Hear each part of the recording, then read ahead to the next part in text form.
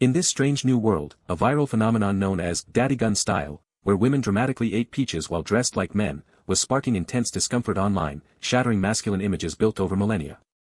This perceived degeneration of women's traditional strength led the Daxian Radio and Television Bureau to declare its intent to eliminate such deformed looks, yet the protagonist sat in his new body, pondering the absurdity.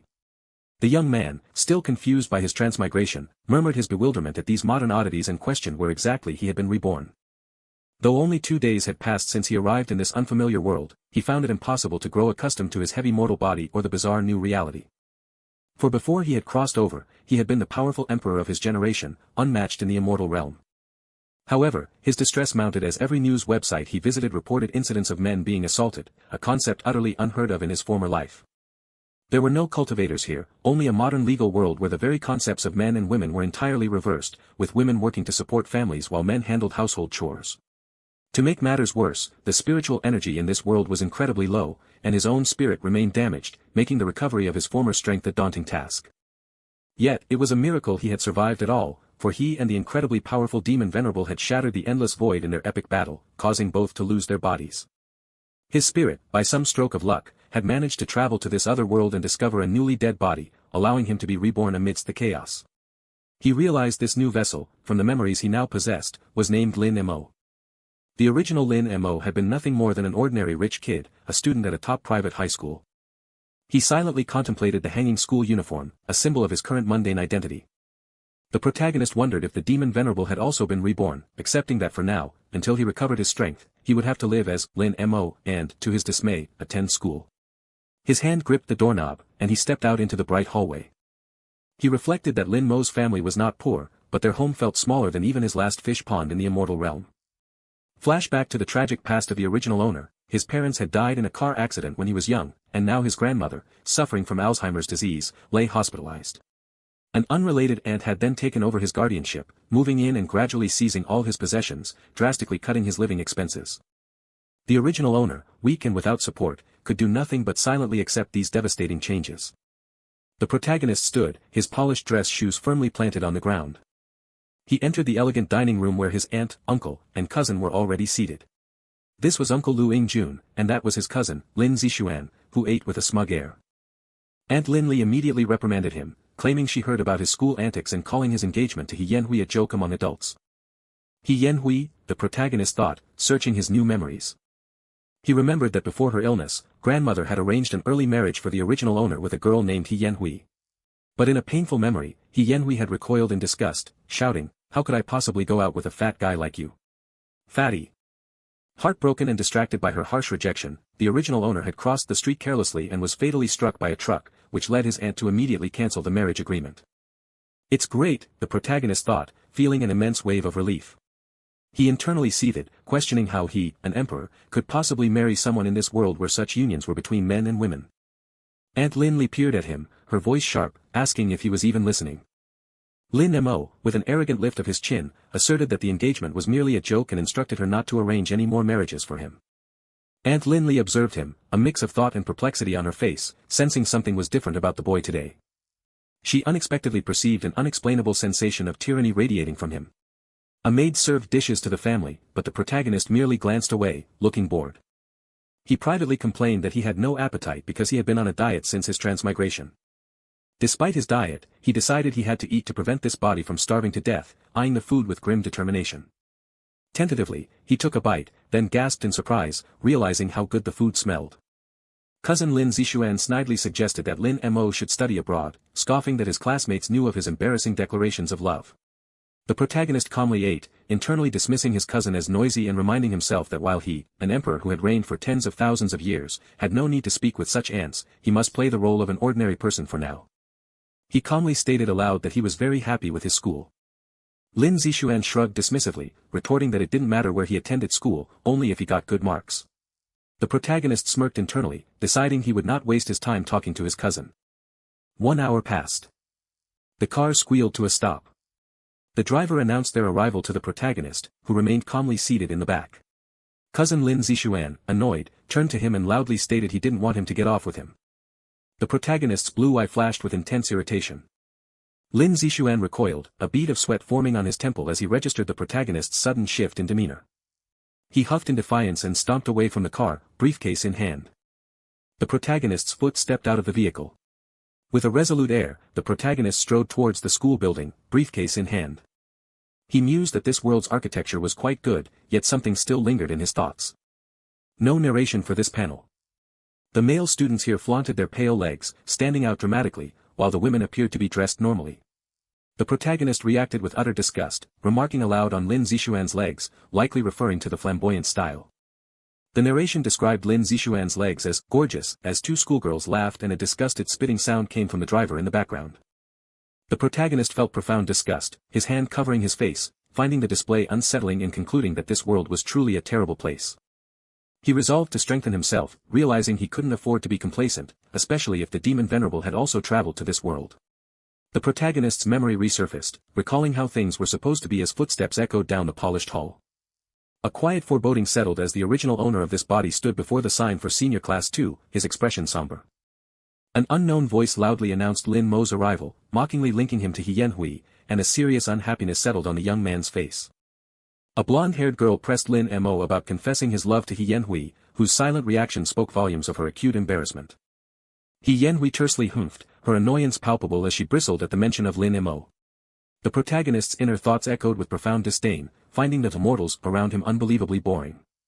A slight confusion etched itself across He Yanhui's face, as the original owner remained a focal point of quiet observation in the classroom. The protagonist, deep in thought, pondered the immense difficulty of refining this mortal body without the aid of spiritual energy and natural treasures, wondering how he could possibly retake his former glory. A female student condescendingly tapped Lin Mo's shoulder, asserting that He Yanhui could never genuinely like him. The female student continued her lecture, bluntly informing Lin Mo that reality differed greatly from idle plays, assuring him he wouldn't be deceived if he only listened, while he remained conspicuously indifferent. In contemplation, the protagonist internally identified the persistent female student as Song Yunshu, his tablemate. The female student pressed on with an accusatory tone, questioning how anyone from Class 2 could possibly like him. As the female student's frustration escalated into exaggerated gestures, the protagonist inwardly mused that her reaction was, perhaps, a bit much. Patting Lin Mo's head patronizingly, the female student advised him that if he lost weight and dressed up, He Yanhui would genuinely adore him, adding the old adage about lazy men. The protagonist, now embodying Lin Mo, cut straight to the point, demanding the female student speak directly if she had something to say. The female student recoiled in surprise, questioning how he knew she was up to something, and noting his strikingly changed demeanor.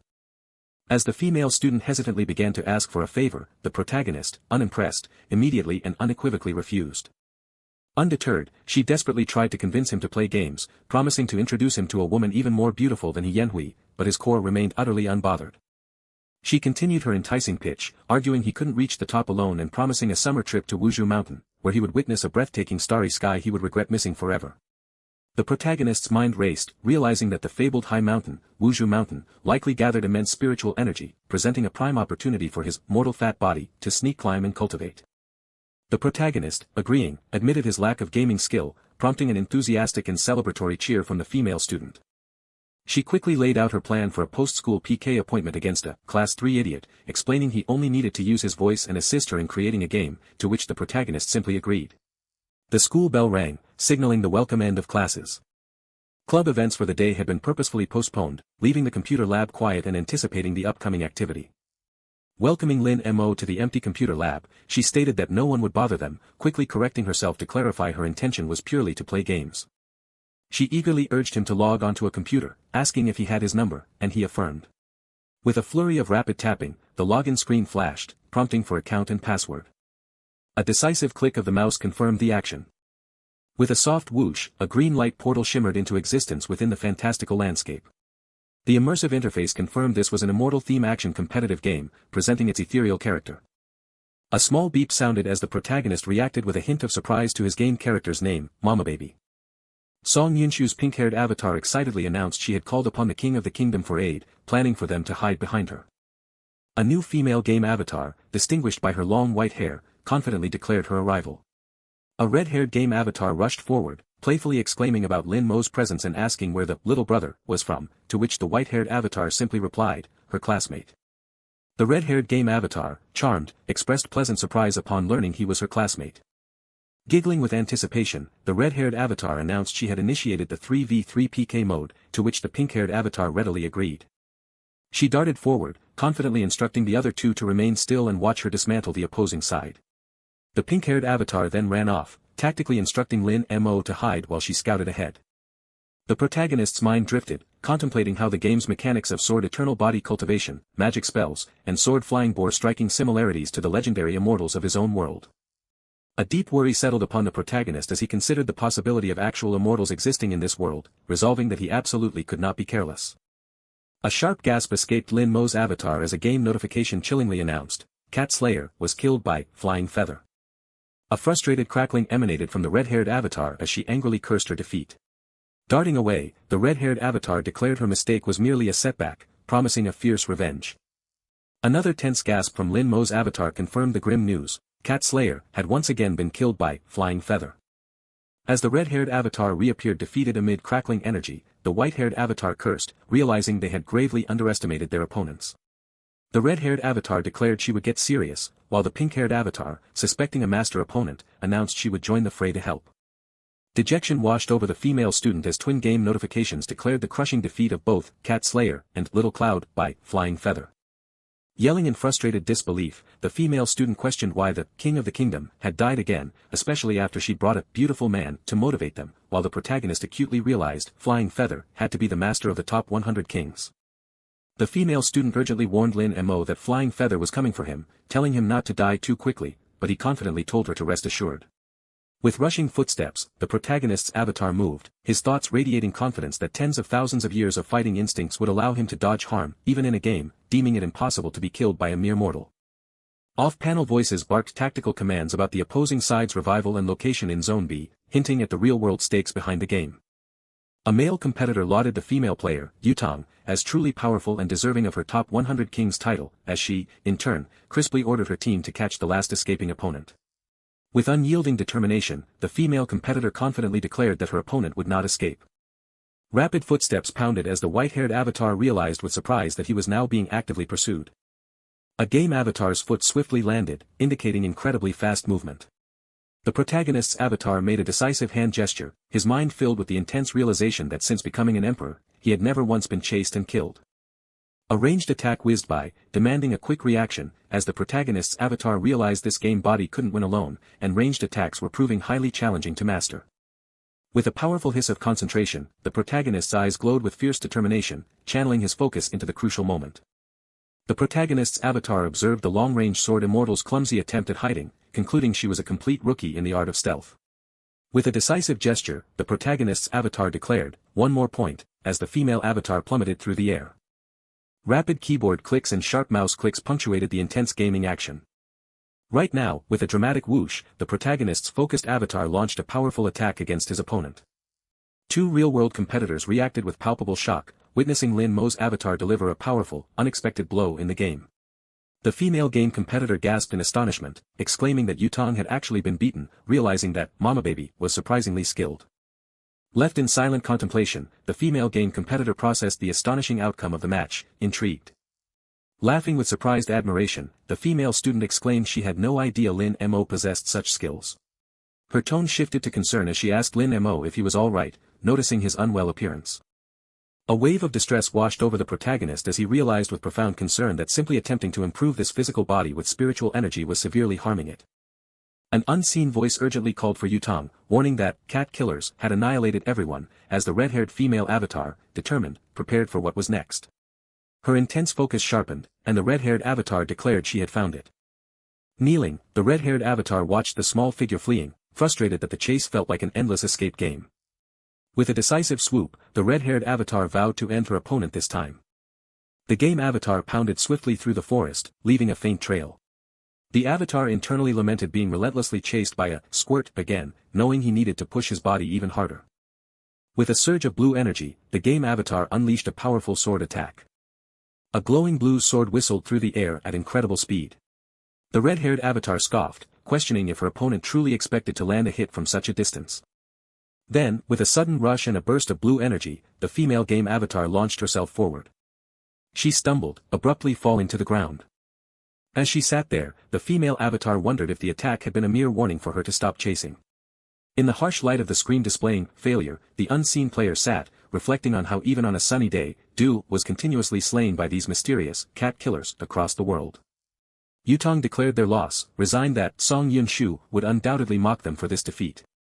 With a firm pat, the blonde-haired competitor instructed her companion to call the other side, and the light brown-haired girl quickly complied. The blonde-haired competitor waited impatiently, her thoughts lingering on Momo baby. The brown-haired female student excitedly announced into her phone that if they dared to see her, she would be right there. She burst into laughter, declaring that Lin Mo was truly sucking, as he embarrassedly spat out whatever he had been drinking. The female student inquired if Lin Mo was a male anchor, but he curtly dismissed her. As the man left, reminded to keep his promise, the brown-haired female student happily waved goodbye, assuring him not to worry. Still on the phone, the brown-haired female student made plans for her sister to sunbathe, inviting Jiao and Dahua to gather at the school gate. With a soft bang, a man in a dark suit stood beside a yellow taxi as dusk settled. His legs carried him purposefully into a quiet room. He carefully placed a black briefcase onto the nightstand beside the bed. Lying on the bed, the protagonist quietly pondered the inherent fragility of the human body. The next day, two young men called out to Lin Mo as they walked, initiating another day's events. The purple-haired young man angrily demanded that Lin Mo explain to his classmates that the marriage contract was not real, accusing him of then inviting He Yanhui to Beta Ekatank. The protagonist, with a determined glint in his shadowed eye, declared that there was no need to explain what was clearly false. The purple-haired young man clutched his head in disbelief, cursing the protagonist's arrogant composure as he calmly walked away. The brown-haired female student enthusiastically greeted Lin Mo upon his arrival. The brown-haired female student smugly revealed that the Feiyu from yesterday was actually Zhao Yutong, to which the protagonist simply responded with a calm, "Oh."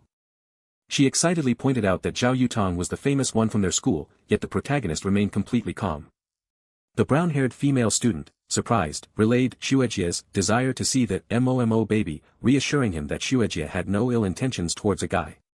The protagonist's intense blue eye fixated, causing the brown-haired female student to recoil with a startled gasp. With a pout, the protagonist denied being Momo baby, as the female student nervously offered a noncommittal response. Footsteps resonated through the room before a hand slapped firmly onto a desk. He Yanhui angrily confronted the protagonist, demanding that he clarify once and for all that their marriage was not a fake. The brown-haired female student intervened, telling He Yanhui she was going too far and urging her to pity Lin Mo, who was, after all, a boy. He Yanhui smirked, confronting her rival about her feelings for Lin Mo, leaving the brown-haired female student visibly uncomfortable, her cheeks reddening with electric tension. The protagonist calmly stated that whether true or false, there was no possibility between them, dismissing her entirely, which left He Yanhui utterly shocked. He Yanhui scoffed, then vehemently declared she was disgusted by anyone bothering her, forbidding the protagonist from ever again claiming they would marry or that she was his girlfriend, especially since she had never visited Lin Zixuan at his house, while other students commented on Lin Mo's surprising strength in not crying. With a distinct clang, a female student stood silhouetted in the doorway. As she confidently strode, the male students murmured in surprised admiration. Three female students, led by the blonde-haired girl, confidently swept into the classroom with a decisive rush. Students buzzed, recognizing the formidable Zhao Yutong and whispering about her reputation for sarcasm and how anyone who crossed her was said to drop out of school. The blonde-haired girl pointed forward with a stern, demanding expression, instructing someone to come out.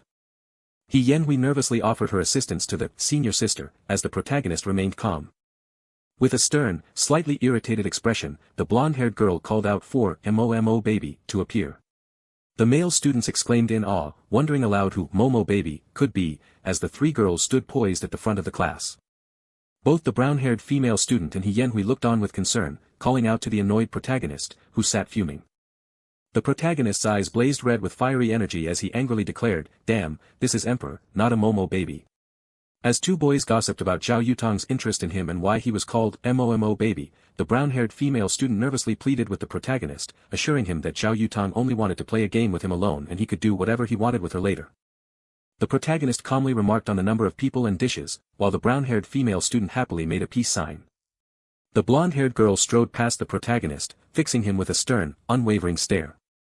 The blonde-haired competitor reflected that she had thought Momo baby was a woman, but was intrigued to find he was a man, considering the historical context of women in battle skirts, signaling a shift in societal standards.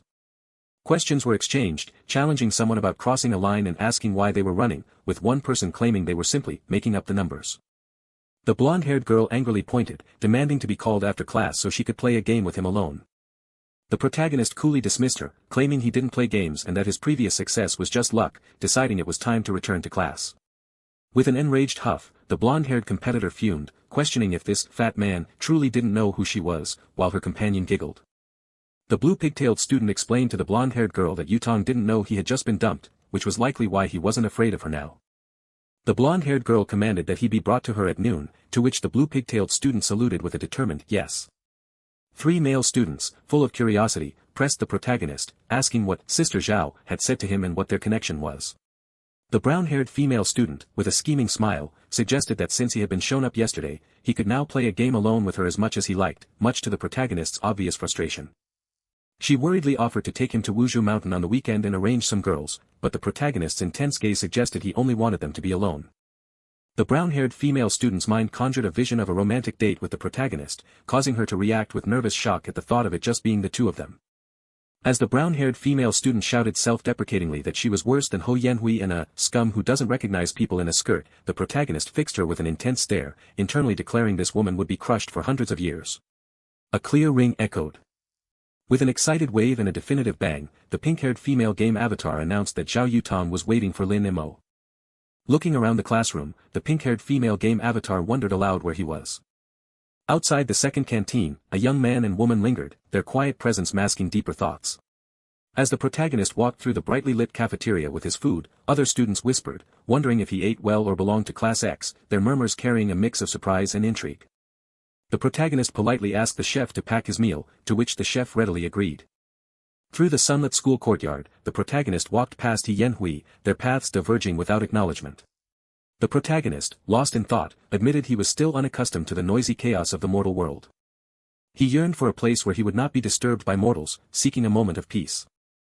With a confident stride, the demon venerable made her grand entrance into the school courtyard, commanding attention as she stepped past students, including the surprised protagonist. With a subtle smile, the demon venerable revealed her true intent, offering Han Sini a path to survival from her fatal illness, a merge with the deity that promised destiny and fulfilled wishes. Amidst a flurry of hearts and stars, the demon venerable smiled, her confident walk leaving 2 smitten young men utterly captivated by her allure. With a confident smile, the demon venerable affirmed the choice made, her words carrying the weight of destiny. Surrounded by cosmic energy and glowing helixes, the demon venerable declared that 18 years of another's life would now be intrinsically woven into her own, a powerful, magical transformation complete. Pensively, the demon venerable reflected on the vast chasm between her eternal existence and the fleeting joys and sorrows of a mortal life, which seemed but a drop in her boundless ocean. She mused on the thousands of years she had spent diligently working, only to find an unexpected emptiness after finally defeating the emperor, realizing her sole remaining ambition was to revive the demon world.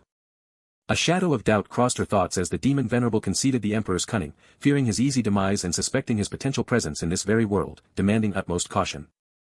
With a subtle smile, the demon venerable found genuine amusement in the novelties of this new, intriguing world. She recalled the crushing weight of unacknowledged efforts in the demon world, where, as a daughter, her arduous attempts to earn her imposing father's approval were always in vain. Recalling the oppressive men who sought to control her, she reflected on the fierce path she chose, donning the mask of evil spirits to confront and conquer them, forcing them to know fear. In this new world, the demon venerable observed men as the disadvantaged sex and noted the decent cultivation present, though spiritual power was conspicuously lacking, among other things she was still discovering.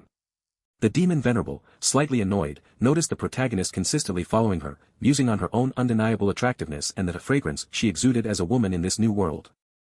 A determined foot landed firmly as a sharp command cut through the air, "Stop." The demon venerable, a ripple of concern crossing her features, paused and looked back as the command echoed, "Turn back." Both the protagonist and demon venerable exchanged surprised glances, a mutual confusion dawning on their faces. A tense silence hung between them as the demon venerable confronted the protagonist, who seemed to deliberately avoid her gaze. With resolute finality, the demon venerable rejected the protagonist, making it unequivocally clear that nothing could ever exist between them, despite the romantic rejection signs the protagonist perceived.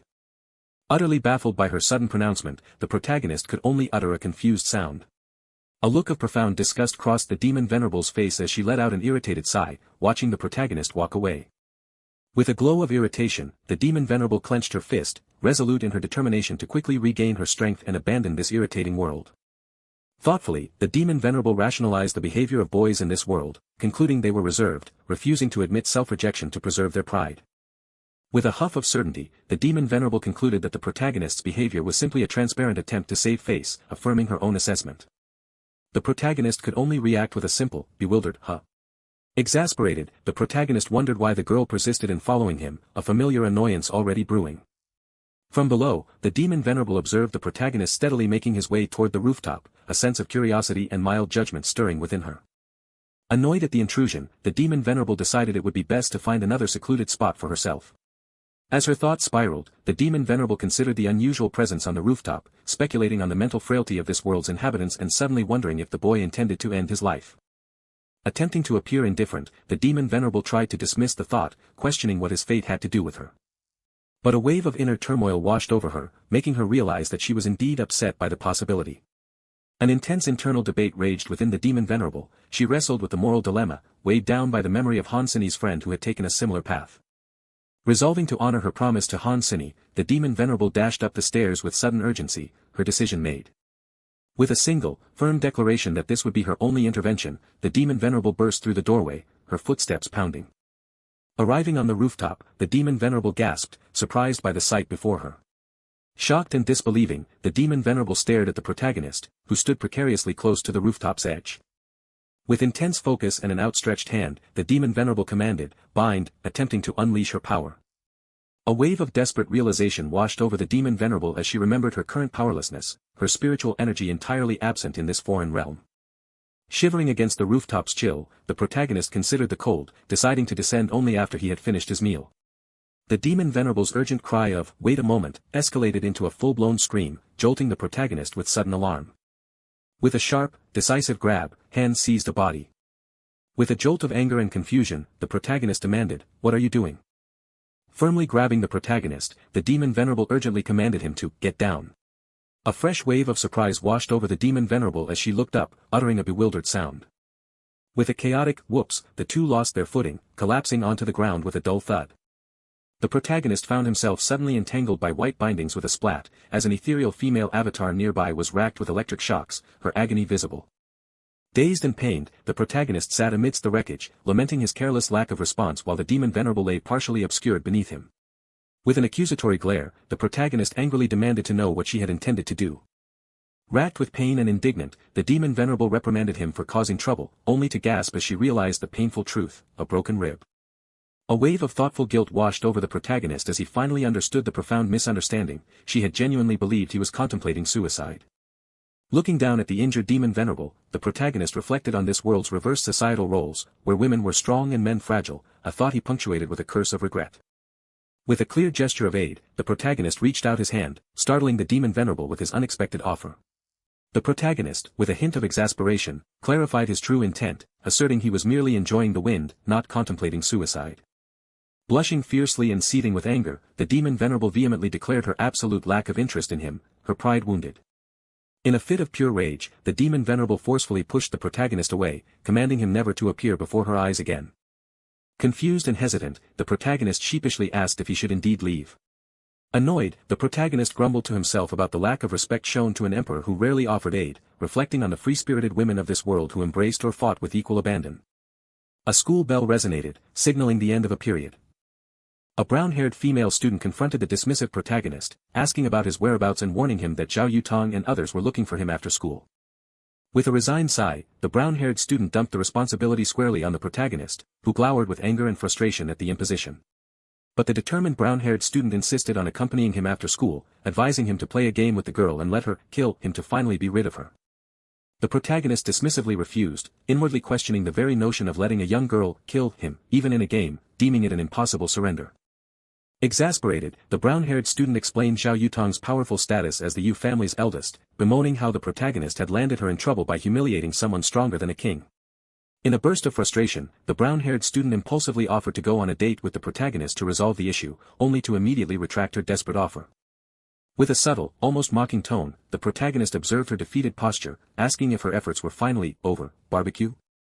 As the sun began its dramatic descent, the school bell chimed, marking the close of the day. Before leaving, the protagonist instructed the dejected brown-haired student to remember their plans for Wuzhou Mountain, his tone indicating finality. The protagonist paused, turning his head with a confused sound, as if reacting to an unseen presence.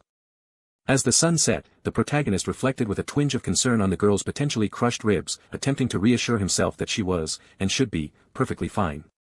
The protagonist, deep in thought, realized he had forgotten the fragility of mortal bodies, pondering if the woman's ribs had broken and why no ambulance sounds followed, or if she had simply fainted. The protagonist internally cursed, now acutely aware of how precious lives were in this world and the serious trouble police faced over any fatalities. A sudden resolve hardening his features, the protagonist declared he had to investigate. A cold wind swept across the rooftop where the young woman lay motionless. The demon venerable seated, cursing the inherent weakness of her mortal body that prevented her from standing after such an injury. The biting, relentless wind whipped around her, deepening the chill on the high rooftop. Stranded with a dead phone, the demon venerable found herself forced to cry out for help, a demand that deeply shamed her. Her inner demon would rather have faced death than such public humiliation. The demon venerable mused on the bitter, unexpected irony. She, who claimed invincibility and was only truly harmed by the emperor, had been brought low by a mere, fat man. A sudden presence caused the demon venerable's eyes to widen in surprise. A gust of wind accompanied the protagonist as he stood over her, questioning with exasperation why she was there again. Her fear warring with anger, the demon venerable demanded to know what he intended to do. The protagonist mused inwardly, a hint of exasperation creeping in, that the woman was surely a fool for not even attempting to call for help. A sudden, unexpected touch on her back caused the demon venerable to gasp, her face flushing in surprise. Confirming a broken rib, the protagonist suggested her fragility came from a lack of exercise, igniting the demon venerable's fury. She retorted that she worked out more than any man whose own weight could break a rib. The demon venerable, surprised and flushing, cried out, demanding to know his intentions. He calmly explained he was merely offering his jacket against the rooftop wind, then dismissively asked why she, as a woman, was so worried. The protagonist, determined to resolve the situation, announced he would call an ambulance, clarifying that their mutual debt would then be settled. He then, quite simply, instructed her to keep his coat. Calmly, he acknowledged her likely distaste for his fat body and clothes, urging her to endure the warmth for her fragile human body's sake, then simply discard his jacket when help arrived. The demon venerable, softening slightly, thought it was beneath a deity to despise others merely for their physical form, admitting she had not expected this fat man to possess such kindness. She continued to reflect on this world's superficial obsession with male appearances, concluding that ordinary people's disregard for inner qualities was truly ridiculous, a folly she herself must avoid. The distinctive wail of an approaching ambulance siren echoed through the twilight. True to his word, the ambulance arrived swiftly, its presence a stark contrast to the quiet rooftop.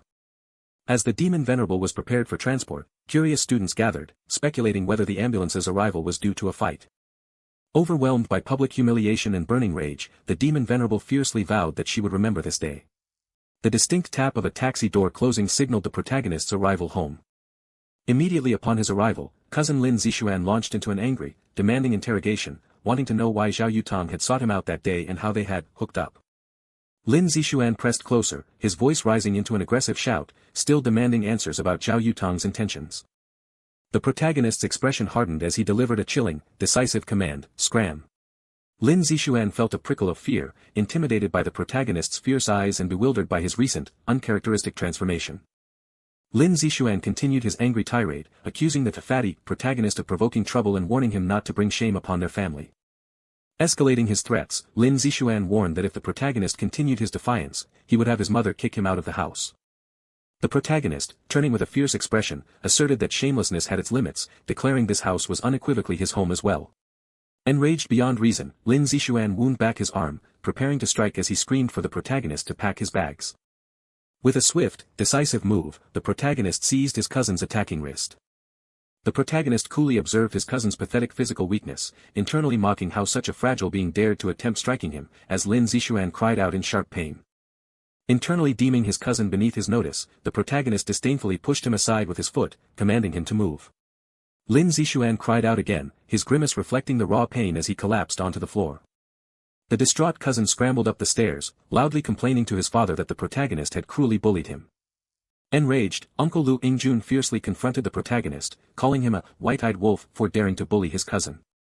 Mirroring his son's earlier fury, an enraged Uncle Lu Yingjun wound back his arm, threatening to clean up the protagonist.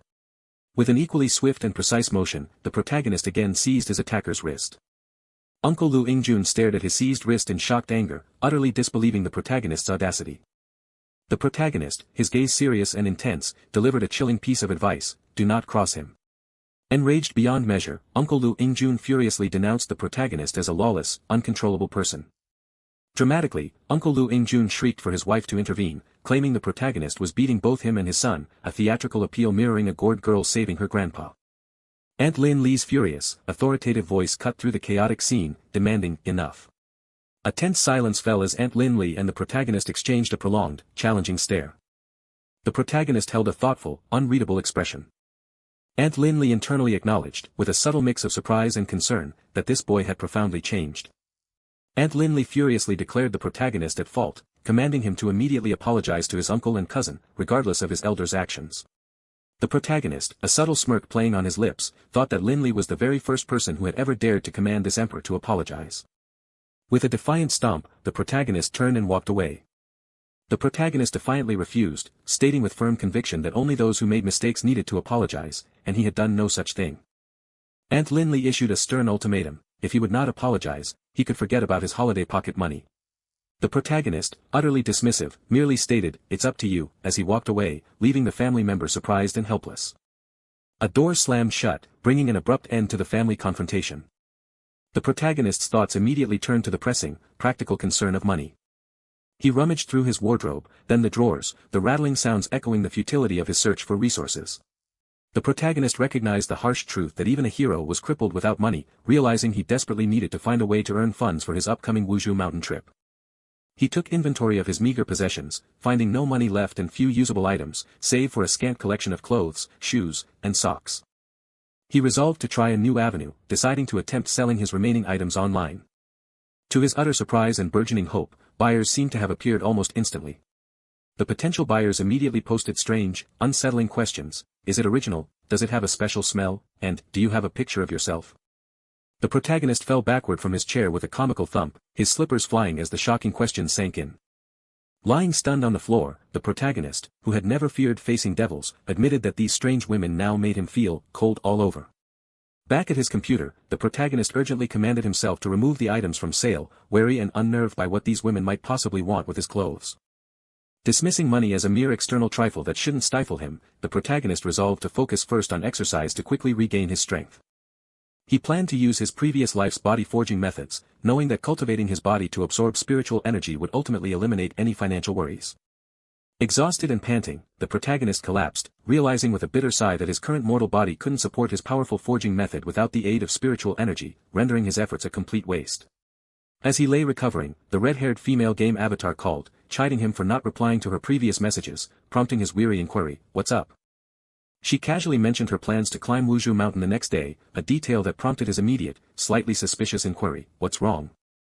She then revealed her concern: his cousin and he Yanhui would also be joining the trip, and she feared they would relentlessly taunt him, prompting her to offer a separate outing.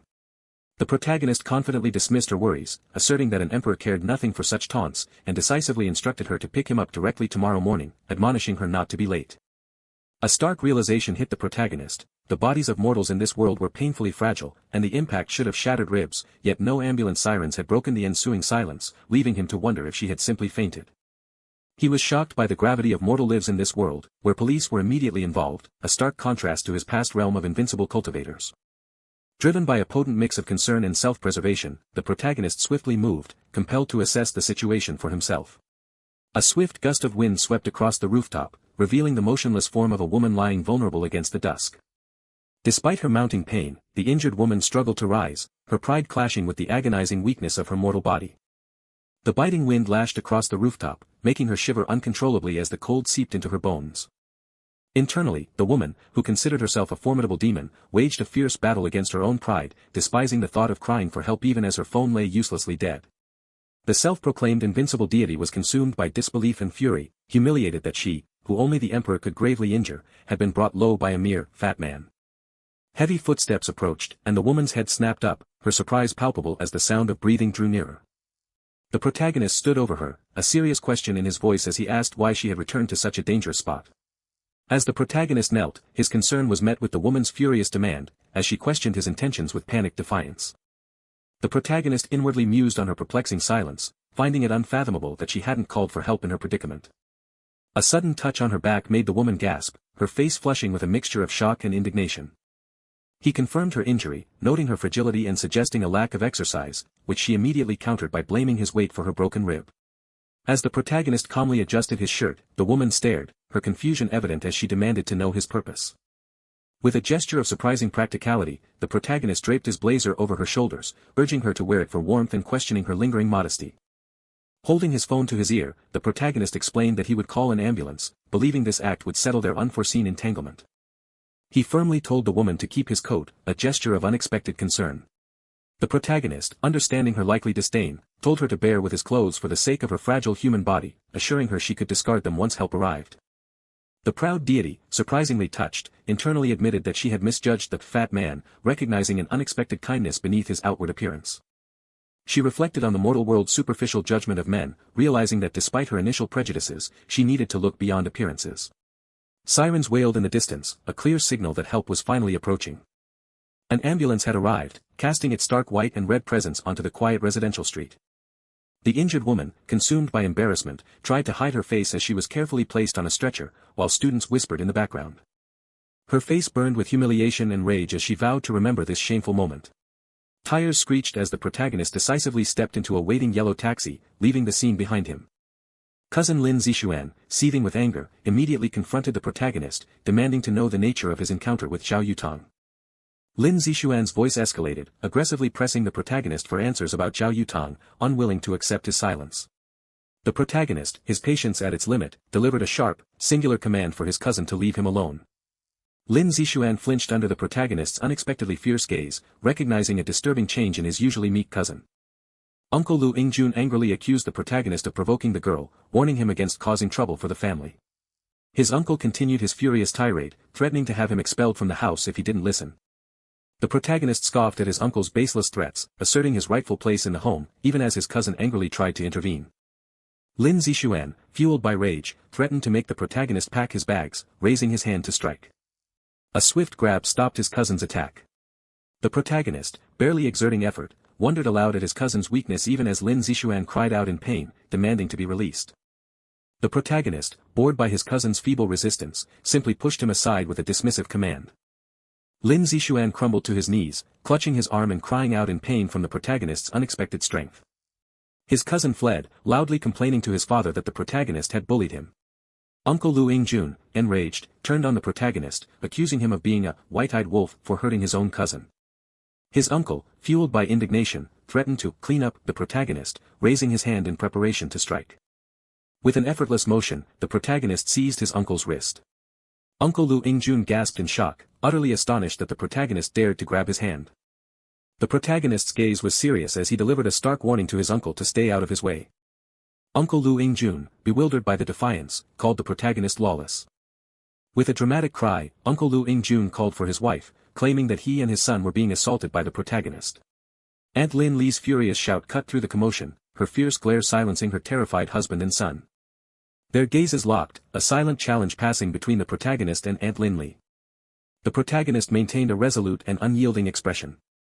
Aunt Lin Li observed him closely, a dawning realization growing within her that the boy before her had fundamentally changed. She sternly lectured the protagonist, demanding he apologize to his uncle and cousin, asserting that any offense against elders was inherently his fault. Internally, the protagonist smirked, marveling that anyone would dare demand an apology from an emperor. Each step he took echoed with quiet defiance. He refused to apologize, asserting that only those who erred should, and he had done nothing wrong. Aunt Lin Li threatened to withhold his holiday pocket money as he walked away, hoping to sway him with financial pressure.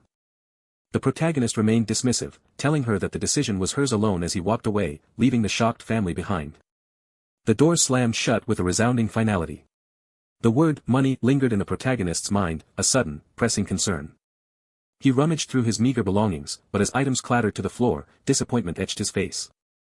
The protagonist lamented the crippling power of poverty, realizing he desperately needed funds for his upcoming trip to Wuzhou Mountain. He took stock of his paltry possessions, noting the complete lack of money but the presence of a few clothes, shoes, and socks.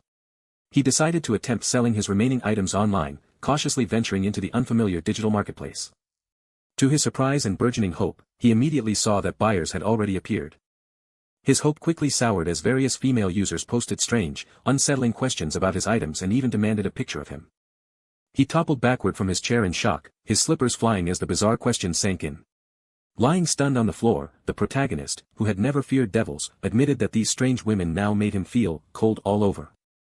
Back at his computer, the protagonist urgently commanded himself to remove the items from sale, wary and unnerved by what these women might possibly want with his clothes. Dismissing money as a mere external trifle that shouldn't stifle him, the protagonist resolved to focus first on exercise to quickly regain his strength. He decided to use his previous life's body forging methods, confident that cultivating his body to absorb spiritual energy would ultimately eliminate any financial worries. He slumped onto the bed in utter exhaustion, realizing with a bitter sigh that his current mortal body couldn't support his powerful forging method without the aid of spiritual energy, rendering his efforts a complete waste.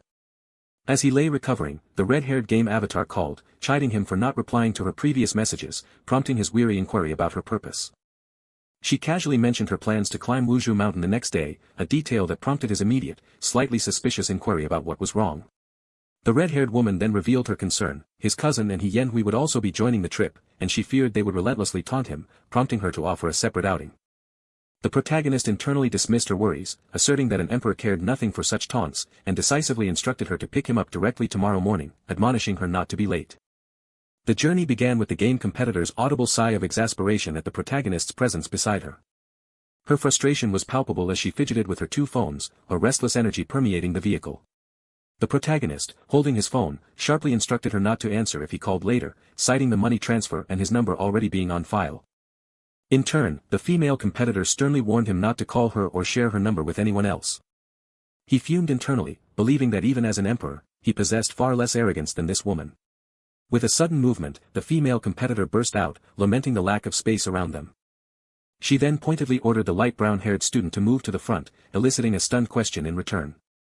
The light brown-haired student fumed, cursing internally at being forced to abandon her desired seat with Ch1 for the fat son of a bitch, and seething at the bully.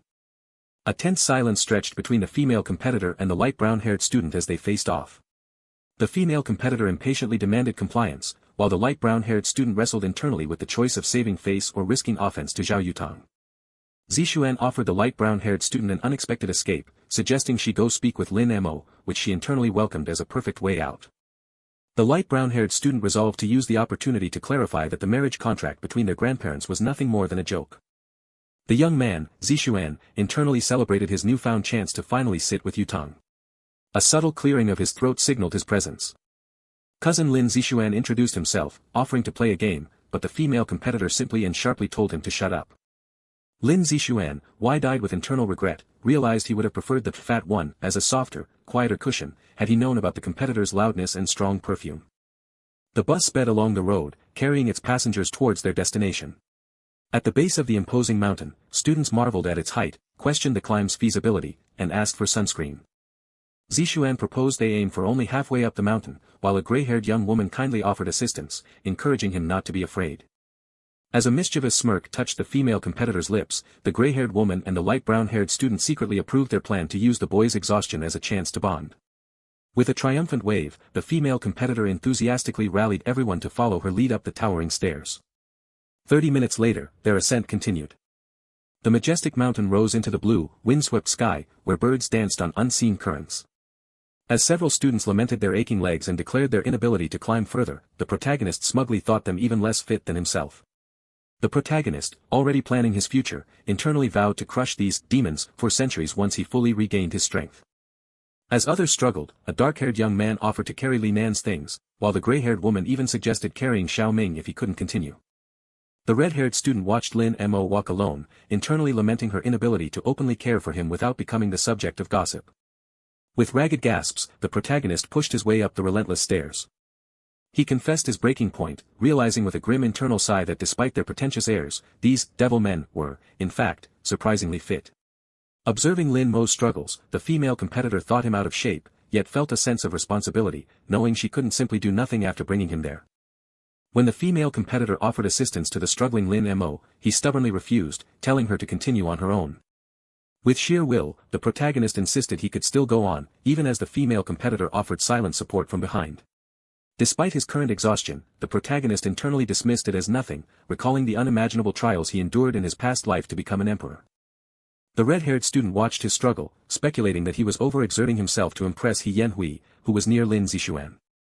The female competitor advised him to rest if he couldn't continue, promising to return later as she and the others proceeded upwards, to which he tiredly conceded. Fellow students, marveling at his unexpected resilience, expressed shock that the fat guy had already ascended 2/3 of the mountain. Exhausted and sweating, Ch1 lamented coming up at all, while the light brown-haired man echoed the sentiment, suggesting they simply turn back. Despite his outward struggle, the protagonist internally asserted that he could have reached the summit in a mere minute, had he truly wished to. As the protagonist looked on, Ch1 declared his intention to go home, but the red-haired student firmly insisted they stay until after dinner. The grey-jacketed woman exclaimed her astonishment at Lin Mo's progress, praising him for coming so far alone and noting his difference from the other stubborn guys. The female competitor, sensing everyone's fatigue, declared that they had climbed high enough and magnanimously offered to treat them all to a good meal at a restaurant. Despite his weariness, the protagonist stubbornly stated his intention to continue to the top, desiring to see the view for himself. As the red-haired student angrily accused him of foolish bravery, and a white-shirted young man suggested leaving him alone, the female competitor simply urged everyone else to move on. With a final surge of effort, the protagonist silently declared his arrival at the summit. He stood victorious at the mountain's peak, the panoramic view unfolding before him under the vast, sweeping sky. From the pavilion, the female competitor, wide-eyed, voiced her disbelief that this fat man had truly ascended to the top. She mused internally on his lonely, foolish ascent, seeing only a solitary figure made to look ridiculous for daring to climb alone. At the lonely summit, the protagonist watched the sky, where sparkling particles danced in the wind, hinting at unseen energies. With a deep, contented breath, the protagonist happily noted the mountain's abundant Chi, deeming it enough to finally resume his vital training. He felt a surge of energy, internally declaring his victory over an unseen demon lord. Surrounded by glowing energy, he stood resolute, confident that with training, he would eventually reclaim his former exalted status. A sharp tap on his shoulder jolted him from his thoughts. The female competitor asked what he was doing, to which he simply replied that he was looking at the view. She internally found him incredibly boring and stone-faced, while he, equally disdainful, thought her a mundane pawn who in his former life would have been summarily executed by the hundreds. The female competitor brazenly told him to come down, claiming she had taken over the place, which deeply irritated the protagonist. Exasperated, the protagonist declared he couldn't walk anymore and asked her to put him down, which left the female competitor utterly shocked by the implication. With a decisive throwing motion and a resounding thud, the female competitor declared that she was setting him free that very day. She then asserted that he would be her companion starting tomorrow, casually stating her boredom as her reason for leaving, but promising to return. The protagonist discovered a leftover sandwich in his hand. He ravenously devoured the sandwich, pondering how it measured up to the beast corpses he once consumed for training, but deciding it was just what his body needed. Settling into a meditative posture, surrounded by nascent glowing energy, he proclaimed his intention to begin cleaning the marrow. As night fell, a grand, modern building nestled among the distant mountains glowed invitingly. Inside the bustling interior, the red-haired student expressed surprise on the phone, while the grey-jacketed woman cautioned Lin Mo not to be fooled. On the phone, the protagonist expressed his pleasure with the place and his desire to extend his stay for a few more days, receiving an understanding agreement from the caller. Next, he prepared to inform his Aunt Linley of his plans. He informed Aunt Linley over the phone that he would be staying away for the holidays, and she simply acknowledged his decision. At the hotel reception, a polite clerk greeted him, asking how he could be of assistance. The protagonist inquired about the cost of a single room for 2 months, and the clerk quoted him a package price of 8,000 yen. Well, let it be 2 months, the protagonist decided. The hotel clerk affirmed the booking, finalizing the protagonist's stay. And just like that, Lin Mo officially began his focused vacation training. He continued his arduous training, hauling himself up the long flight of stairs with sheer determination. As the sun dipped below the distant mountains, the protagonist rested on a grassy hilltop, lost in quiet contemplation. After an intense workout, the protagonist lay utterly spent on the gym floor, surrounded by the silent testament of his effort. The female competitor called Lin Mo, asking if he was ready, reminding him that as her table companion, picking him up was her duty. Internally, she cursed Lin Mo, seeing that his unreachability had left her vulnerable to Zhao Yutong's abuse, and resolved to bring him to Zhao Yutong that very day, no matter what. 2 months into his training, the protagonist lamented that the spiritual energy within his newly fit body remained surprisingly weak. He resigned himself to maintaining his facade as a mediocre high school student, knowing his true powers were still far from manifesting. A modern building stood under a bright sky, a silent witness to the transformations within. A hand urgently tapped on a wooden door. The door slowly opened, revealing a hint of the world inside. A red-haired young woman smugly believed she had finally cornered her target, declaring her triumph. But her triumphant taunt turned into utter astonishment as she beheld the unexpectedly handsome man, realizing he was the most stunning she had ever seen. Flustered and embarrassed, the young woman profusely apologized, realizing she had knocked on the wrong door while searching for her classmate. In her mind, she was utterly captivated by his long legs and handsome appearance, drooling with infatuation. Her mind raced, blushing as she entertained fantastical thoughts of their shared future, complete with a child. The young man calmly observed her shock, a quiet moment before the chaos. The young woman, panicked and deeply ashamed, desperately wished the ground would swallow her whole, certain he now saw her as nothing but lustful. He called out to her, revealing her name as Song Yunshu, and assured her she hadn't made a mistake, piquing her surprise. Still a little flustered, Song Yunshu continued her search for room 107 and tentatively asked if he was a friend of Lin Mo. With a calm demeanor, the young man simply stated, "I'm Lin Mo," leaving Song Yunshu in utter disbelief. Shock coursed through Song Yunshu as the truth of his identity dawned on her, a realization that brought a blush to her cheeks and a tear to her eye. She nervously laughed off the revelation, hoping he was merely making fun of her, or perhaps they just shared the same name. Lin Mo, slightly annoyed by her persistent disbelief, wondered why his weight loss was so shocking, but Song Yunshu could only stammer, overwhelmed by his dramatic transformation. His family struggled to comprehend his radical physical reconstruction, from his face to his back to his legs. Lin Mo, ready to leave, asked about the car, and Song Yunshu, still surprised, quickly confirmed its readiness before he urged them to depart. As he walked away, Song Yunshu, in her chibi form, finally accepted that this composed, cool-gazed man was truly the Lin Mo she knew. She recalled her past words about hidden potential in overweight people, now utterly astonished to see them manifest in Lin Mo. Believing her past kindness had earned her a close bond with Lin Mo, Song Yunshu, now invigorated, enthusiastically offered to carry his bag. An astonished driver attempted to take Lin Mo's bag, while Song Yunshu watched with wide-eyed surprise. Song Yunshu ran with determined speed, causing another person to shout her name in surprise. The red-haired young woman, Ah Fong, vigorously pushed the car, eager to assist Lin Mo. Ah Fong cheerfully offered to open the car door for Lin Mo, who appeared slightly annoyed by her enthusiasm. Inside the car, Song Yunshu praised Lin Mo's handsomeness and inquired about his rapid weight loss, which he affirmed was due to daily mountain climbing. Song Yunshu excitedly complimented Lin Mo on his hot, new look, attributing his transformation to his winter holiday efforts, though he remained unimpressed. Passionately, Song Yunshu warned Lin Mo against superficial women, contrasting their fleeting interest with his true efforts and speculating on He Yanhui's reaction. As Song Yunshu lectured him about the superficiality of girls drawn to his new appearance, Lin Mo, annoyed, curtly told her to be quiet. Song Yunshu immediately agreed, but her thoughts were consumed by the fear that Lin Mo might resent her for not joining his mountain training. In her mind, the chibi Song Yunshu tearfully dreamed of a perfect romance with Lin Mo, regretting not having been kinder to him earlier. A mock news report flashed, identifying Song Mo as a person of interest and quoting her deep regret, amidst headlines about mass chicken deaths and North Island conflict. Despite her previous lament, Song Mo quickly regained her determination, confident in her highest favorability rating with Lin Mo. Song Yunshu offered to treat Lin Mo to a relaxing meal after his tough holiday, but he declined, simply asking to be taken home. Song Yunshu, looking crestfallen, watched as their red car, along with other vehicles, pulled over on the busy road. The car wheel squealed, bringing the vehicle to a halt.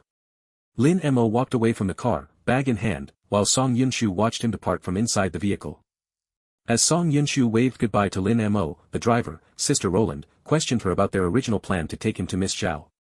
With a devious smile, Song Yunshu declared her intention to go home instead, resolving to use Lin Mo's account to cleverly deal with Xiao Yutang later.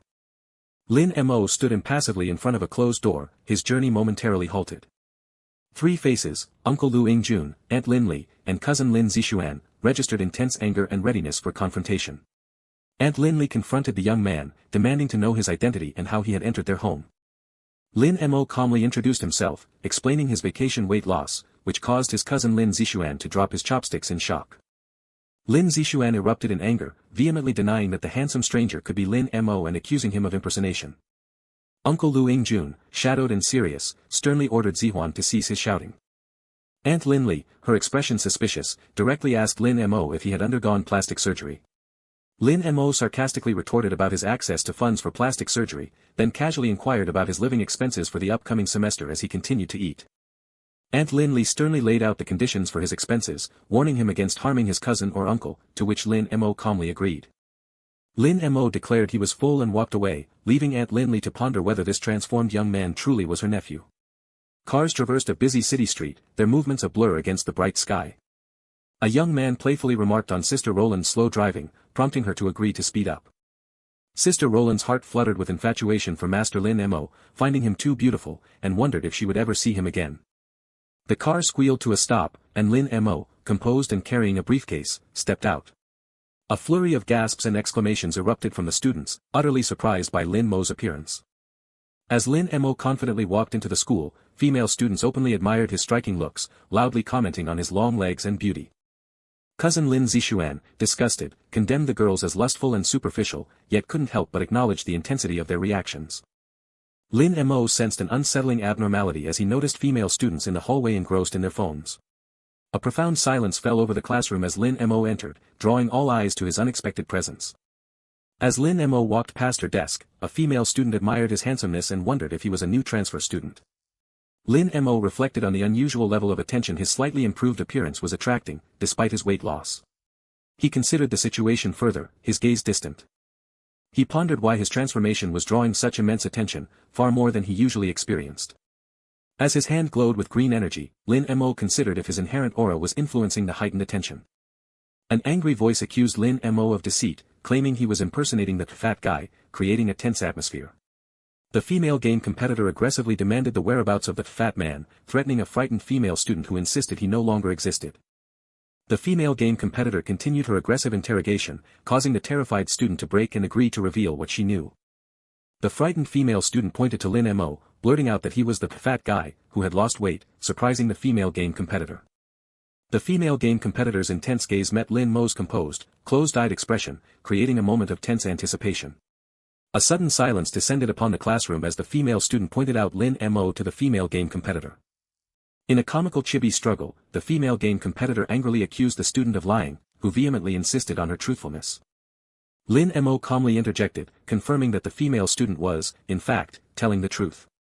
With a slight smirk, Lin Mo offered to train with the female game competitor after class if she desired. In a chibi depiction of confusion, the female game competitor, still holding the other student, questioned Lin Mo's identity, still not recognizing him. The female student frantically explained that it was indeed Lin Mo, who had lost weight by climbing Wuzhou Mountain during his vacation. The female game competitor mused about Wuzhou Mountain as Lin Mo's former and present selves were juxtaposed, highlighting his dramatic change. The female game competitor's face showed doubt as she questioned whether the handsome man truly could be Lin Mo. The blonde-haired student confronted him, accusingly asking if he was truly the fat guy, but the protagonist shot back, asserting he was not to be called fat. In that moment, the blonde-haired student realized, with wide-eyed surprise, that the voice and behavior were unmistakably Lin Mo's. Undeterred by his appearance, the blonde-haired student sternly told him he had better stay after class today, leaving the red-haired student in shock. The red-haired student desperately tried to explain, claiming the person she called that day was someone else entirely, and that Lin Mo was just a random substitute, unskilled at games. But the blonde-haired student's intense gaze remained unwavering, her focus absolute. With an enraged fury, the blonde-haired student demanded how the red-haired student could possibly say Lin Mo knew nothing of games, asking who she dared to look down on. She continued her fierce accusation, declaring that Song Yunshu was the most daring person she had ever seen, still unsettled from her playing games with Lin Mo's account last night, causing Yunshu to groan in distress. Song Yunshu desperately cried out, trying to explain herself, but the blonde-haired student simply walked away, her back turned. As the red-haired student collapsed onto her knees, overwhelmed, an unseen thought echoed that Zhao Yutang, the blonde-haired student, actually liked Lin Mo. Two other students gossiped cheerfully, with one confirming that Yunshu was right, it truly was Lin Mo, and the other eagerly asking how she knew. Amidst the classroom's lively chatter, students expressed disbelief at Lin Mo's transformation, questioning if he had undergone plastic surgery, as Lin Mo watched them from a distance. The teacher, with a gentle smile, called for order, instructing everyone to return to their seats and prepare for class. She then warmly inquired about everyone's vacation, fostering a friendly classroom atmosphere. Suddenly, the teacher gasped in surprise at an unseen event. Her surprise quickly turned to curiosity as she questioned which classroom the particular student belonged to. The red-haired student excitedly shouted that it was Lin Mo, proudly announcing that he had lost weight. The teacher acknowledged Lin Mo, remarking on his significant transformation since the holidays and suggesting he must have suffered greatly, then playfully offered him a chance to change seats for the semester. A chorus of students collectively and rebelliously shouted "No" to the teacher's suggestion. The brown-haired student angrily claimed she and Yunshu had agreed to exchange places, but the red-haired student vehemently denied it, shouting for her to fuck off. The brown-haired student then insisted she had grown taller and should be moved to the back, to which the red-haired student retorted that Wang Lu's height was negligible, regardless of her underwear trick, as Lin Mo looked on in exasperation. In a vivid fantasy sequence, the protagonist's game avatar stood defiantly, proclaiming that no one would make him change seats. The teacher, exasperated, ordered Yunshu to stop arguing and change seats first, eliciting a shocked, "What?" from the red-haired student. With comical drama, the red-haired student vehemently resisted, crying out that she did not want to change seats as two other girls pulled her along. A young man with purple hair, expressing his disbelief, questioned how Lin Mo could possibly look like this without plastic surgery, as the protagonist listened with a bored expression. The teacher decisively announced new seating rules, stating that odd-numbered students would remain, while even numbers would exchange with adjacent ones, then specifically assigned Li Jiang to sit with Lin Mo. The two female students reacted with surprise to Li Jiang's assignment, but then the light brown-haired student declared that it was fine, as they couldn't let Song Yunshu claim him entirely. Lin Mo observed his new seatmate, a slightly plump, calm, and quiet young man, feeling a sense of relief that no one would bother him this time. Meanwhile, the red-haired student cried dramatically, proclaiming, "My Lin Mo." The protagonist stood formally, a subtle tap echoing through the quiet classroom. A group of female students surrounded Lin Mo, praising his incredible transformation and expressing admiration for his daily climbs up Wuzhou Mountain, with one eagerly asking for advice for her brother and offering to treat him to dinner. The red-haired student flinched, internally criticizing the other girls as fake, noting how they ignored Lin Mo before but now fawned over him because he had become handsome. The brown-haired student, with an exaggerated smile, loudly declared her consistent liking for Lin Mo, pulling two other students into her embrace. Annoyed, Lin Mo simply asked them to get out of his way. He swiftly moved past the two annoyed students, leaving them behind. One female student gazed dreamily, declaring her love for his aloof handsomeness, while the young man with purple hair reacted with angry disgust, calling her perverted. The young man angrily walked away as the brown-haired student, with determined resolve, declared that she chose Lin Mo. The protagonist walked through the noisy school hallway, surrounded by the chatter of other students.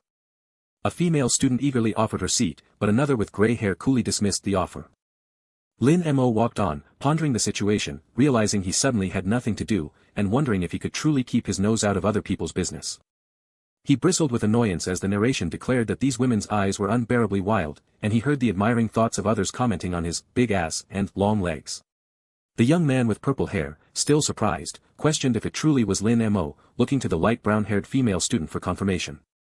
He then angrily questioned if she regretted it now that Lin Mo was handsome, but the light brown-haired student confidently dismissed the idea, stating she was not that shallow. She then, with determined conviction, asked for his help to conquer Lin Mo, while the young man, arms crossed, expressed skepticism, suggesting Lin Mo must have had plastic surgery. The light brown-haired student dreamily declared her long-standing affection for Lin Mo, stating his appearance didn't matter, only his personality, prompting the brown-haired student to accuse her of hypocrisy. The brown-haired student, with a slight, scheming smile, internally agreed that it was hypocrisy to insist it wasn't plastic surgery after so nonchalantly ignoring him before, and secretly admitted that she would love a long-legged guy like Lin Mo, even if his legs were fake. With a determined wink, the brown-haired student declared her intention to pursue Lin Mo. Lin Mo walked through the hallway with a determined stride. His blue eyes held an intense, unwavering resolve. As a smiling female student approached him, Lin Mo turned, asking what was happening. The light brown-haired student, with clasped hands and a guilty expression, began to apologize for past scandalous remarks, explaining that the suddenness of everything, including talk of marriage, had overwhelmed her. Lin Mo responded with an indifferent "okay," leaving the female student surprised. Wait a minute," she urgently called out, making Lin Mo turn back and question if there was something else. She again offered a remorseful apology, insisting she hadn't meant her previous words, but Lin Mo simply repeated, "okay." As Lin Mo walked away, the light brown-haired student watched him, puzzled by his cold reaction. The light brown-haired student, with a determined expression, declared that someone had misunderstood her, firm in her belief that Lin Mo's change was her doing and he would not change his mind. Lin Mo walked outside, contemplating, and hoping there was no one on the roof. Then, observing a female student walking away, he commented on her presence with surprise. He narrowed his eyes, feeling annoyed and competitive, wondering if this woman was going to steal his roof again, and declaring he didn't want to lose to her in this childish situation. The dark-haired female student glanced sideways, realizing someone had been following her for a long time, as Lin Mo walked steadily behind her.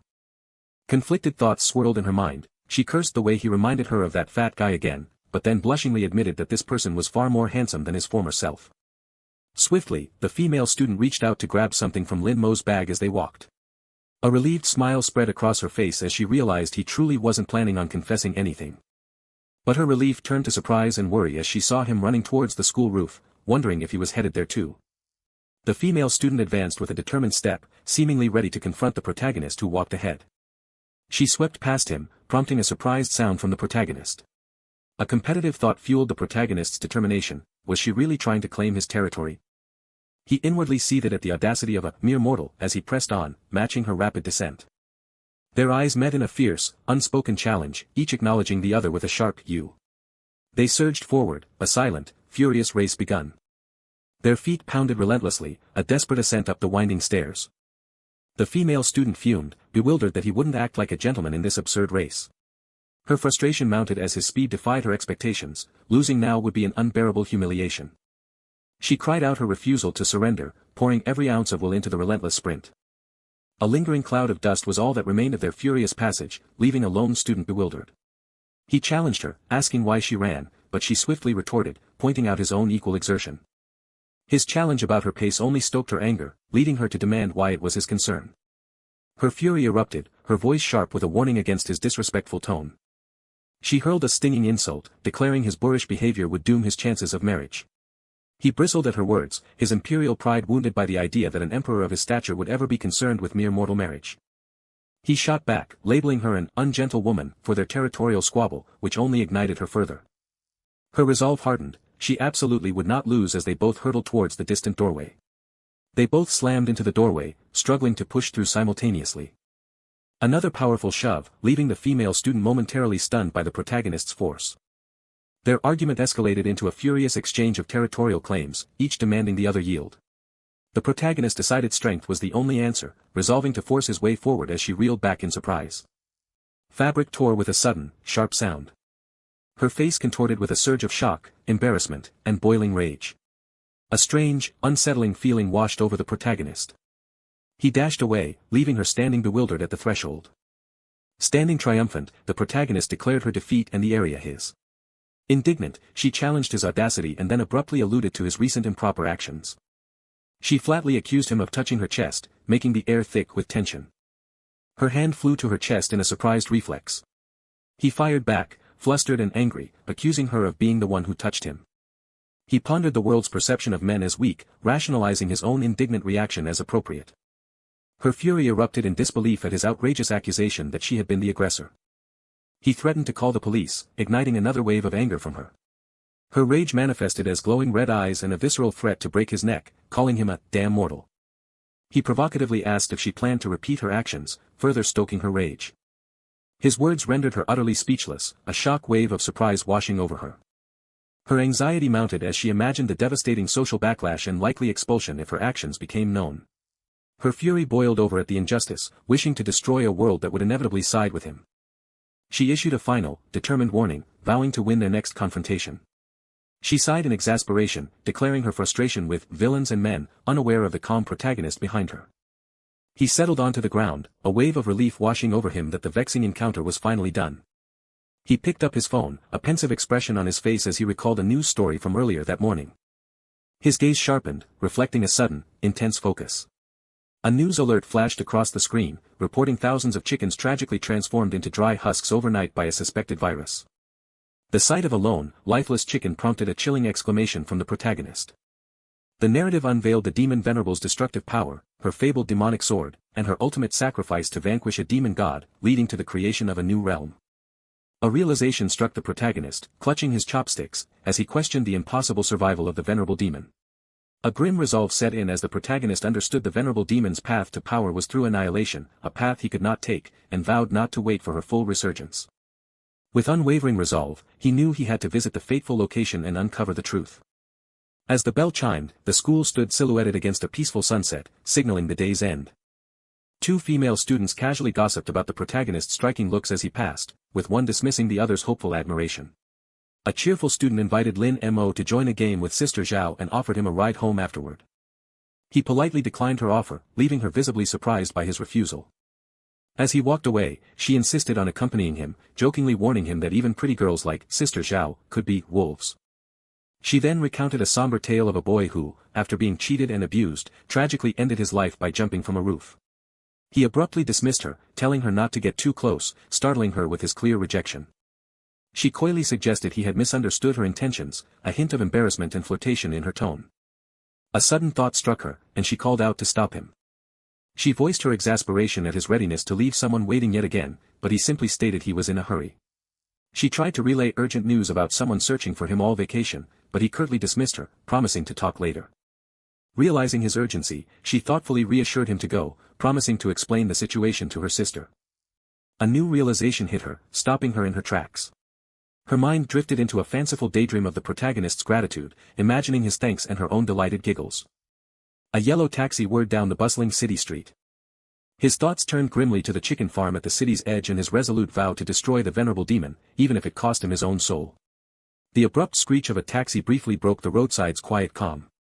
He reflected on his soul's depleted energy, knowing he could not proceed without her today. A mystical rip echoed through the ethereal space, as the original owner's form glowed with a tense, blue aura. A chilling voice named the burst of distant purple energy as Demon Chi, casting an ominous glow over the darkening fields. The young man sensed the extremely cold demonic energy crackling in the air, while a voice declared that the vulnerable demon had somehow survived, and a motorcyclist sped urgently away. He glanced back, a wave of confusion washing over him despite the bright, warm surroundings. The motorcycle's engine roared as it sped rapidly away. A blonde woman removed her helmet, her voice casual yet expectant as she admitted she had been watching him from a distance. She directly confronted him, demanding to know his purpose in the middle of this desolate place. He wondered how she had arrived, suspecting their meeting in this remote location was no coincidence, murmuring his nascent theory. He explained that his taxi driver had attempted to take him out of town, forcing him to abandon the ride and find himself stranded there. With fiery intensity, she scolded him, questioning if he still perceived himself as his former fat self, warning that his new appearance would attract women interested only in his physicality, leading to predictable outcomes. She gravely warned him of dangers like young people disappearing and being imprisoned, urging him to inform others if he ever found himself in trouble, to which he calmly agreed. He offered her the helmet, which she met with a frustrated threat to call the police if he remembered her license plate number, a claim he immediately dismissed. Determined, she declared she would deliver her orders and then return for him, leaving him to ponder her slightly awkward pronouncement. Holding the helmet, he mused that while she was merely mortal, she seemed to possess an uncanny ability to track demonic energy. He voiced his surprise at her declaration of returning for him, finding the moment unexpectedly awkward. With an upset, demanding tone, she slammed her hand down, declaring that losing weight only brought problems, and ordered him to surrender the helmet. She angrily held his head, warning him not to move and to avoid getting her into trouble again. Within the helmet's confines, his eyes held an intense, mysterious gaze. A shy gulp escaped her, her blush betraying a sudden, smitten embarrassment. In her mind, he suddenly outshone every internet motorcyclist, a glamorous vision that left her utterly impressed. He tapped the helmet with a curious click, innocently asking if it served as protective equipment.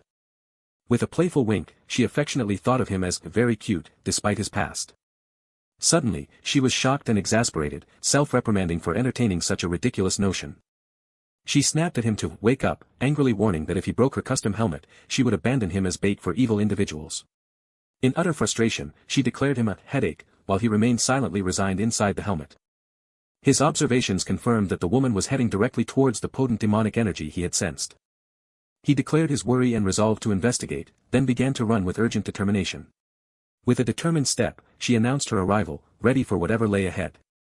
She adopted an aggressive fighting stance, the sound of her preparations cutting through the tense atmosphere. An old woman, sweeping the ground, broke the silence with an eerie question, asking who she sought.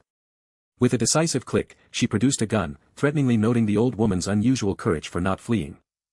The old woman cried out in shock at the sight of the gun, her protest about the law ending as she thumped to the ground. The young woman scornfully challenged the old woman's knowledge of the law, labeling her a damn cultivator with angry contempt. With a fearful, pleading voice, the old woman denied being an evil cultivator, insisting she was merely a chicken farmer. With a swift swoosh, the old woman stealthily reached for a hidden knife, her intentions proving deceptive. The gun fired with a sudden, violent bang. The old woman screamed desperately, wounded and pleading for her life. Wielding a glowing sword, the young woman asserted her power, demanding honesty from the old woman whom she saw as merely acting. Her grip on the glowing sword was intense and focused, ready for battle. She swung her glowing sword with a dynamic swoosh, preparing for what was to come. Cowering, the old woman desperately pleaded her innocence, claiming she was no evil cultivator, had harmed no one, and had only used her methods on her own chickens due to a lack of spiritual aura. The young woman smirked arrogantly, threateningly warning that refining chickens could easily lead to refining people, while boasting that her brief cultivation had already gifted her the power of a seasoned monk. With a sinister crack, the old woman's expression twisted maliciously as she realized the truth, her hand transforming into a claw. The old woman, now gleefully menacing, declared with a swoosh of her extended claws that refining the young woman would only empower her further. With a resolute stomp, she acknowledged the old woman's words, but her determined expression signaled an unyielding defiance. She confidently charged forward, declaring that the outcome of their confrontation would remain unchanged. A powerful bang resonated as she landed a fierce strike on the demon-like creature's back. Peeking through the gate, he realized with urgent concern that the demonic aura emanated from a demonic sword, putting the woman in grave danger. Her surprised "what" was cut short as the demon-like creature menacingly gripped her arm. With a violent crash and crackle, the glowing sword impaled the demon-like creature from behind. She realized with shocked anger that this demonic aura transcended any evil cultivator she had previously encountered, operating on an entirely different dimension. A terrifying roar erupted as she looked up in shock, her mind reeling at the sight of the overwhelming winged demon. The winged demon unleashed a powerful attack with a rapid whoosh, catching her off guard. She braced herself intensely as the energy attack hit with a booming force. The demon launched a devastating attack, a massive swoosh of force that sent the young woman flying backwards. With a desperate grit, she realized that such power guaranteed her death if struck again, leaving her no choice but to retaliate. The towering demon-like creature prepared to strike, its menacing form casting a powerful thud of dread. With a magical swoosh, she activated a spirit sword talisman, her fist glowing as she launched an offensive spell. The energy attack hit the demon with a forceful bang, and she confidently declared her success. Her shocked "what" echoed as the demon, seemingly unharmed, slammed its fist, defying her expectations. The demon-like creature delivered a violent, powerful slam of a punch. With a brutal slam, she was violently struck and thrown against a wall. A painful cough escaped her, her mind reeling in disbelief at her dire state. Her despairing thought of defeat was interrupted as the young man heroically slammed into the demon, pushing it away. With a resolute swoosh, he positioned himself protectively in front of the injured woman, facing the threat with grim determination. Her internal judgment lingered, a quiet, somber thought about someone being fat. In desperate urgency, the young woman cried out for an unseen idiot to run. The monstrous creature demanded respect and commanded her to turn around, even as it unleashed its attack. Amidst the radiant, golden light, the young man calmly dismissed the threat, saying it was just a magic sword. A wave of raw shock rippled through the monster. With a sudden vanishing force and crashing impact, the demon-like creature recoiled. The blonde woman, struggling under the immense pressure, wondered why he had abruptly stopped. The young man nonchalantly declared that the unfolding chaos was no big deal. A large, clawed foot landed with a crunch, signaling an impending, significant event. A towering, golden apparition of the white-haired man appeared with a crackle, declaring his presence and stunning the bird-like monster. With a forceful bang, the bird-like monster was violently pushed down amidst debris. A colossal, ethereal sword descended with a buzzing hum, slicing through the air and decisively defeating the bird-like monster. The blonde woman struggled, gasping as immense psychic pressure choked her, her mind racing with that lingering thought of fat. Amidst the mysterious golden glow, the white-haired man demanded to know the identity of the powerful entity before him. The setting was the Guiyen Temple of Luobei City, a place of ancient serenity. An elder monk taught his disciples the profound truth: the Tao was the eternal originator and harmonizer of all existence.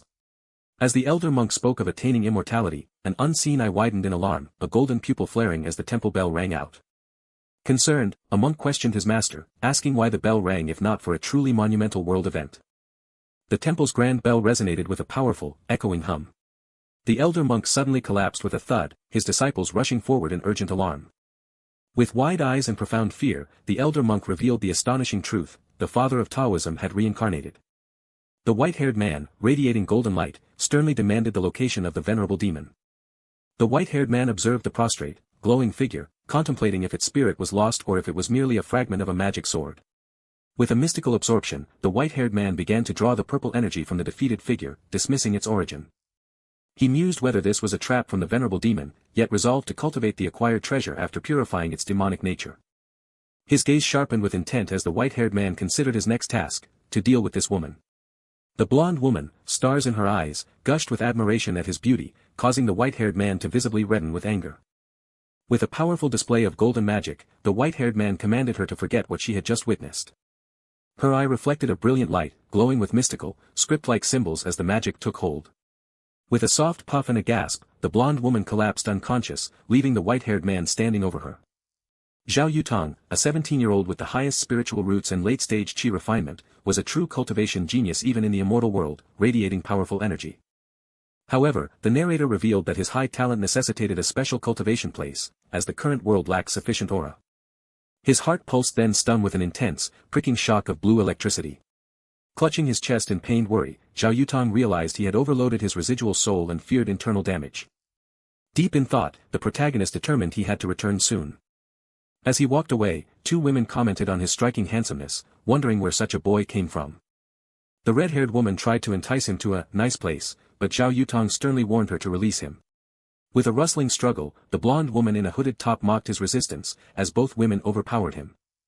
Frustration burned in his eyes. Zhao Yutong knew his damaged soul rendered him powerless. As the women demanded his obedience, Zhao Yutong inwardly seethed, humiliated by his fall from emperor status. An unseen speaker commanded the blonde woman to play with these girls, igniting her anger. The red-haired woman smirked, challenging her opponents with a look. The blonde woman's punch connected with a bang, as she furiously told someone to get out of her sight. With a swift whoosh, the red-haired woman grimaced as the blow struck. The red-haired woman cried out, shocked as the blonde woman's determined punch landed squarely on her face. With a sharp crunch and a cry of pain, the blonde woman delivered a powerful kick. Enraged, the hooded woman screamed threats, vowing to kill her attacker as another lay defeated. The blonde woman delivered a decisive kick, securing her victory over both opponents. Zhao Yutong observed as the blonde woman stood victorious over the two defeated women. Their fight concluded. The blonde woman chastised Zhao Yutong for not fighting back, suggesting he punch opponents' weak points, which he bewilderedly questioned. The blonde woman, in a chibi demonstration, comically identified a weak point on the chest, which Zhao Yutong vehemently rejected as a self-defense technique. The blonde woman, tired, offered to take Zhao Yutong home after their difficult day, and he agreed. With a sharp slap, the blonde woman sternly ordered him to put on his helmet and get on the motorbike. As the motorcycle clicked into gear, Zhao Yutong, now helmeted, sat behind her with his arm around her waist. Angrily, the blonde woman demanded he hold her waist, not her clothes, and warned him not to underestimate her speed. The motorcycle revved with a powerful hum, swishing swiftly down the road as the blonde woman accelerated. Zhao Yutong contemplated the cultural differences in physical intimacy, noting how freely women in this world offered a hug, unlike his old world. He considered the motorcycle slow, dismissing its speed in comparison to a flying sword he could summon, as the engine hummed and swished. The motorcycle arrived with a soft creak at a large, elegantly lit house. The motorcycle will stopped with a final creak on the pavement. Zhao Yutong thanked her for the ride and asked the cost, while she questioned who he was looking at over her shoulder. The blonde woman teased him about being shaky, causing him to angrily assert that she should never call him fat again. She provocatively reminded him that he once hadn't cared about being called fat. With a sudden swish of realization, her eye widened as she sensed something was amiss. Angrily, the blonde woman confronted Zhao Yutong, accusing him of standing her up again and calling him a fat idiot. She demanded to know why he hadn't waited for her after school, as they had planned to play a game. Zhao Yutong, after a pause, explained his family's rule to go straight home after school, then cleverly turned the accusation back on her, asking if she hadn't also stood him up. Zhao Yutong delivered a subtle jab about her unladylike actions, to which the blonde woman defensively claimed she had an emergency. Musical notes sounded, indicating a phone ringing off panel. Answering her phone, the blonde woman reported that the task was complete, but her tone hinted at a deeper concern. With a serious and concerned expression, she revealed that the target of their mission had been rather powerful evil. The protagonist, annoyed, vowed to remember this encounter, but the blonde woman on the motorcycle harshly told him to leave, speeding off with a rush. The motorcyclist sped away, a blur of motion. The motorcycle skidded sharply, leaving a mark. As the young woman began to remove her helmet, a quiet tension settled. A wave of disgust washed over the blonde woman as the lingering scent of the fat man's shampoo made the situation incredibly awkward. Overwhelmed by exhaustion, the protagonist yearned for rest, his mind urging a quick return. An insistent, "Hey," cut through the quiet, drawing the protagonist's serious attention. Ch1, mocking, questioned if Zhao Yutong was once again pursuing women, but the protagonist remained pointedly silent. The blonde student, seeking to clarify, explained Ch1's clumsy accusation, that Zhao Yutong was, in essence, a womanizer. Ch1 erupted in fury at being called boring, while the blonde student struggled to restrain him, and the protagonist simply walked away. The door slammed shut with a definitive thud. Zhao Yutong sank to the floor, exhaling a deep huff that spoke of profound exhaustion. He knew continued use of his soul power was impossible, the risk of irreparable organ damage was too dire for an emperor like him. Yet, a strategic path emerged. The magic sword fragment could be his tool to cultivate demonic energy, a dangerous alternative he considered with intense focus. His gaze sharpened, a window into the deep, intricate thoughts of his mind. A gentle knock echoed, signaling an impending encounter. The blonde student, standing in the doorway, revealed her true purpose. She had come specifically for him, stirring an unexpected wave of anticipation. Zhao Yutong harshly questioned her loyalty, accusing her of playing two sides with Li Zixuan, while internally lamenting the perceived promiscuity of this new world's teenagers. The blonde student earnestly confessed her enduring love for him, a feeling that had deepened despite, or perhaps because of, her time with his cousin, attributing her past rudeness to an uncomfortable familiarity. She apologized for everything, then passionately proposed a date with Lin Mo, invoking his grandmother's wishes and promising a future of unwavering commitment and marriage upon graduation. A sudden emotional blow caused the blonde student to recoil sharply, her hair whipping around her face. The blonde student, exasperated, vowed never to marry him if he doubted her, yet Zhao Yutong, the emperor, scoffed internally, wondering how he could ever stoop to marry such a common person. He, who believed himself immune to all demons after mastering spirit formation, confessed his own naivety. A single word had shaken his emperor's heart. With resolute determination, Zhao Yutong reframed the emotional turmoil as a potent mind workout, meditating with the glowing purple crystal to master his internal landscape. The next day dawned bright and clear, transitioning the scene to lunchtime at the school. Two eager students, one with gray hair, enthusiastically invited Lin Mo to join them for lunch, hoping for his company. As Lin Mo walked away, the gray-haired student sighed, observing him as a man of striking handsomeness yet unapproachable coldness. The red-haired student gushed with exaggerated adoration for Lin Mo's ever-increasing handsomeness, declaring he could rival a sensei, while her friends, visibly annoyed, tried to divert the conversation. Their attention turned towards the inviting sign of a nearby cafe. A lively grumble of conversation and the clatter of cutlery filled the bustling cafe as students enjoyed their meals. The light brown-haired student, brimming with eagerness, declared her wish for them to deepen their acquaintance. The gray-haired student's hopeful offer of food was met with Lin Mo's polite, yet firm, refusal, creating a moment of slight awkwardness. Zixuan complained about Lin Mo's solitary eating, while another male student, consumed by envy, speculated that Lin Mo's refusal to share his weight loss secret stemmed from insecurity about his looks. The blonde student remained silent, her dejected demeanor speaking volumes of unspoken sadness. With a sudden surge of resolve, the blonde student rose purposefully from the table. With a hopeful and considerate smile, the blonde student decided to invite Lin Mo to eat with them, reasoning that their shared class justified the gesture. Zixuan erupted in a furious yell, enraged that she would invite someone he so deeply hated, as she firmly held his arm, refusing to back down.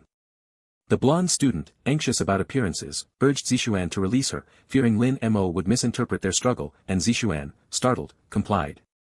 Zixuan issued a furious ultimatum as she walked away: if she pursued Lin Mo, she should never bother returning. In a vibrant internal fantasy, the blonde student dreamed of holding Lin Mo's body, a desire so intense it would be worth any cost, even if he embraced two women. Lin Mo quietly fumed, questioning why the women around him were so inexplicably annoying. With a surge of pure rage, the blonde woman's voice sliced through the air: "Fat guy." Lin Mo's eyes narrowed into a furious glare, reflecting his building anger. The stern blonde woman's commanding, "Come here," sent a shiver of fear through a nearby student. A profound silence fell over the cafeteria as Lin Mo entered, every eye turning to him in sudden, expectant awe. The male students gossiped, one declaring Lin Mo's affection for a classmate, while another likened the situation to an idle drama where an ordinary hero transforms and captures the heart of a wealthy lady. The red-haired student gasped in exaggerated despair, a crackling realization striking her: oh no, who wouldn't be smitten by Lin Mo's beauty? She must have fallen in love. Lin Mo's internal irritation flared, he couldn't believe she had dared to call him fat yet again. His gaze, now alight with renewed seriousness and unwavering determination, burned with an unspoken resolve. Lin Mo, in a moment of chibi confusion, could only utter a baffled "huh," as the dark-haired student stood nearby, visibly sad and dejected. With urgent determination, Lin Mo broke into a run, his destination clear: rooftop. Lin Mo dashed past, a blur of speed, startling the two female students at their table with his sudden, hurried movement. The blonde woman angrily punctuated her complaints with a sharp gesture, fuming that the fat guy had become ungrateful since his transformation, questioning his newfound arrogance. A phone screen displayed a contact simply labeled "fat guy," signaling an impending call. In a chibi fury of fire, the blonde woman delivered a chilling threat over the phone: "Wait for me after school, or you'll be dead." As he gazed towards the open doorway, Zhao Yutong's mind confirmed an unsettling truth: so it's true. On the rooftop, Zhao Yutong stood poised with his belongings, while the dark-haired student watched him intently, taking a slow sip from her cup in quiet confrontation. The dark-haired student, asserting her territorial claim, curtly ordered him to leave, simply because she had arrived first. Zhao Yutong confidently countered, reminding her of their last encounter where he had won, declaring the territory rightfully his. The dark-haired student, her voice laced with anger, threw down a challenge, implying his previous victory was merely a concession because he was a man. Zhao Yutong, resolute, proposed a rematch. If she didn't agree, they would run again, and if she lost, she was to abandon all claims to his territory forever. In a furious chibi outburst, the dark-haired student chastised him for his relentless competitiveness, warning that such behavior would surely leave him perpetually unmarried. Zhao Yutong, with an assertive confidence, defied her, admitting his singular focus and challenging her to propose any other contest he might undertake. A smug, knowing smile played on the dark-haired student's lips, betraying a hidden advantage or plan. With a confident declaration and a sly smile, the dark-haired student held up a container, signaling the start of their chosen contest. Zhao Yutong's surprise was palpable as the dark-haired student merely smirked in triumph, her humph, echoing her silent victory. A hand swiftly placed a game piece onto the grid board. Another game piece was placed with a decisive clack, landing with firm force. The dark-haired student radiated confident composure, her smile hinting at deep strategy. As the dark-haired student sat in strategic readiness over the go board, the ancient game, known as Baduk or Wei Qi, laid out its objective, to dominate territory with cunning and foresight. Zhao Yutong, utterly frustrated, scoffed, realizing that even a victory here would never truly satisfy his deeper, imperial wishes. The demon venerable, her demonic double echoing her sinister power, unleashed a mocking ha, as she boasted of playing Go for tens of thousands of years, her unimaginable abilities far surpassing mortal comprehension. Zhao Yutong, backed by his ethereal mentor, defiantly proclaimed her naivety, for in the immortal world, he had few rivals in Go, and she had no idea the power she was truly facing. With a challenge that echoed with the weight of destiny, Zhao Yutong declared, "Let's play," initiating a fated confrontation with the demon venerable. A white Go stone landed on the board with a decisive click. Then, a black stone was placed in sharp counter. The two players continued, rapidly placing their stones, deeply engrossed in a silent, escalating battle of wits. Zhao Yutong wondered if this match was truly still ranked, his game avatar questioning if his opponent could be the reincarnation of a true Go master. The female student, and her inner demon, cursed his unexpected Go prowess, having only known him for his speed. A school bell chimed, marking the end of classes. The female student bit her finger, deeply lost in thought as she considered her next move. She acknowledged the game's precarious uncertainty, realizing that a single mistake could lead to her complete defeat, regretting their current rivalry. Zhao Yutong provocatively told his opponent to admit defeat, but she defiantly rejected his challenge. He smugly insisted that classes were over and warned her that she might be out too late if she didn't give up soon. Suddenly, a phone vibrated with a soft hum in his pocket. Zhao Yutong, eyes sharp with resolve, internally vowed that he would never admit defeat, nor even a draw, only victory. The female student expressed a mix of concern and irritation, noting that boys of this world shouldn't stay out late for fear of what might happen. A hand swiftly operated a smartphone, the camera snapping a picture. She declared that she had photographed the board, proposing they continue their fated match tomorrow. With a slight sigh, the female student then prepared to leave. But as she moved, a jolt of pain shot through her legs as they had gone completely numb from sitting too long. She cried out, losing her balance and tumbling forward with a surprised gasp. And in a jolt of shock, the female student accidentally fell onto Zhao Yutong. A soft, jiggling impact marked the surprising contact. A moment later, a small chibi character sipped from a bowl, indicating the quick passage of time. The female student shrieked in extreme embarrassment at the accidental contact, while Zhao Yutong covered his head, mortified.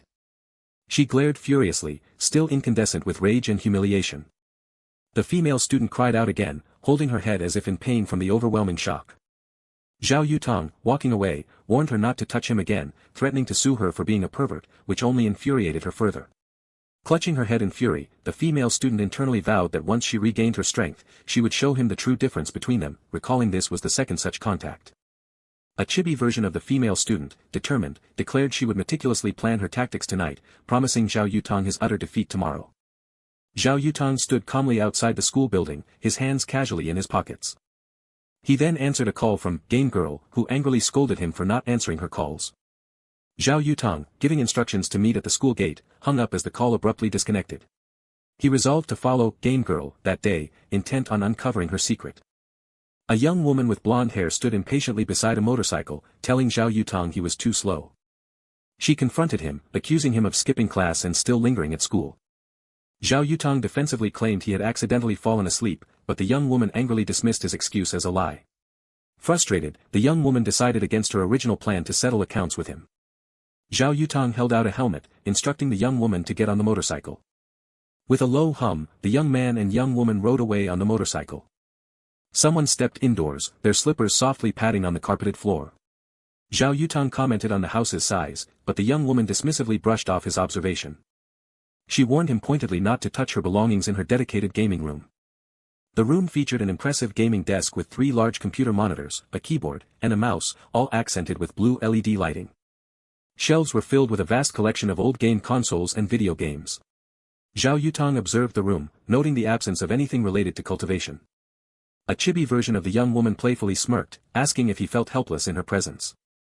She challenged his lack of caution, questioning why he would follow a woman to her house without asking questions or taking precautions.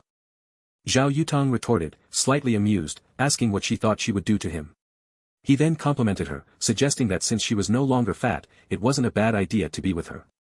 A finger made light, teasing contact with a chin. The young woman spat out her drink, eyes wide in utter shock at his words. Zhao Yutong immediately adopted a defensive martial arts stance, pushing the young woman away and warning her not to touch him.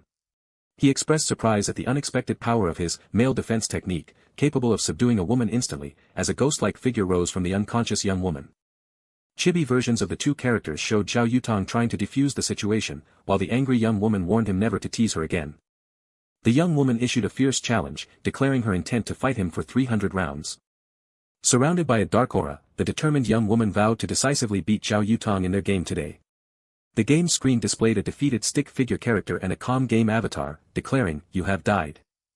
The avatar remained composed as 2 more stick figures were beheaded, the screen proclaiming, "You have been beheaded."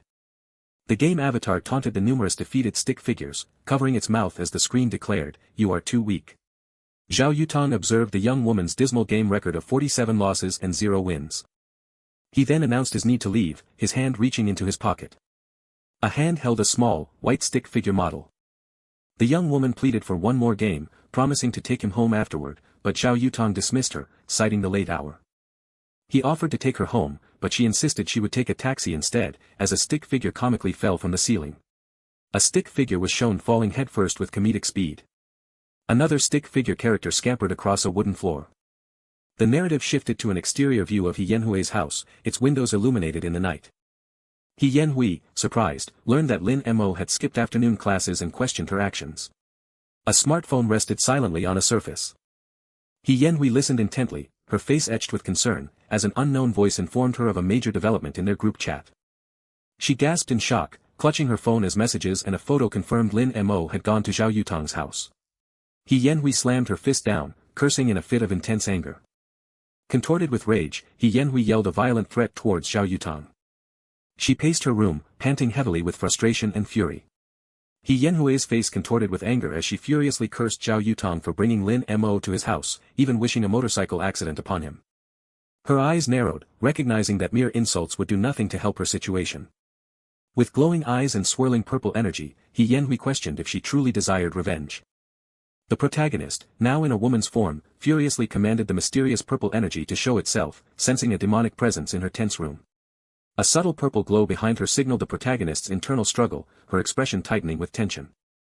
As a menacing, glowing demon materialized, it offered the protagonist untold power to achieve her desires, causing her to gasp in pure shock. Still reeling from shock, the protagonist, making an unexpected connection, asked if the demon was the almighty haughty Feng Ao Tian from her novels. The demon, utterly bewildered, internally concluded that there was something profoundly wrong with this person's brain. The entity unveiled its true form, revealing itself as the very divine sword of Zhu, shattered by an emperor's might, offering eternal immortality in exchange for its sacred recovery. With unbridled enthusiasm, the protagonist declared his fervent wish to learn the practice of immortality from old Joyo. A satisfied, ominous grin spread across the demon's glowing face as it declared, "Excellent." A blinding beam of magical energy suddenly struck and enveloped the protagonist.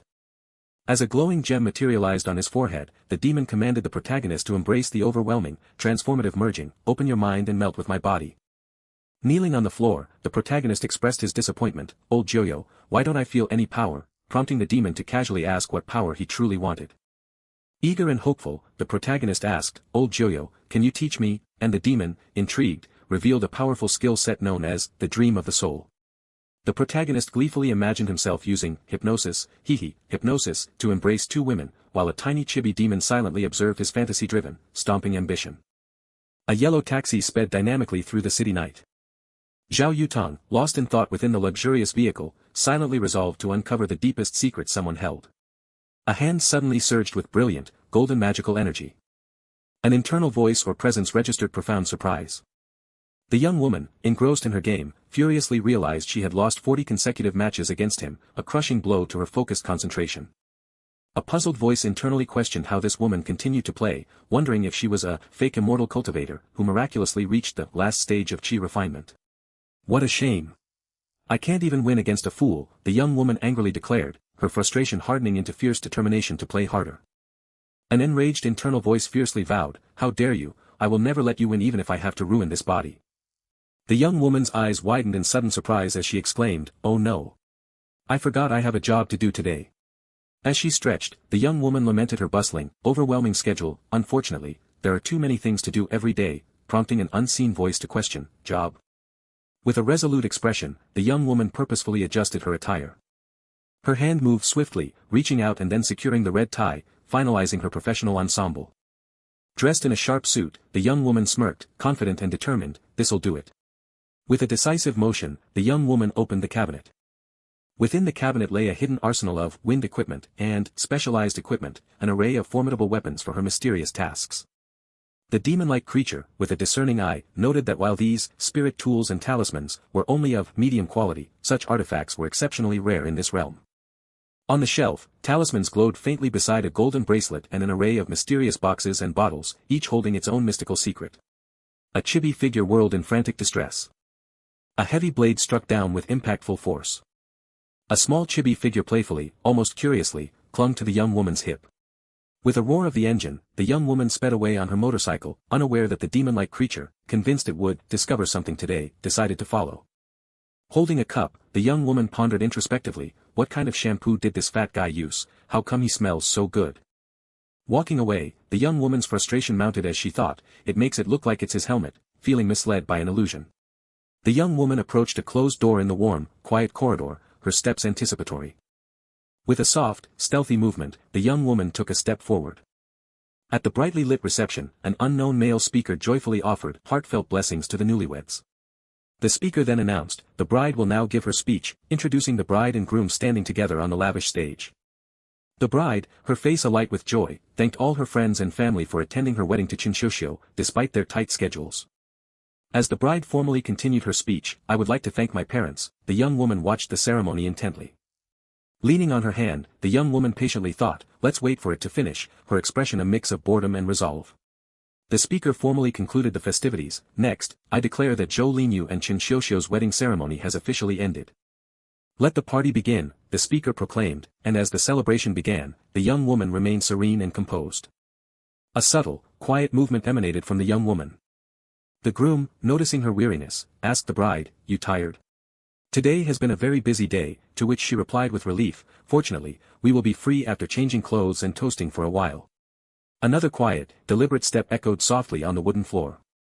A sudden, unsettling surprise flickered across the groom's face. The young woman purposefully advanced, a silent, tense presence intruding between the bride and groom.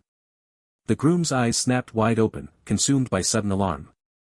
The groom, his worry etched on his face, questioned the silent, surprised bride, "What's wrong with you?" "Ch1, your wish has been fulfilled," the young woman stated with serious, decisive authority, "it's time to go." A sorrowful, internal voice questioned, how could they easily satisfy desires, as the demon-like creature painfully twisted into a wolf-like form, racked by its agonizing transformation.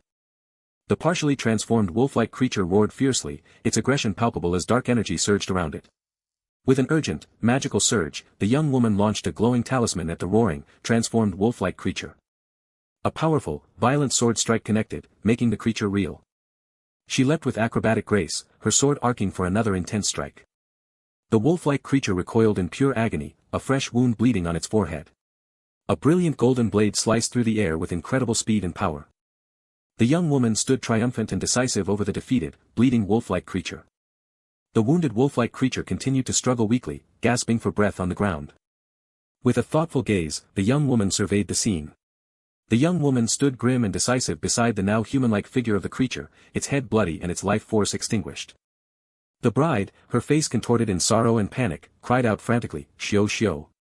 Xiao Xiao!"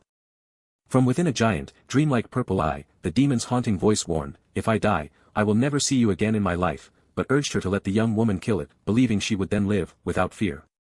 The demon's furry hand fell, its voice somber and resigned, "Dying like this in front of you, eh?"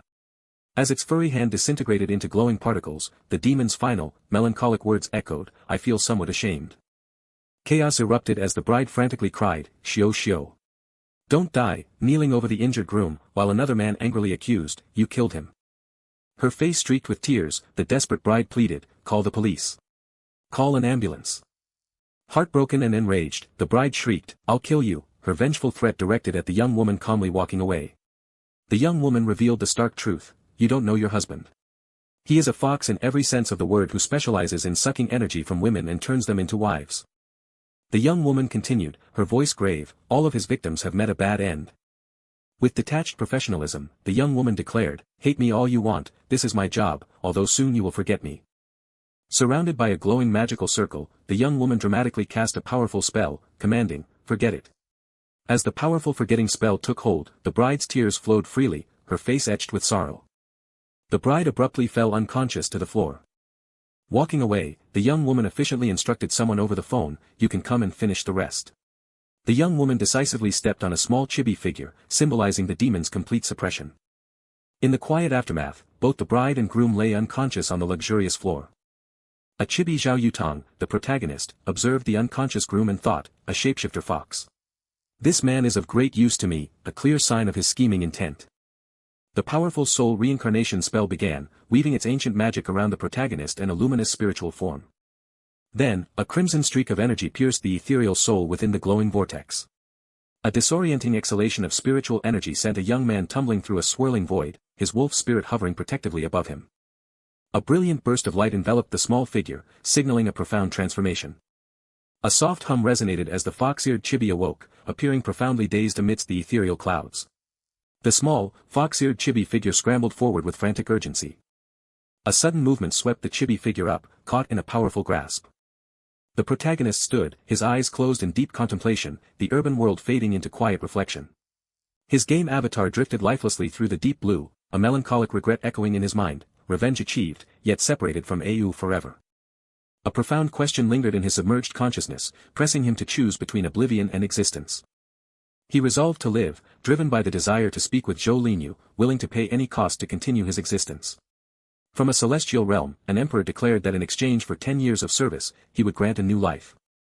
The small, fox-eared chibi figure reacted with wide-eyed, innocent surprise. While the protagonist meditated in quiet serenity, the fox-eared chibi rested peacefully on a nearby mat. The fox-eared chibi expressed awe, marveling at the incredible power of such a spell. A sudden burst of wonder made the chibi's eyes widen, taking in something extraordinary. The chibi believed the protagonist to be the most powerful young man she had ever encountered. A soft thud echoed as someone knelt respectfully upon the patterned mat. Ch1 Xiao, the fox-eared chibi, introduced herself and humbly pledged her service, grateful for the chance to become his disciple. The protagonist, known as Lin Mo, commanded Ch1 Xiao to share all she knew about the world of cultivation. Ch1 Xiao hesitated, overwhelmed by the vastness of the subject, but proposed they begin with the fundamental ways of cultivating. She explained that due to scarce spiritual energy, cultivators must seek secret realms, which powerful clans and families tightly controlled, leaving ordinary practitioners with few resources. Ch1 Xiao revealed the grim reality: ordinary practitioners, lacking connections, were often exploited and destroyed by peak cultivators for their spiritual resources. Lin Mo reflected on the desperate circumstances that led many to resort to evil cultivation, knowing the community relentlessly eliminated them. Lin Mo then questioned if Zhao Yutong from the Phoenix Group was an example of such a cultivator, clarifying the group's name. Ch1 Xiao confirmed Zhao Yutong's prominence, not only as the top talent of the Phoenix Group but also as a member of one of the three great families. Lin Mo inquired about the existence of an immortal realm or immortal beings in this world, to which Ch1 Xiao expressed her complete ignorance. Ch1 Xiao then mustered the courage to make another request to her master. Lin Mo, thinking of his beloved, outlined the terms for Ch1 Xiao's future: freedom to act independently when not needed, but absolute secrecy regarding their identities. Ch1 Xiao rejoiced inwardly, never expecting such a compassionate master, believing she might finally reunite with Au. The next day, a soft click was heard as Ch1 cautiously peeked out from within a brown box. Ch1 wondered about the true nature of her master, observing him from inside a briefcase. She was shocked to realize her master appeared to be a high school student, quickly rationalizing that he must be the school's principal instead. Ch1 observed Lin Mo's unexpected popularity, noting how all the girls were captivated by him. She commented on his widespread appeal, adding a playful, suggestive remark about her own potential actions if he were a woman. Lin Mo reacted with exasperation, silently wishing the world could focus on things beyond the sexual. Lin Mo calmly entered a classroom, his presence unnoticed by most. His gaze sharpened, focusing intently on something before him. He spotted snacks in a desk, wondering if they might be from Song Yunshu. He sweetly offered him the snacks, saying they were his favorites, which surprised Lin Mo deeply. A young man with short purple hair, full of anger, confronted He, demanding an explanation. He defiantly declared Lin Mo was her fiancé, shocking the purple-haired young man into an enraged disbelief. The young man, Lin Zixuan, roared in fury, his body tensing to strike. With a firm grasp, He intercepted Lin Zixuan's arm, sternly telling him to stop. The protagonist, in a detached analysis, observed Lin Zixuan's failed attempt to strike, noting its 0% success rate. He sternly warned Lin Zixuan, for the last time, to never bully Lin Mo again, threatening harsh consequences if he did.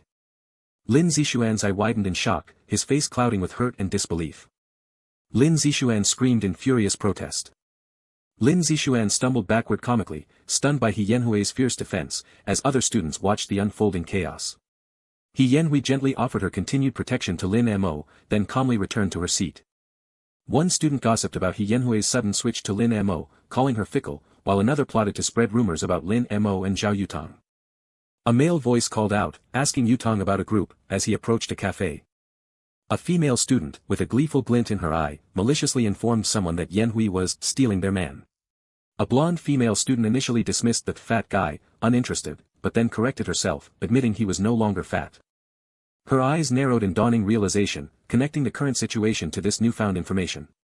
The blonde student scoffed arrogantly, while He offered a subtle, knowing smile in her direction. Lin Mo called out his own name, an internal or external declaration in the midst of mounting tension. He extended an invitation to lunch, completely ignoring the visible displeasure of the blonde female student. The blue-haired female student angrily accused He of provocation, claiming Yutong was not serious about her. Lin Mo, with chopsticks clutched in his mouth, angrily threatened to beat anyone who dared to bully He. Lin Mo walked away from the scene, He following closely, leaving the blonde female student fuming behind them. Lin Mo lamented his perceived, blasphemous, actions, wondering if his cultivation level was insufficient for handling such earthly drama. Ch1 praised her master, observing Zhao Yutong's evident jealousy. The blonde female student felt insulted, while the blue-haired one calmly advised against public retaliation due to marriage implications. The blonde female student dismissed the fat guy from her thoughts, redirecting her curiosity to the audacious girl who dared to provoke her. With a soft rustle, Lin Mo walked purposefully towards a building, carrying a bag. Song Yunshu sat intently on a mat, her focus solely on the Go board before her. Song Yunshu ate calmly, her expression smug as she continued her game of Go. Lin Mo sensed a rising hostility, wondering with a touch of humor if Song Yunshu still harbored resentment for past, mental problems. With a precise click, Lin Mo placed a black Go stone on the board. Song Yunshu seethed inwardly, convinced that Lin Mo was deliberately making the game difficult for her. With another precise click, Lin Mo placed a white Go stone, having already devised his next strategic move. Lin Mo admired Song Yunshu's skill, having anticipated her move on the Go board. A rumbling sound emanated from Lin Mo's stomach, signaling his impending hunger. With a slight rip, Lin Mo, appearing dazed, opened a white bag of food. The bag revealed its appetizing contents, red, ribbed food nestled within. A quiet rustle sounded as Lin Mo expertly prepared his chopsticks. Song Yunshu questioned Lin Mo's audacity to eat during their game, but he calmly explained it was simply lunchtime. Song Yunshu, arms crossed, confront how I warned Lin Mo that his eating habits would eventually make him fat again. With a sly smile, Song Yunshu casually asked Lin Mo if he had seen a fat guy on the rooftop. Lin Mo, with a nervous sweat drop, avoided eye contact and denied having seen him. Song Yunshu thought about the fat guy, a lingering annoyance causing her a familiar ache. Her eye widened suddenly, a flash of surprise crossing her face.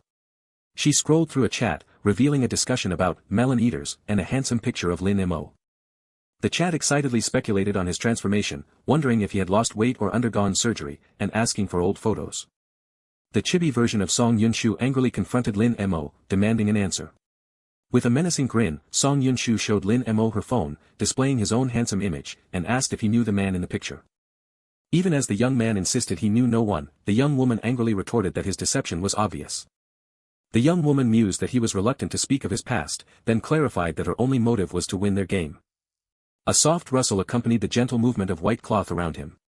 Holding the freshly washed jacket, the young woman remarked with pointed seriousness that it likely wouldn't fit him anymore.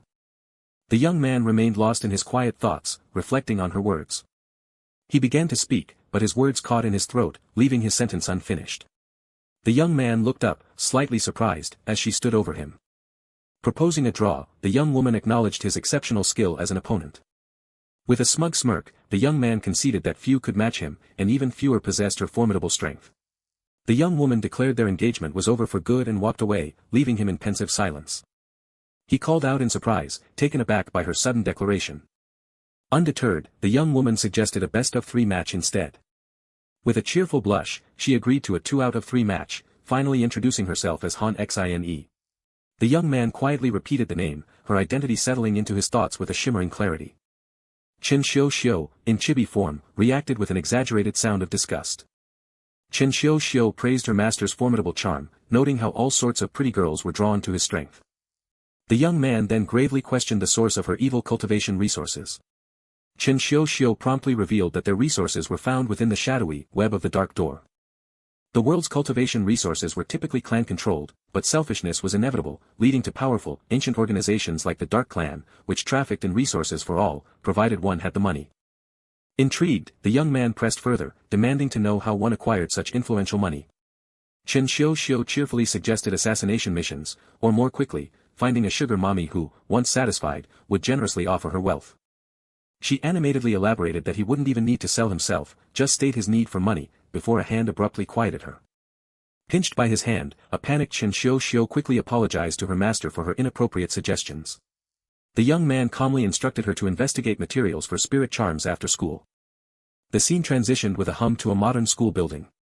A young woman with blonde hair angrily called out to the protagonist, addressing him as "fat guy." With a sharp movement, the blonde-haired woman furiously demanded he stop ignoring her, while he looked on in surprise. She accused him of letting his ex-girlfriend provoke and embarrass her, a claim he immediately denied. The young woman, determined, asserted her respectable status and insisted he cooperate by joining her for a short ride on her motorcycle, promising no strange intentions. As he pondered her words, she provocatively challenged him to either get on the motorcycle himself or allow her to place him there. She smiled, pleased, as they walked side by side, apparently having secured his cooperation. A concerned female student watched as the protagonist and the blonde-haired woman prepared to depart on a motorcycle. An unseen voice questioned why the female student didn't simply hypnotize him. The female student vehemently declared her desire for Lin Mo's genuine affection, rejecting manipulation. The motorcycle surged forward, quickly speeding away with the protagonist on the back. The protagonist, helmeted, questioned if it was time for her to release him. The young woman smirked confidently, rhetorically questioning if he truly believed the words of women. She then surprisingly warned him not to pursue her like others, leaving him utterly bewildered. The motorcycle abruptly braked, coming to a sudden stop. Blushing angrily, she questioned his assumption about her intentions, pushing his hand away, while he remained confused. The protagonist walked away, firmly setting boundaries for their relationship, reminding her they were merely classmates. The blonde-haired woman, furious and proud, screamed after him that many men desired her, and she wouldn't bother with him if not for her loss in their games.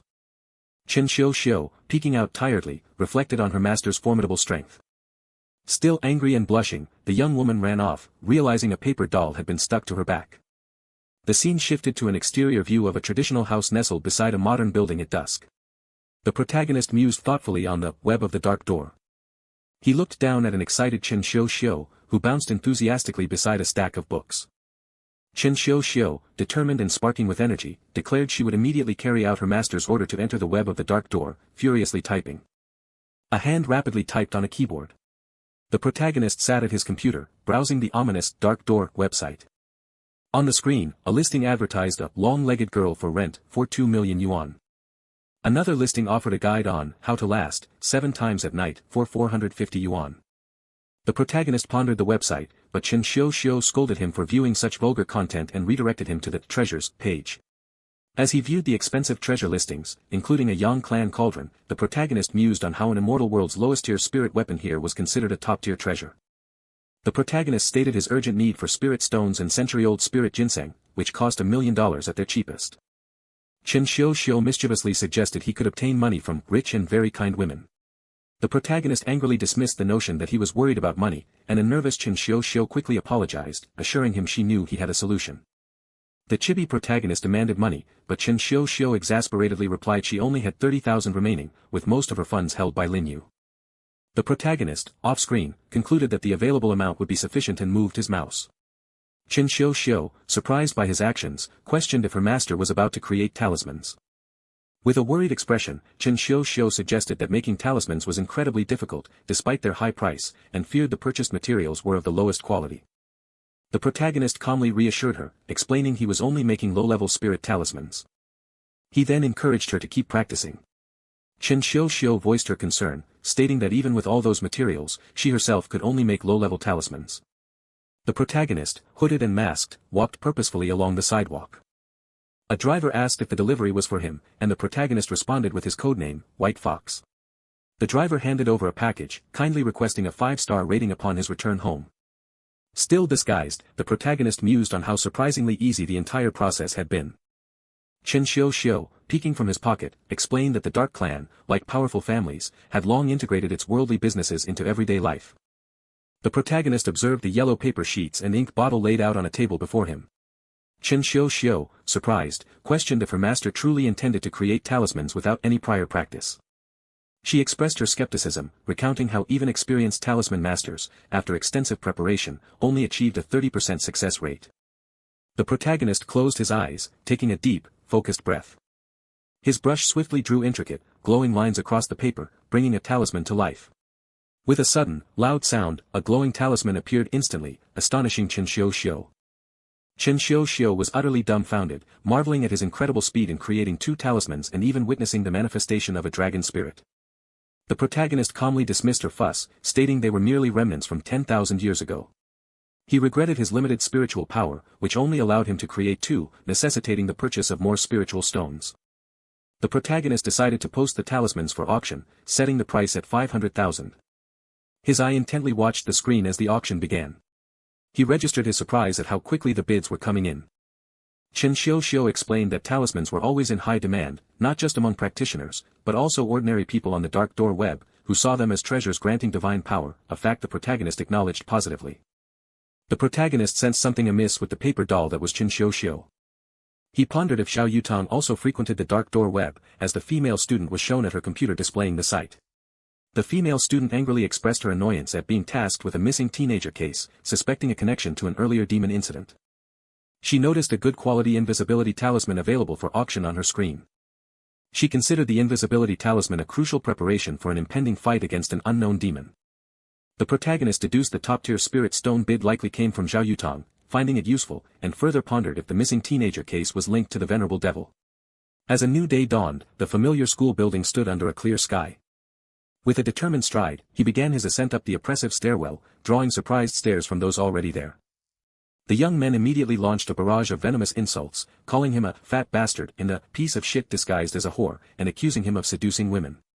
Yet, amidst the torrent of abuse, the protagonist remained eerily calm, his expression unreadable. Unbeknownst to them, a cunning female student watched from above, relishing her hypnotic power, and plotting to rescue the knight in distress so Lin Mo would fall in love with her. Suddenly, the protagonist broke his silence, sternly ordering his accusers to get out of his sight, which only provoked a stunned "what?" in return. Enraged by his defiance, one young man grabbed his arm, screaming, "How dare you tell us to get the hell out of here, whore," while another commanded, "Hold him," and threatened his future with Yutang. He moved in a swift, decisive strike, connecting squarely with the aggressor. Gripping one by the head, the protagonist stared him down, demanding, "Do you want to die?" as the other 2 charged forward with the same question. The scheming student, watching from a distance, believed this was her moment to act. But a sudden, unseen force caused her to flinch, her expression twisting into surprise. A commanding "stop" echoed through the stairwell, startling the fighters and interrupting the brawl. A serious female student with long dark hair appeared, her stern gaze questioning, "What are you doing?" One young man began to cry hysterically, fabricating a tale of unprovoked assault, which the female student met with a skeptical, "It's true." With hands on her hips, she challenged his story directly, asking, "How do I know you didn't start?"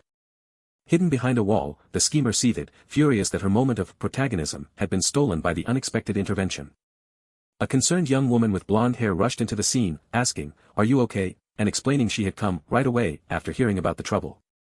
The dark-haired student expressed her thanks, inquiring if the blonde woman was the one who helped Lin Mo, as the humiliated young men retreated.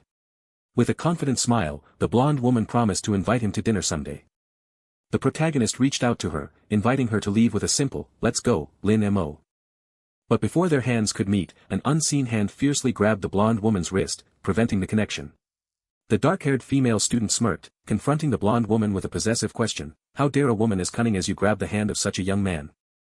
Her expression menacing, the dark-haired student offered a chilling piece of advice, "Don't meddle in other people's business." Standing back to back, the protagonist and the blonde woman faced different directions, united in their tense resolve. Hidden from view, the scheming student realized her hypnosis had utterly failed, her face contorting in enraged frustration. As the protagonist walked calmly away, the female student watched, perplexed that her spell had simply didn't work. With a shadowy, menacing figure looming behind her, the frightened female student urgently warned an unseen entity, "Do not continue casting the spell for the rest of the day, I have a bad feeling about this." The dark-haired student probed deeper, asking the blonde woman with a smirk, "I heard you turned him down once." Clenching her teeth, the blonde woman furiously dismissed the comment with a single, sharp word, "How stupid." Her fists clenched in frustrated anger, the blonde woman stormed away down the stairs. Surrounded by an aura of furious red, the blonde woman screamed in unbridled rage, cursing, "Damn! That damn woman!" Her fury extended to the protagonist, whom she angrily labeled a womanizer, declaring it, "What a shame." As night fell, the scene shifted to a quiet residential street, after school hours. The protagonist worked intently on his computer, the rhythmic clicking of his keyboard filling the room, while his foxy spirit companion, Ch1 rested obediently at his feet. Ch1 excitedly pointed to the screen, exclaiming, "Oh look, master," as a new offer of 2 spiritual stones and 300,000 for a talisman appeared, believing the bidder had a good eye.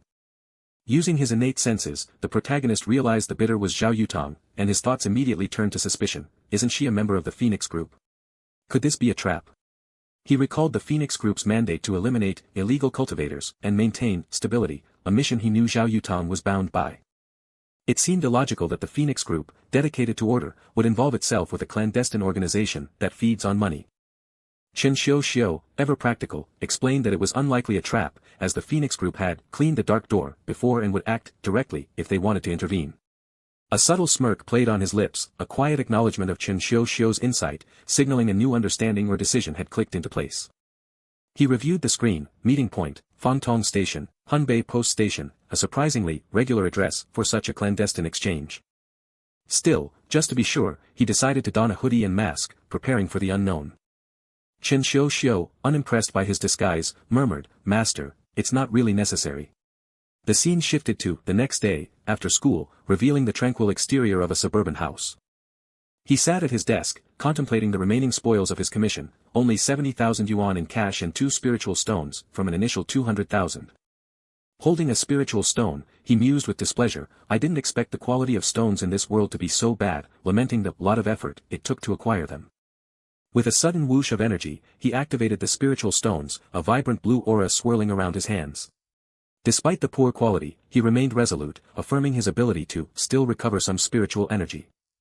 With a soft hum, his hand held 2 glowing talismans, radiating a brilliant golden light. From the talismans, a golden dragon spirit burst forth with a magnificent roar, its spectral form rising majestically. He then instructed Ch1, who cheerfully held the glowing talismans, to list these 2 on the dark door web as well. Online, users erupted in excitement, marveling at the appearance of 2 more talismans, and declaring the seller a master, praising the top-tier spirit talismans as a protection spell and a fire talisman. A smirk played on his face as he reflected, the cultivation environment in this world is truly backward, even top-tier spirit talismans can excite them greatly. Ch1 shrieked with extreme excitement, her eyes sparkling as a 3 million yen offer appeared, 3 million for one. The bid amount on the screen instantly surged higher. In a control room elsewhere, a man in a headset stared in disbelief, exclaiming, "You're crazy." He angrily questioned the exorbitant price, demanding, "How can a top-tier talisman cost 3 million? His eyes narrowed as he plotted, convinced the sellers don't know shit about the invisibility talisman's true value, believing if he could acquire it and introduce it to the master, he could get more. The scene shifted to Zhao Yutong's house, where she sat at her computer, engrossed in serious work. An impatient tisk escaped her lips, her profile showing clear annoyance. Her hand moved with purpose, clicking the mouse. Once again, the displayed bid amount on the screen swiftly rose. The protagonist, back at his desk, watched the escalating bids with an air of boredom, seemingly indifferent to the rising fortunes. Despite her muffled expression, Ch1's eyes sparkled with extreme, uncontained excitement. The screen now displayed an astonishing, current maximum offer, of 15 million yen. Online users became frantic, with some asking to meet up for a deal, while others questioned, who the hell is this sage of talismans? His profile showed concern as he decided, it's time to go under the radar for a while, fearing the entire cultivation world will try to find him. Stretching in his chair, he anticipated a little luxury, and then decided to see if there is any progress with Zhao Yutong first. The night deepened over the residential street, marked by the silent presence of a parked motorcycle. Back in her home office, Zhao Yutong continued her diligent investigation into the disappearance of the young people. She observed an unsettling pattern: these men are all virgins, and seem to be related to the Demon King. Her hand moved over the mouse, surrounded by stacks of files, indicating her active and thorough investigation. Watching what appeared to be real-time surveillance footage of a man, Zhao Yutong expressed surprise. I didn't realize he had such a fetish. The man on screen, oblivious to the surveillance, complained, this hairstyle is so uncool. It doesn't make me look photogenic. Zhao Yutong, in her chibi form, slammed her desk, yelling, you don't look cool, and it's not because of the hairstyle, then swiftly decided, let me search on the internet. Her thoughtful chibi face appeared as the internet offered tips to look like a lustful beauty in your photos. Sweating in confusion, chibi Zhao Yutong pondered the concepts of beauty and filters. Her thoughts continued, now grappling with plastic surgery and skin care. Her chibi form dissolved into tears of disgust as she read further, how to tone your belly. Long legs. Swan neck effect. Overwhelmed, Zhao Yutong covered her eyes in despair, wailing, I'm going blind. She sat at her computer, still contemplating that fat guy, and wondering if he was that gross in private. The scene transitioned back to the school, now bustling during class time. His face held an annoyed, dismissive expression as he pondered, what does what Zhao Yutong said have to do with me? His eye widened in surprise as he sharply exclaimed, hey. The dark-haired female student, holding a go piece, challenged him directly, stating, if you don't feel like playing, let's play another day, I don't want to win like this. He remained silent, sitting with crossed arms and a bored expression, while the dark-haired student focused intently on the go board. With a slight smirk, the protagonist simply responded, all right. Standing with hands on hips, he internally debated, I'm not willing to admit defeat, but I don't want to take advantage of the situation. As the protagonist walked away, the dark-haired female student watched him go, a subtle, knowing smirk playing on her lips. Standing confidently on a ledge, he contemplated the intricate art of cultivation, realizing that to draw the power of yang to perfection, one needed a specific formation, and that the most evil formations are most powerful where there is a lot of yin. Amidst his profound thoughts, a simpler desire emerged, if only there was tea. The female student, standing behind him, cautioned, you better do not fall, as the protagonist merely smiled, his eyes shadowed but confident. With a non-committal, the protagonist walked away from the ledge, leaving the female student to watch him. With a frustrated grunt, the blonde woman angrily peeked from behind a wall, her fury barely contained. His face serious, the protagonist sharply commanded, stop there. The blonde woman glared angrily at the protagonist, her face a mask of furious confrontation. The protagonist demanded to know what was wrong, his gaze serious upon the young woman. Yenhui hesitated, her distress evident as she struggled to voice her true feelings. The dark-haired female student asserted that someone was bothering him, her tone determined and slightly annoyed. With a clenched fist, Yenhui harbored an ominous resolve, dark energy swirling around her like a storm about to break. Her face etched with fierce determination, Yenhui angrily promised a reckoning. The protagonist uttered a soft sigh, utterly bewildered at being labeled her man by the departing female student. At her house, consumed by anger in her bath, Yenhui seethed, realizing how much she had underestimated Lin Imo. Her anger intensifying, Yenhui wished she had locked him away from their very first encounter. Clutching the tiled wall, Yenhui menacingly declared that this time, he would finally be hers. With a swift, sweeping gesture of her hand and eyes glowing with sinister intent, Yenhui cackled, planning to hypnotize him into an obedient puppy tonight. From within Yenhui's house, a menacing energy pulsed outward, glowing with purple and pink light. As the protagonist slept, a mysterious purple energy softly diffused over his body, quietly invading his space. With a sharp crack, the magical assault prepared to strike the unaware protagonist. Ch1 cried out in alarm, a crackling sound accompanying the protagonist's surprised awakening and bewildered question. Calmly, the protagonist identified the attack as a remote hypnosis technique, a subtle smile playing on his lips. The Emperor, once the Lord of Cultivators, felt a profound indignation that anyone would dare attempt to hypnotize him. The scene shifted to the bright, familiar grounds of a modern school under a clear blue sky. Yenhui reached out, flustered, catching the protagonist off guard with her sudden approach. With a smile, the protagonist invited Yenhui to his house tonight, suggesting she would become handsome, unaware of his true intentions. A silent scream of profound shock resonated through Yenhui's mind. Yenhui, her eyes glowing faintly purple, felt a smug satisfaction, believing her mirror hypnosis had made Lin Mo obedient. The protagonist continued walking away, leaving Yenhui to her thoughts. The protagonist smirked, a cunning realization dawning on him about last night's hypnotism. His eyes closed in contemplation, the protagonist concluded that the hypnosis had been performed by Yenhui, confirmed by the telltale paper doll still attached to her hair. The paper doll, imbued with a subtle magic, seemed to smirk knowingly. A school sign marked the transition to a new section of the building. The protagonist's eye narrowed with intense, unwavering focus, ready for whatever came next. With a serious, almost angry expression, the protagonist wondered if the paper doll he placed on Yenhui had already disappeared. Yenhui gasped in surprise, suddenly finding a paper doll clutched in her hand. With a soft whoosh of summon power, Yenhui extended her hand, and purple demonic energy began to coalesce into a shadowy figure. The menacing demon-like creature scornfully admonished Yenhui, revealing her pathetic ignorance of being watched. A single tear escaped Yenhui's eye, betraying her deep pain and frustration. The demon-like creature commanded Yenhui not to let anyone derail their plan, hardening her resolve with angry determination. Carrying his briefcase, the protagonist walked away from the school, contemplating that only the venerable demon or the demon's sword could have destroyed his paper doll. The protagonist walked along the city street, realizing he couldn't act rashly in a world with cultivators, but resolved to use the Phoenix group to investigate. Checking his glowing device, the protagonist strategically calculated that Zhao Yutong would pass by at that very moment. His foot poised, the protagonist prepared to define the audacious act he was about to perform in this modern world. With a calculated snap and thud, the protagonist dramatically stumbled backward into the path of the motorcyclist, calling it swindling. The motorcyclist's eyes widened in genuine shock behind her visor, completely unprepared for the collision. Papers and a briefcase scattered around him, the protagonist lay on the ground while the motorcyclist stared down, her concern growing. The blonde woman rushed towards the fallen protagonist, her voice filled with anger and accusation, demanding to know why he had appeared from nowhere. Her anger quickly replaced by profound concern, the blonde woman offered to take the seemingly injured protagonist to the hospital. The blonde woman uttered a small sound of surprise as the protagonist smirked, reveling in his newfound knack for trickery in this world. The protagonist's smirk deepened, a silent, cunning laugh echoing in his thoughts. The blonde woman, baffled and frustrated, called out to the protagonist, demanding to know what was wrong as he walked away. The protagonist smirked, his eyes shadowed with cunning as he revealed his intention to visit Yenhui's house that night, leaving the blonde woman utterly confused. The blonde woman's eyes widened in profound shock upon hearing the name Yenhui.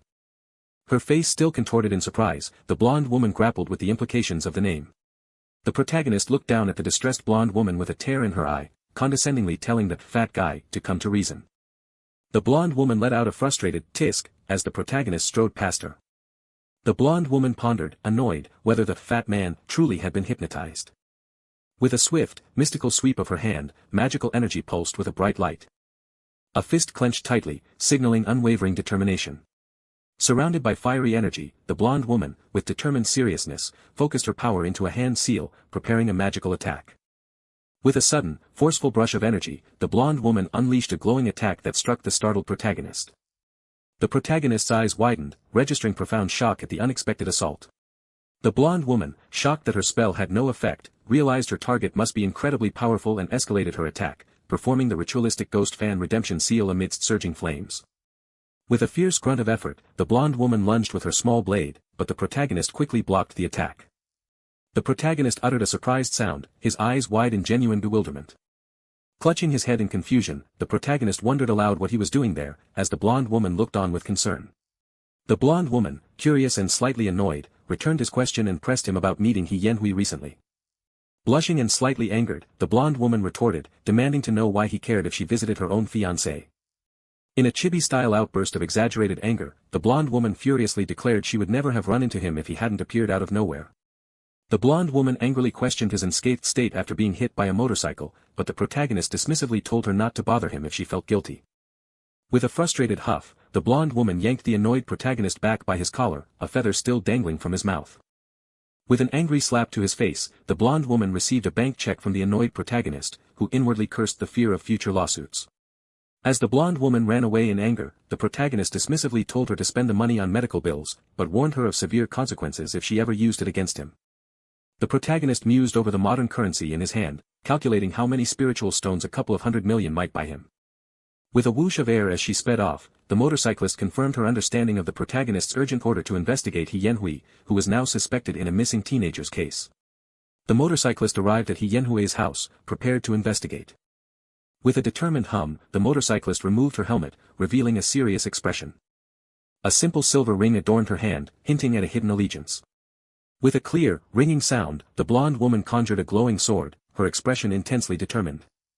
With a soft click and a determined step, the blonde woman, sword in hand, entered the brightly lit room. In the dark room, He Yanhui stood pensive, her thoughts swirling with unresolved issues. He Yanhui gazed into a mirror, her reflection showing three blurred, ominous figures. With a quiet rustle, the blonde woman stood sword in hand amidst scattered books, meticulously surveying the dimly lit room. The blonde woman stared at an unsettling wall plastered with countless photos of men, her gaze sharpening with grim realization. The blonde woman picked up a book titled Manual of Lin Mo, her curiosity immediately piqued about its contents. Her eyebrows furrowed in intense concentration, the blonde woman devoured the contents of the manual. Her eyes widened in surprise and a flush crept across her cheeks as she continued to read, clearly embarrassed. Her face burning with blush and anger, the blonde woman indignantly cursed that pervert after reading something shocking in the manual. Looking down with grave concern, the blonde woman urgently reported to Miss Xiao Yutong that He Yanhui had disappeared, presenting a new and critical problem. The blonde woman, observing He Yanhui's plan, realized she must be involved in the missing teenager's case and immediately ordered a nationwide wanted notice for her. She pondered that if He Yanhui had escaped, she must have anticipated her identity would be revealed, revealing a cunning mind at work. Lin Mo considered that He Yanhui's connection to the venerable devil suggested she was merely a puppet in a larger scheme, prompting him to leverage the Phoenix Group's power to find her.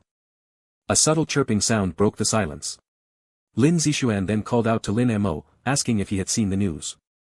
A hand reached for a doorknob, anticipating a response. Lin Zixuan exclaimed in surprise about He Yanhui being wanted, to which a chibi Lin Mo responded with confusion, claiming he barely knew her. A sudden creaking sound startled Lin Zixuan, making him recoil. Lin Zixuan urgently instructed someone off-panel to watch the news. Lin Mo sat calmly, his thoughts unreadable as he observed his surroundings. He read the news, which reported He Yanhui of the Fengxiang Institute as a suspect in an old abuse and murder case, now nationally wanted with her location unknown. Despite an efficient search, the digital wanted poster confirmed there was still no news of He Yanhui's whereabouts. Chibi Chen Xiu fumed, indignant that such a ruthless woman dared to mess with her master. Lin Mo theorized that if the demon venerable sought to absorb a young man's yang, he would set up a powerful, evil formation, especially effective in places rich with yin energy. As Lin Mo frantically rummaged through a box, scattering items, Chen Xiu innocently asked what he was searching for. To his surprise, Lin Mo discovered several glowing wooden boards among the scattered items. A look of realization dawned on Lin Mo's face. Golden energy swirled around Lin Mo as he intently held two glowing orange cards, preparing for something mystical.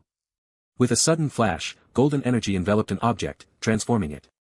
Light rays emanated from a newly formed Sinan, a wooden compass-like object designed to determine direction.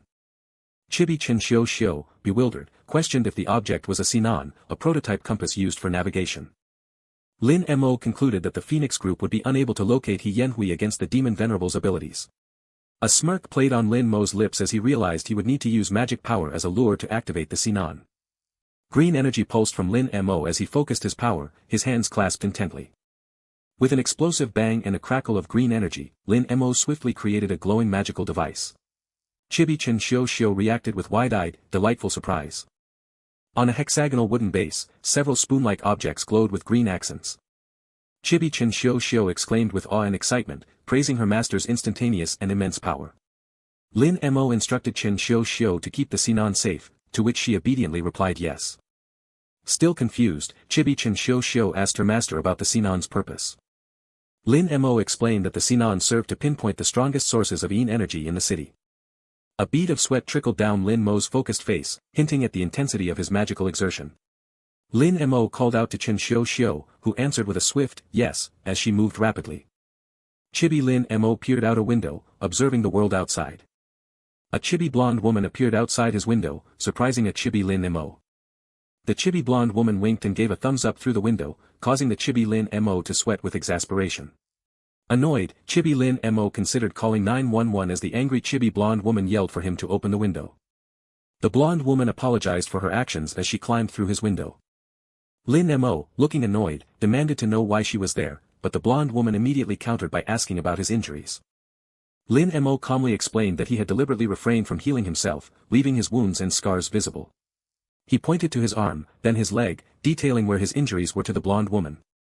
The blonde woman knelt, her concern evident as she examined the bruise on Lin Mo's leg. Lin Mo, surprised, asked what she was doing, to which she determinedly declared she would clean his wounds. The blonde woman continued to clean his leg, explaining that otherwise, she would be responsible for his scars. While tending to his leg, the blonde woman blushed, internally commenting on the protagonist's surprisingly attractive legs. Chibi Chen Xiu furiously accused the blonde woman of taking advantage of her master, yelling that she had his arm and was now grabbing his legs. The blonde woman looked up at Lin Mo, questioning if he had only come to her to heal his wounds. She then seriously asked if he remembered what He Yanhui had done to him, mentioning that He Yanhui was now being sought. Lin Mo calmly replied that he didn't remember much after first seeing He Yanhui. Declaring her efforts useless, the chibi blonde woman jumped out the window, frustrating the chibi Lin Mo, who wondered why she couldn't simply use the door. Lin Mo reached out and grabbed the blonde woman's shoulder, stopping her escape. The blonde woman, poised on the windowsill, offered to act as a lure to help him find He Yanhui. A subtle blush crept across the blonde woman's face as she coyly smiled. Lin Mo looked up, his expression serious and his shirt unbuttoned, contemplating the offer. Chibi Lin Mo was taken aback by the blonde woman's incredibly fast agreement. The modern school building stood prominently under a clear blue sky. Zhao Yutong, the protagonist's alter ego, walked through the school hallway with his eyes closed, carrying a briefcase. A female student expressed her relief that He Yanhui was wanted, noting the uncertainty they had endured. Another female student agreed, stating she had always suspected He Yanhui was not a good person, as Zhao Yutong passed by. Looking annoyed, Zhao Yutong asked the students to leave him alone. The students excitedly announced the arrival of a new transfer student, rushing off in chibi form, leaving chibi Zhao Yutong confused and sweating. A female student eagerly asked the new male transfer student for his name. The green-haired male student, Shenletian, smugly introduced himself, inviting them to call him Lele. Shenletian registered a flicker of surprise, looking to the side. As the students guided Shenletian down the hallway, he secretly mused that he had only transferred to investigate the Yanhui case but found a surprising girl instead. Suddenly, a chibi blonde female student kicked a door, surprising a chibi Shenletian. The chibi blonde female student powerfully kicked the door, leaving chibi Shenletian visibly surprised. The chibi blonde female student yelled at the nervous chibi Shenletian, warning him not to leave after school. Chibi Shenletian looked utterly confused and overwhelmed, amidst a chaotic background of equations. The modern school building appeared again, standing under a clear blue sky. Zhao Yutong walked purposefully down the school hallway, briefcase in hand. Zhao Yutong looked back seriously, instructing the blonde female student to follow him. The blonde female student followed Zhao Yutong down the school hallway. A sign for the chemistry laboratory marked their destination. Zhao Yutong sternly informed the blonde female student that he was cured and threatened to call the police if she ever touched his legs again. The blonde female student dismissed his threat with a, "Who cares," and then revealed something she was holding. She explained that a police relative had found a notebook at He Yanhui's house, which a confused chibi Lin Mo examined, wondering how to use Lin Mo.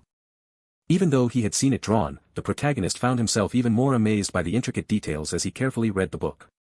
The blonde female student contemplated the disturbing truth of He Yanhui's plan to ensnare a group of men, which included the protagonist. The young man, slightly embarrassed, reflected on his failure to recognize the depths of He Yanhui's depravity sooner. The blonde female student gravely reported that despite an exhaustive nationwide search, He Yanhui had vanished without a trace. Confidently, the young man deduced that He Yanhui, with her childhood penchant for spooky places, must be hiding in some bewitched mansion or gloomy, isolated cemetery. With dramatic flair, the young man speculated on the meta-reason for her unobservability, humorously breaking the fourth wall to chide the school detective. The blonde female student conceded that the fat man was likely correct about He Yanhui employing a costume. The young man asserted that finding He Yanhui meant seeking out the gloomiest places, where he suspected she performed her evil arts on young boys. He concluded their discussion for the day, affirming his need to return. A sly smirk played on the young man's lips, hinting at unspoken plans. The suburban street stretched peacefully under the clear sky, marking a transition in location. Zhao Yutang, having already planted the clues, strategized his next move, procuring a magic weapon to detect Yin energy from the dark net. Zhao Yutang summoned Chen Xiu, who eagerly responded to his call. He reminded Chen Xiu to list his crafted Sinan, an item for the Dark Door auction, and she affirmed her understanding. Chen Xiu sprang into action, her tail wagging with excited energy. Enthusiastically, Chen Xiu proposed setting the starting price at 10,000. Zhao Yutang confirmed the item was already in auction, surprising Chen Xiu. Chen Xiu exclaimed her astonishment at how quickly the price had escalated. Her shock deepened as the price soared to 5 million, an astounding figure in such a short time. The quiet facade of Zhao Yutang's house now entered view, a modern oasis of domesticity. The blonde female student scoffed, observing the auction price jump to 5 million in mere moments. With dismissive arrogance, she scorned the other bidders for showing their hand, asserting that those without sufficient funds shouldn't even participate. A sudden realization struck her: Zhao Yutang himself was actively bidding. She confidently predicted his victory in the auction. The auction concluded with a decisive sold, sealing the deal for 10 million. Chen Xiu recoiled in utter astonishment, questioning just how many sugar mamas one would need to appease to earn such a staggering sum of 10 million. A group of figures, including the blonde female student and an old woman, stood on a cliff edge, anticipating what lay ahead in the dense forest below. The old woman, guided by her compass, confirmed they had reached their destination. She revealed the compass was a great treasure, able to pinpoint locations from hundreds of miles away, and affirmed the powerful Yin energy emanating from the area. The blonde female student reflected on the old woman's formidable reputation as a foundation stage master, specially invited by the group, a woman whose praise was rarely given and always earned. Her reliability was absolute, and her standards were notoriously high, she had never once disappointed. The old woman, staff in hand, resolutely declared she would go ahead to explore, instructing the others to wait. She immediately clashed with a formidable, glowing green energy claw in the heart of the lush forest. With a powerful grunt, the old woman delivered a fierce sword strike. As swirling green energy encircled the group, the old woman gravely identified it as a magical formation. The blonde female student's face tightened with concern as the formation solidified around them. Green energy tendrils snaked up from the ground, abruptly ensnaring the female student's leg. She cried out in shock as the pulsating green energy gripped her body. Enraged, the female student roared a defiant curse as she unleashed a powerful weapon, erupting into a massive explosion. She shouted, "Eat this," as she fired her weapon directly at the green energy. Her weapon connected with ferocious impact against a limb of the green energy. With a final, furious shout of "Die," she struck again. A cataclysmic explosion obliterated the green energy, tearing through the forest. A silent observer watched the devastating aftermath, taking in the scene with profound surprise.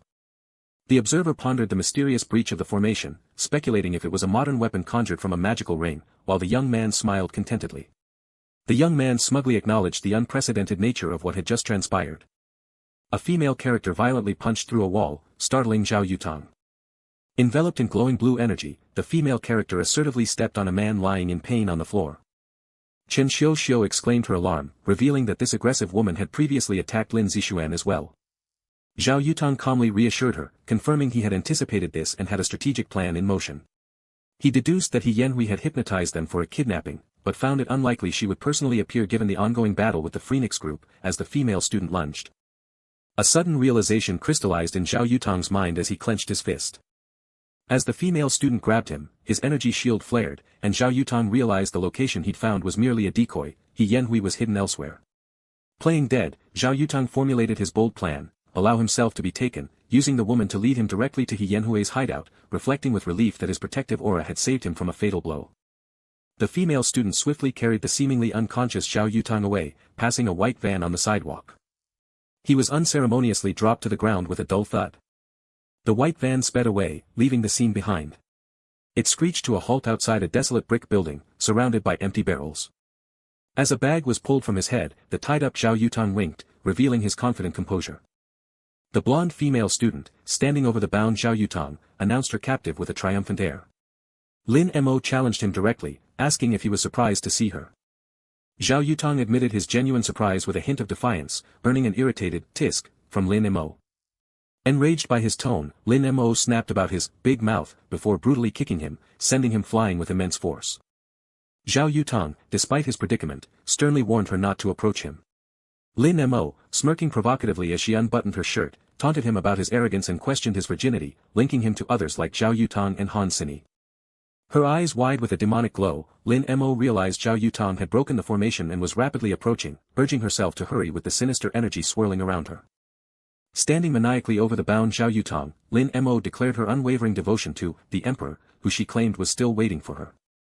Zhao Yutong mused on the chilling irony. Yanhui was attempting to use the Emperor against him, unaware she was unwittingly summoning him, as a terrified young boy cried out for mercy from his cage. The terrified boy, trapped in a dungeon-like room, desperately pleaded for his life and questioned his grim surroundings. The ground rumbled, as a cloud of dust rose from a cliff, preceding the violent impact that formed a massive crater in the forest. Holding her compass, the female student cursed Yanhui for twisting the formation to transform the area into an extremely potent place. The female student, determined, urged her companions onward, seeking the Sinan, but then found herself shocked and confronted by a menacing green energy creature that mocked her. As an explosion rocked the forest, the female student fled in terror, realizing their imminent demise, while a towering, green demon roared its emergence from the ground. A tranquil forest scene offered a brief, serene illusion of peace before the coming storm. Nature's delicate cycle unfolded, oblivious to the encroaching chaos. Then, the earth violently splintered and burst around it, shattering the idyllic calm. A deafening explosion ripped through the clearing, marking the dawn of destruction. The monstrous green creature roared its terrifying promise, "None of you will escape. Go to hell." As a desperate scream echoed through the mountain. The blonde-haired young woman unleashed a fierce attack, which the man in purple robes deftly deflected. With grim determination, the old woman declared her intent to face the threat herself. An unseen voice urgently ordered the others to escort Miss Zhao to safety and seek reinforcements at headquarters. The towering green demon taunted, questioning its opponent's arrogance in facing it alone. "I told you no one will escape from here," the creature bellowed, radiating an ominous green energy that promised doom. "I will bury you all here today," the green demon roared, surrounded by floating tablets of destructive power. Massive magical tablets slammed into the ground, forming an inescapable prison of green energy around the forest. The old woman's eyes widened in alarm as she recognized the treacherous magical barrier. "This is the formation of the Soul Eater." Urgently, the old woman commanded everyone to erect their auras and protect their bodies, as the young woman with blonde hair readied for battle. "But what? No no no." Quad A man with purple hair shrieked in terror as the insidious green energy began to consume his very being. He screamed in agonizing horror as the green energy grotesquely transformed his face into a skeletal mask. The young woman with blonde hair ran with a determined focus, her resolve unwavering in the face of escalating horror. Fiery energy sparked and glowed from the young woman's outstretched hand, ready to unleash its power. "In that case," she declared, as she drew back a bowstring, an arrow of pure light materializing from her sheer will. The young woman released her arrow, fiercely targeting the menacing, ghost-face energy formation. A glowing yellow arrow sliced through the air with incredible speed, leaving a bright trail in its wake. The luminous arrow struck the green energy field, detonating in a brilliant, explosive impact. Yet, the green energy mockingly questioned, "Is that all you have?" its taunting face sneering from the ethereal glow. The old woman explained with grave concern that the formation had severely weakened their power, leaving them unable to inflict any damage, much to the young woman's frustration. The green energy coalesced into an enraged, screaming visage, radiating malevolence. Both the old woman and the young woman gazed up in horror at the colossal, towering green energy creature that now loomed over them. "This is not good. He's making the corpses rise," the old woman exclaimed, as a woman's body grotesquely transformed into a skeletal, zombie-like puppet. The zombie-like woman with purple hair plummeted towards the alarmed young woman with blonde hair, crashing through the rain-soaked forest. The young woman's hand pulsed with fierce, orange energy, a magical light against the dark, rainy night.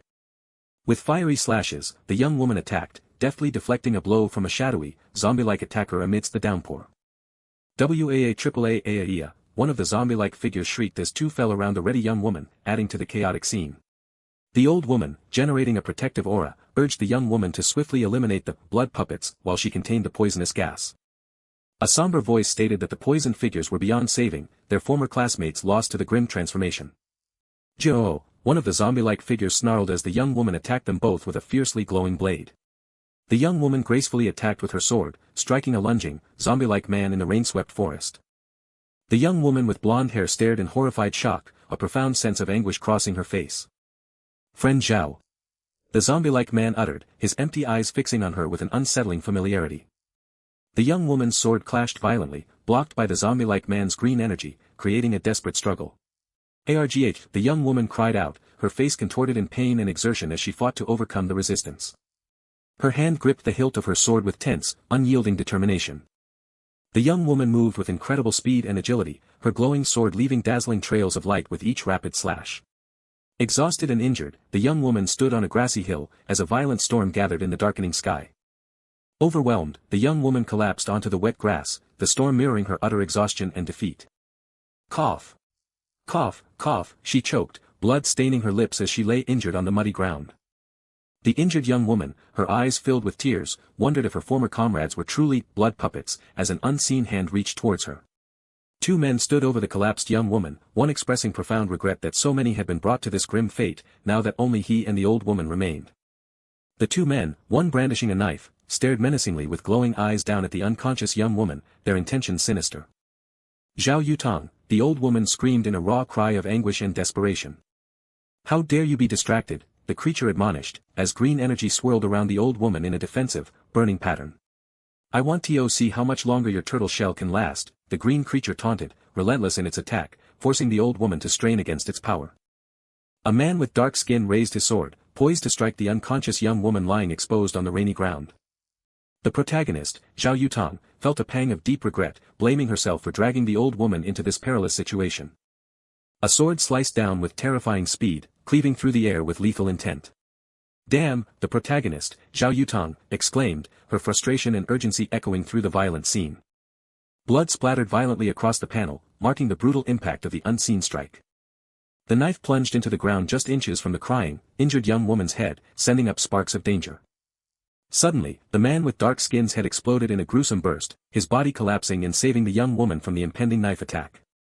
An unknown female character explained that she had sensed the fading vitality and had rushed to the scene. The unknown female character made a dramatic entrance, her presence shining brightly against the chaotic backdrop. It's not too late, Zhao Yutong, declared Zhao Hongsuing, the confident leader of the Phoenix group, as she made her heroic arrival. The injured young woman, still confused, looked up at the menacing man, questioning his identity with a puzzled, grand dash.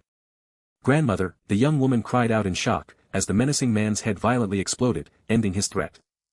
The old woman's eyes widened in profound surprise, recognizing an unexpected player in the unfolding battle. The famous Ms. Hongling, the old woman stated, enveloped in her green energy shield, her voice filled with recognition and awe. The large demon-like creature sneered, so did some help come? You dared to come here to die. Ha ha ha ha. The creature taunted the red-haired woman, mocking her for daring to face its immense power, questioning if she had dealt with the phantom face and if a mere mortal could fight its sword. Even if the emperor came here today, I would definitely win. The creature boasted, as a massive, glowing purple sword materialized with menacing power. The colossal purple sword violently struck down, shattering a section of the energy formation with destructive force. The remnants of the powerful attack dissipated, leaving behind a trail of destruction in the dark, rainy landscape. The red-haired female character supported the severely injured protagonist, Zhao Yutong, asking if a single shot had been sufficient to deal with the threat. The red-haired woman angrily chastised, well. My granddaughter has been injured. If you had attacked from the beginning, you would not have been disemboweled, her concern laced with protective fury. Urgently, the red-haired female character offered a traditional gourd, commanding the injured young woman to drink this medicine now.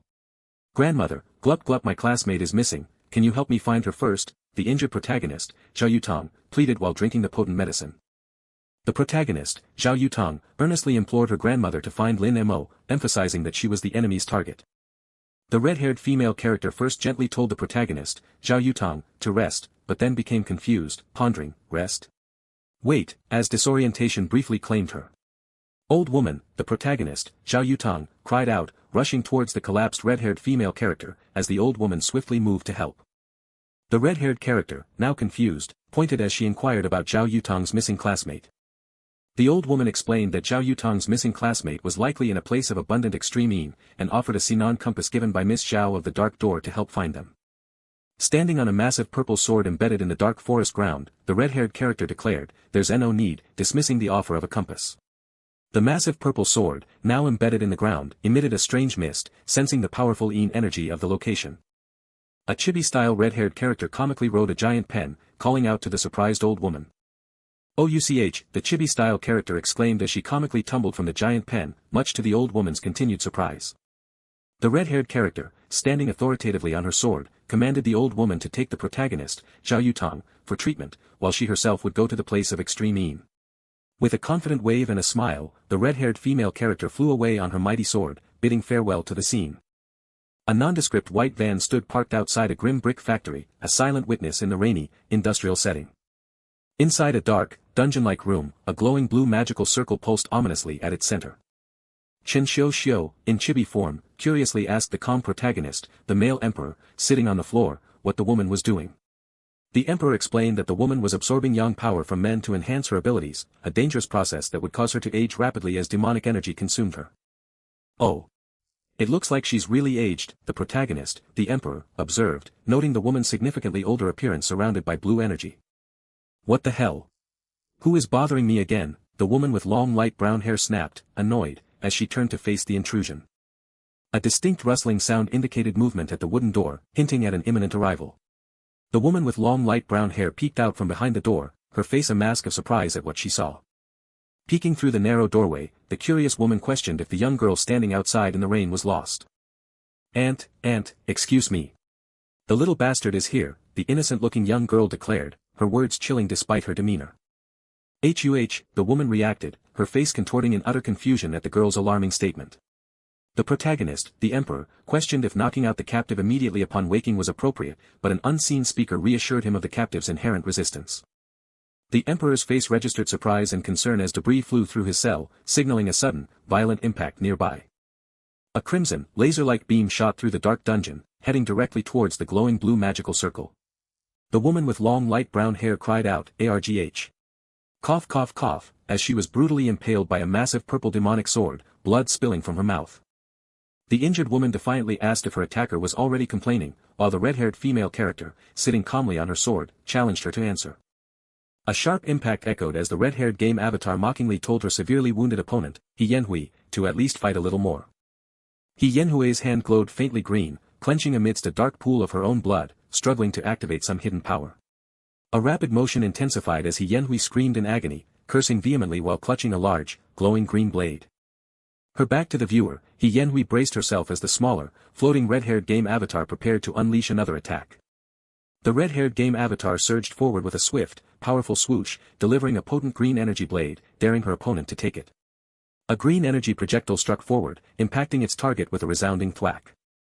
Yenhui collapsed to her knees with a painful thud, sobbing in pain, blood staining her face and clothes. Breathing heavily, Yenhui cursed through her shock and frustration, demanding to know the identity of her relentless attacker.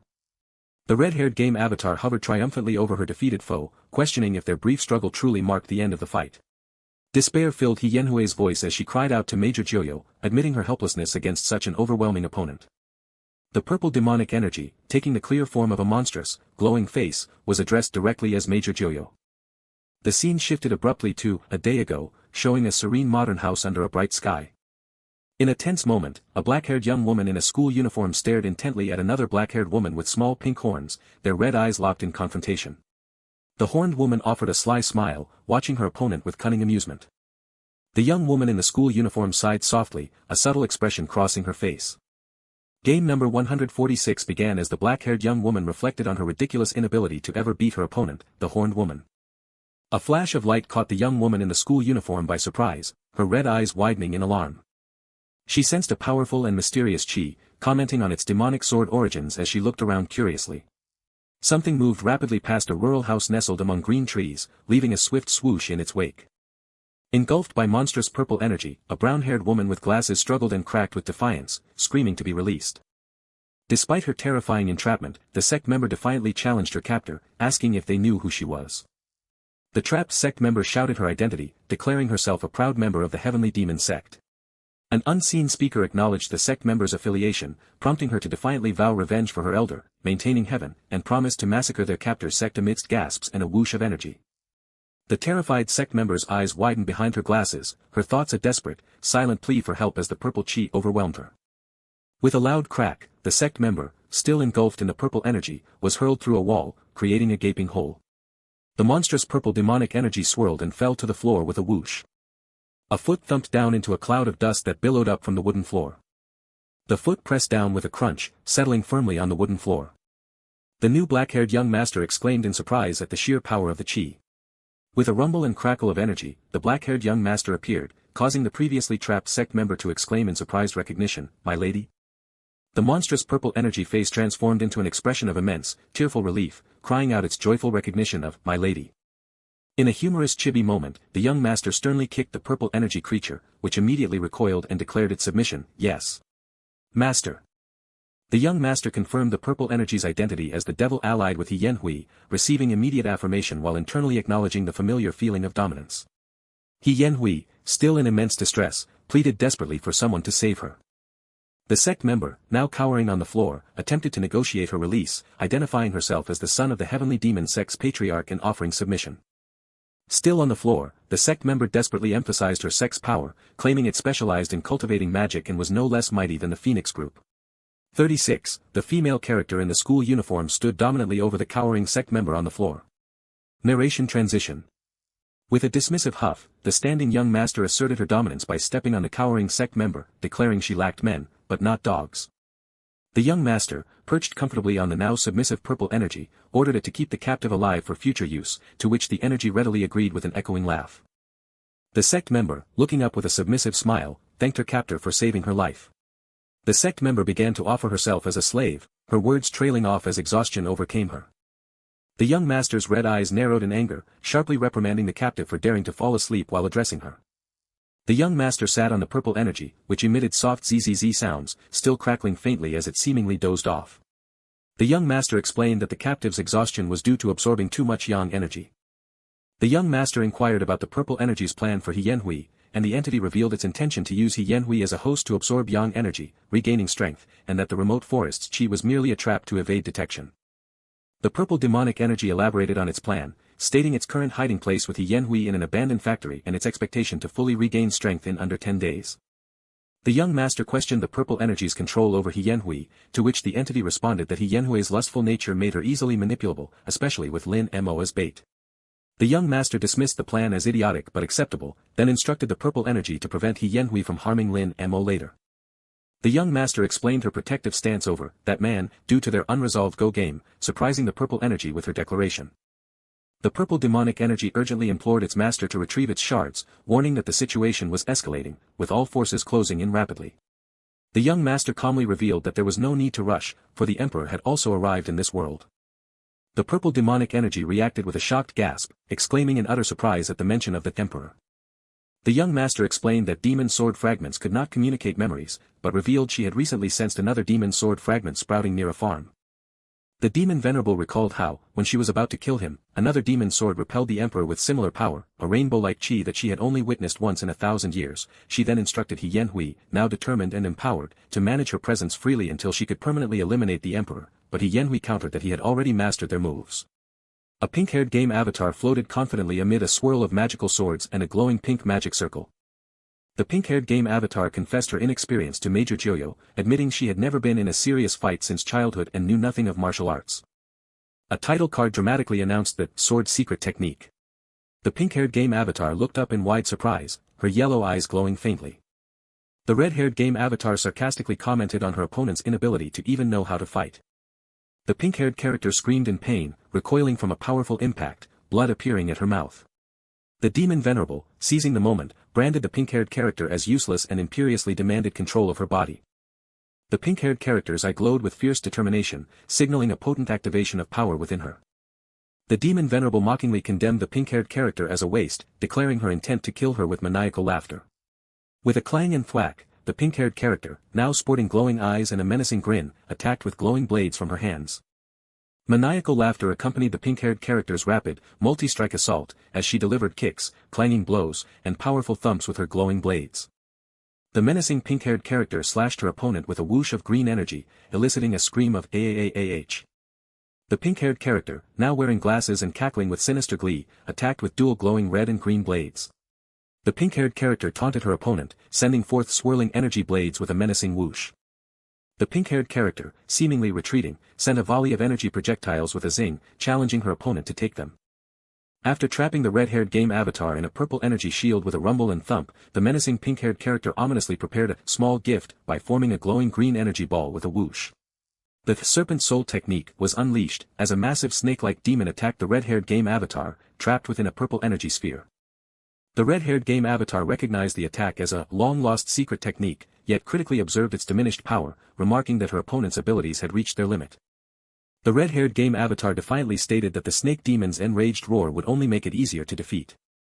The red-haired game avatar readied a large weapon, remarking that she would be ashamed to kill her opponent if they hadn't been crying the entire time, punctuating her words with a thump.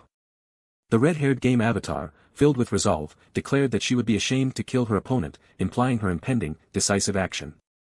The large snake-like demon was struck in the head by a powerful force, with a clang and a crack. With a powerful crack and shatter, the red-haired game avatar attacked the snake creature's head with a glowing red sword. The red-haired game avatar bisected the massive snake creature's head with a powerful glowing blue sword, silencing its roar. The magical energy that formed the snake-like creature dissipated with a crumble, fading into nothingness. The demon venerable stood stoically on a floating island as the surrounding environment crumbled with sandy echoes, gazing intently into the distance. Energy crackled and whooshed around the demon venerable's determined, menacing face, her red eyes burning with intense resolve. A chilling scream tore through the darkness as the woman was ensnared by searing purple energy, her very essence under attack. Collapsed on the cold stone, she lay entangled in a painful, mystical energy that pulsed with an unseen roar. In the smoky void, a glowing purple sword materialized, radiating an ominous, hollow power. From the shadows, the red-haired avatar contemplatively wondered if the sword had finally abandoned its host. The red-haired avatar expressed profound surprise, realizing the artifact was far more than a mere sword, let alone a broken one. A broken sword, the red-haired avatar echoed, a powerful aura of fury and determination manifesting around her in the ominous, echoing darkness. Enraged, the red-haired avatar fiercely condemned the audacity of those who would strike when the master was absent, warning them of their grave miscalculation. It's like that of a demon from the underworld. The red-haired avatar breathed, as a colossal skull-like entity rumbled into view. Under the immense, crushing pressure, the red-haired avatar felt her very breathing dominated, a feeling mirrored by the scared brown-haired woman beside her. From the confines of the dark pit, the red-haired avatar looked up, a faint sound echoing as she gazed towards the distant opening. Under a stormy sky, the demon venerable, arms crossed, sternly declared someone a true scoundrel. A subtle hum of energy emanated from an unseen source deep within the dark, rocky pit. The demon venerable, observing the current state of something unseen, remarked that its condition explained the difficulty in locating it, while the red-haired avatar watched, wide-eyed in silent shock. With a determined surge, the red-haired avatar unleashed a Taoist technique, 8th level of sealing, whooshing forth as the demon venerable was enveloped in a burst of light energy. Glowing light bands swished around the demon venerable, tightly binding her as her eyes narrowed in annoyance. Through the tightly swishing magical bands, the demon venerable's eye burned with an unyielding intensity. Strips of glowing energy tapped and clattered against the ground, shattering the stone and causing explosive cracks to erupt. With immense determination and sweat beading on her brow, the red-haired avatar cried out, invoking the power of 10,000 talismans from all 8 directions. Suppression of the evil of the 10,000 talismans, she declared, as a glowing golden figure appeared with a powerful thud, ready to confront the darkness. Intense gray energy swirled and converged around a bright, glowing core, building to a crescendo. With glowing red eyes, the red-haired avatar unleashed a powerful sealing technique, invoking 4 heavenly flames, and crying out, Red Lotus Seal Evil Sky. A humming red energy construct pulsed as a beam of light struck it, obedient to her command to seal yourself. Surrounded by a triumphant aura, the red-haired avatar proclaimed that evil would never prevail against the true light that forces all demons to tremble and hide. With a mighty boom, a colossal, glowing red ethereal figure manifested above the red-haired avatar, its presence filling the vast, dark space. As the ethereal figure's face and hands glowed intensely, the red-haired avatar commanded it to combine yourself, with a resonant hum. The intense red light pulsed, cracking with raw, untamed magical energy. But then, the glowing red ethereal figure began to crackle and shatter, pieces flying off into the void. The red-haired avatar looked on in utter disbelief, her face etched with distress, as the impossible unfolded before her. With a catastrophic boom, a massive red beam of light erupted, swirling with destructive energy and debris. Zhao Yutong internally mused on the hollow claims that Zhao Hongling was the world's strongest, knowing the ultimate truth remained unstated. Wielding a glowing red sword, Zhao Yutong extended his arm, declaring his intent to decisively end this, brat. Despite her desperate circumstances, the red-haired avatar looked up defiantly, clasping her hands and insisting, it's not over yet. The demon venerable looked down upon the cowering red-haired avatar, her voice laced with chilling curiosity as she questioned, "What hasn't finished?" Tearful and distressed, the red-haired avatar held a small, bloody knife to her chest, declaring that if she said it was over, then it would be. With a final, sorrowful declaration, "It's over," the red-haired avatar collapsed to the ground, a chilling sound marking her fall. As the red-haired avatar lay defeated on the solemn stone floor, a profound sense of shattering defeat settled around her. Wounded, the red-haired avatar clasped her hands in apology to her unseen master, lamenting that Yenhui's weak body prevented her from summoning the emperor. Lying defeated on the ground, the red-haired avatar's eyes were wide with genuine distress, tears streaming down her face. In the dark, caged space, Zhao Yutong's hand reached out, glowing red, towards a sword impaled in the ground. The demon venerable looked down at an object on the stone floor, musing with a resonant thud of thought that she should have noticed, by now. The demon venerable moved swiftly through the dark hall, a subtle hum accompanying her realization that it still hadn't appeared, despite her presence. With a thoughtful turn, the demon venerable looked forward, her silent question, "Why?" echoing in the ambiguous, dark space. Suddenly, with a sharp thud, the demon venerable was struck by a powerful red energy streak, her expression shifting to surprise. The red energy exploded against the wall, creating violent cracks and fissures from the immense impact. Holding her glowing red sword, the demon venerable revealed her strategic intent to use Zhao Yutong to uncover someone's hidden plans. The demon venerable looked down at the injured red-haired avatar, dismissively declaring that her foe wasn't even a simple fish. She concluded that the entire situation proved to be utterly inadequate, not even suitable for testing her true power. With a frustrated huff, the demon venerable sighed, her exasperation palpable. Standing over the defeated avatar in the dark, caged room, the demon venerable issued a direct, powerful challenge, "Immortal Emperor." Her red eyes glowing, the demon venerable's face settled into a challenging smirk, daring someone to meet her gaze. She then boldly demanded that her unseen opponent stop hiding, accusing them of having seen enough and challenging them to finally emerge. Walking confidently through the caged darkness, the demon venerable scornfully questioned if the immortal emperor, like other men in this world, had become a coward. Arms outstretched in disdain, she declared that even the strongest man in this world was no better, wondering how such power could possibly rule. Her face contorted in utter disgust as she uttered, "That's just gross." With a chilling declaration, the demon venerable announced she would begin her rampage with "this brat," as the red-haired avatar looked up, wide-eyed and weeping on the ground. Standing triumphantly over her fallen opponent, the demon venerable extended her threat to encompass everyone trapped within the cage and beyond. Her menacing smirk widened as she issued a dire ultimatum, "If you don't stop me, I'll kill them all." On the ground, the red-haired avatar lay bleeding and desperate, her face contorted in pain. The demon venerable ominously warned them to hurry, announcing her count to 3 would begin. Ch1 watched, terrified, covering her mouth to stifle a cry as tears welled in her eyes. Zhao Yutong stood in the dark, prison-like setting, his gaze fixed intently on a cell. With a menacing and eager expression, the demon venerable began her countdown, 1. A single, agonizing drop of water slowly fell in the oppressive silence. A dazed young man with short purple hair lay injured behind bars, a tap of saliva dripping from his mouth. His eye, wide with a dazed terror, reflected the immense fear he felt. His mouth opened in a raw scream of pure terror, revealing sharp teeth. As the demon venerable walked away, the young man with purple hair lay panicking, desperately pleading, "No. Don't kill me, no." The injured red-haired avatar lay on the ground, bruised and bleeding, her eyes narrowed with a mix of pain and silent rage. Ch1's raw terror was starkly juxtaposed with the demon venerable's menacing, sharp-toothed smile. The ominous countdown reached 3. With a powerful boom, a central beam of light descended from the sky, accompanied by multiple glowing rings of energy over the city. The beam of light impacted the ground with a thunderous boom, unleashing a brilliant explosion and sending shockwaves of energy across the city. As a colossal fiery explosion whooshed behind her, the demon venerable stood facing the dramatic landscape. Her face, illuminated by the golden glow of the explosion, showed a determined, almost satisfied, expression. Amidst a booming rush of golden energy, the white-haired game avatar stood confidently, declaring, "I knew it." His calm confidence unwavering, the game avatar further revealed his certainty, "I knew you weren't dead." Surrounded by swirling red energy, the demon venerable's face twisted in a mixture of rage and surprise as she bellowed, "Immortal Emperor." Meanwhile, in the serene calm of a shower, the light brown-haired woman stood, eyes closed, lost in thoughtful sadness. An unknown man watched with growing concern as the sky above the city lit up in an ominous display. A live reporter broadcasted from Ch1 City, describing the sudden appearance of a strange pillar of light and the intense heat it generated despite the cold, rainy weather. Someone urgently demanded a phone amidst the escalating chaos. The light beam created a perfect circular opening in the clouds, piercing through the heavens above the distant city. Confusion mounted as observers questioned if the phenomenon was a mere satellite ray or something far more otherworldly. Alarm grew as a man pointed upwards, noticing something mysterious in the light-pierced clouds. Song Yun-shu, a young woman with red hair, exclaimed in surprise that her signal dropped precisely when the mysterious ray appeared.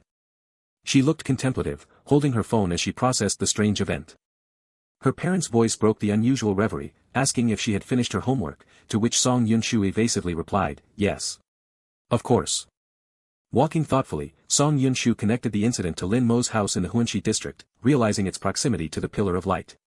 Reflecting on the day's bizarre events, from the search for He Yanhui to the undeniable Pillar of Light, Song Yun-shu mused that it had been a long, unsettling day. Her thought about the day's lack of calm was abruptly cut short. An unseen force violently thrust a white-haired figure into action, sending a dark-haired woman falling and Song Yun-shu recoiling in shock. Song Yun-shu whipped her head around, her expression one of utter surprise. She remained dazed, overwhelmed by the sudden, intense brilliance. Amidst a shattered doorway, Song Yun-shu stared in disbelief, clutching a piece of debris, utterly bewildered by the destruction. Her voice filled with disbelief, she questioned what massive impact had just torn a gaping hole through the skyscraper. The demon venerable mocked the young man in white robes, declaring him powerless without his holy sword. With a forceful strike, the demon venerable sneered that the injured man was little more than a simple punching bag. The demon venerable observed the powerful impact as she soared above the sprawling city. A sinister smirk played on the demon venerable's lips as she conjured a swirling sphere of dark energy. Floating ominously in the stormy sky, the demon venerable manifested a gigantic, glowing red energy sword. As a powerful red energy beam struck the ground, the demon venerable pronounced her will of desire and demand. The colossal beam descended from a swirling cloud vortex, imbued with her chilling pronouncement of surrender and abandonment. Raw, crimson energy streaked across the turbulent heavens. Two glowing red eye-like entities emerged from the dark clouds, casting an ominous gaze. A gigantic purple serpent-like creature unleashed a ferocious, multi-layered roar into the stormy sky. The monstrous beast unleashed a devastating, burning flare of the underworld serpent upon the city below. Two terrified students screamed and ran as a massive explosion erupted behind them in the city street. The demon venerable floated, surprised when the young man in white robes questioned her, "It just can't be.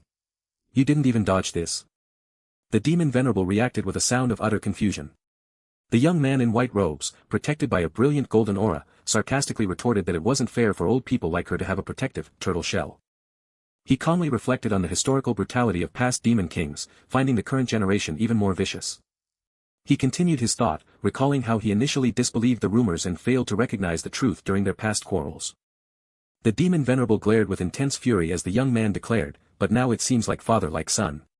Enraged, the demon venerable attacked, bellowing that he dared not mention her family and question her interference in personal matters. The demon venerable launched several red energy orbs into the stormy sky. Amidst citywide explosions, the young man in white robes declared his intention to kill her for the sake of the civilians, urging her to surrender to her fate. With a powerful retort, the serpent-like creature angrily denounced the young man's words, claiming all demon kings were hypocrites. The serpent-like creature unleashed a devastating attack on the city, sarcastically asking if it was all for your own good. The demon venerable watched from above as her attack caused widespread fiery destruction across the city below. Standing confidently amidst roaring flames, the young man in white robes taunted his opponent, noting that her turtle shell had finally cracked. A glowing hand technique surprised the demon venerable, eliciting a confused sound from her. The demon venerable's eyes widened in shock as she began to recognize the technique. The demon venerable watched, surprised, as the sword technique made her serpent-like creature recoil. A rare expression of distress crossed the demon venerable's face, a tear welling in her eye. A hand gripped a sword hilt with a definitive clang, preparing for battle. The young man in white robes calmly announced the long-awaited arrival of his sword. With a determined expression, the young man in white robes expressed his satisfaction, deeming the sword a worthy embryo for his patience. The young man in white robes revealed his intricate strategy to the surprised demon venerable, questioning her consideration for deliberately provoking him. The demon venerable attacked with a massive red energy sword, dismissing his weapon as a piece of junk. The young man in white robes concentrated, channeling celestial intervention as the third law of life. He unleashed a fierce, fiery sword attack. With intense focus, the young man in white robes activated the sacred law refinement of heavenly fire. The demon venerable watched with a confident smirk, seemingly unperturbed by his display of power. A massive explosion of light and energy erupted above the city. Rapid energy projectiles clashed and exploded in the stormy sky, creating blinding flashes. The young man in white robes vigorously defended against the demon venerable's chest beam attack with his flaming sword. Despite a grimace and a bloody shoulder, the young man in white robes endured the painful slash. A subtle smirk played on his lips as the young man in white robes reflected that the attack was unexpectedly slower than his sword. A multi-eyed demon-like creature fired powerful laser beams as the demon venerable calmly observed. The demon venerable looked on in confusion as a paper double exploded in flames, questioning what had hit it. She watched, shocked, as a small paper figure flew away from the explosive decoy. Numerous fiery projectiles streaked across the dark sky, launched from distant fighter jets. The demon venerable laughed defiantly, protected by a glowing red energy shield, questioning the primitive nature of the world's projectile-based weapons. With a scornful cry of, "How brave," the demon venerable aggressively attacked with her red energy sword.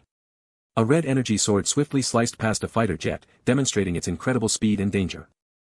A missile launched, leaving a fiery trail as it raced through the stormy sky towards distant aircraft. The demon venerable defiantly kicked a missile, mocking its lack of speed with a contemptuous, "This is too slow."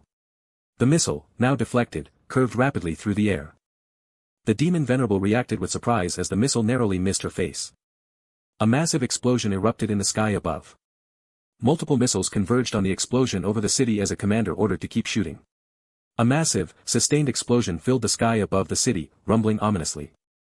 The young man in white robes smirked confidently, satisfied that the battle was unfolding precisely according to his plan. He coldly calculated that the world's armies could only hold his opponent off for a maximum of 1 minute. He reflected that without a weapon equal to the holy sword, he could not defeat the demon venerable, regardless of how many times they fought. The young man in white robes held the newly forged, flaming sword, knowing that the forge was completed during the battle and only the most crucial step remained. He panted heavily, visibly exhausted from his efforts. With a decisive thought, the young man in white robes declared it was time to initiate the cooling process for his ultimate weapon. Amidst the destructive chaos, the command relayed a critical message: fuel reserve. Prepare to return. Then, a tremendous force slammed into the very ground. With a terrifying rumble, a colossal, purple-hued arm, dripping with an unknown liquid, clawed its way out of the city's depths.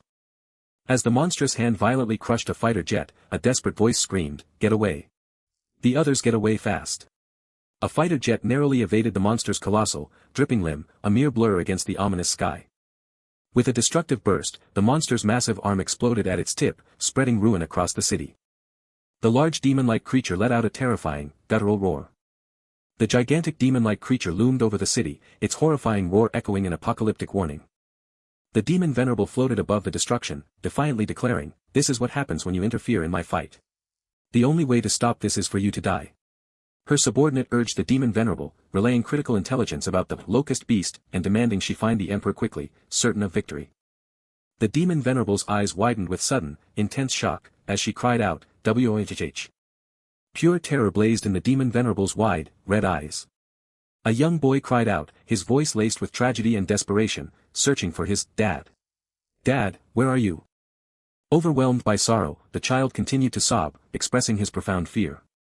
The crying boy looked up in abject terror as a gigantic monster's limb loomed directly above him.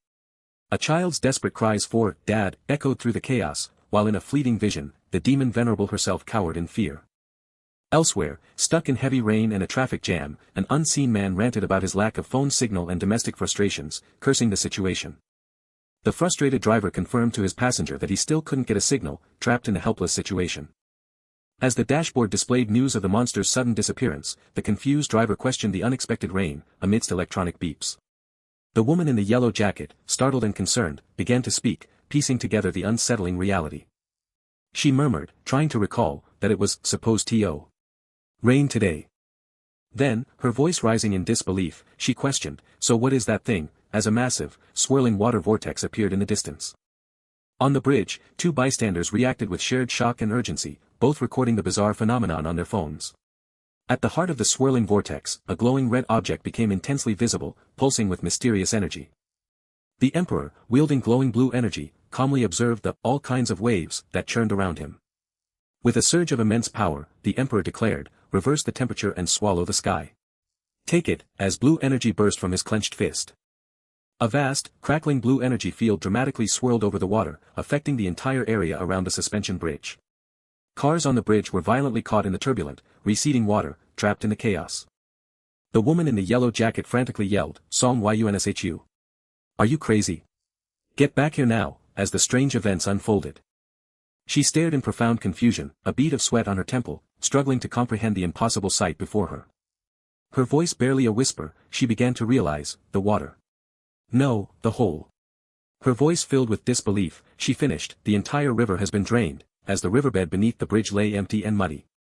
The Emperor floated serenely in an ethereal, cloud-filled sky, reaching back for a luminous, golden sword.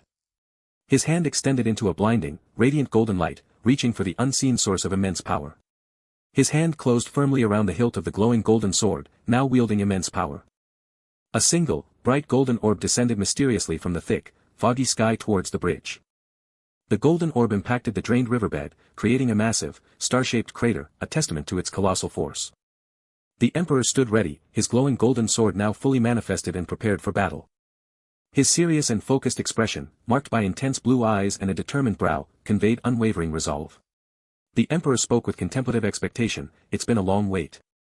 The demon Venerable, a dark silhouette holding a child's hand, confronted an unseen entity, asserting, "You've just been making a fool of yourself." With calm independence, the demon Venerable, her eyes closed, held the child's hand and clarified, "It's not that I've waited for you." The child, overjoyed and relieved, cried, "It's Dad," as he reached out excitedly towards his father.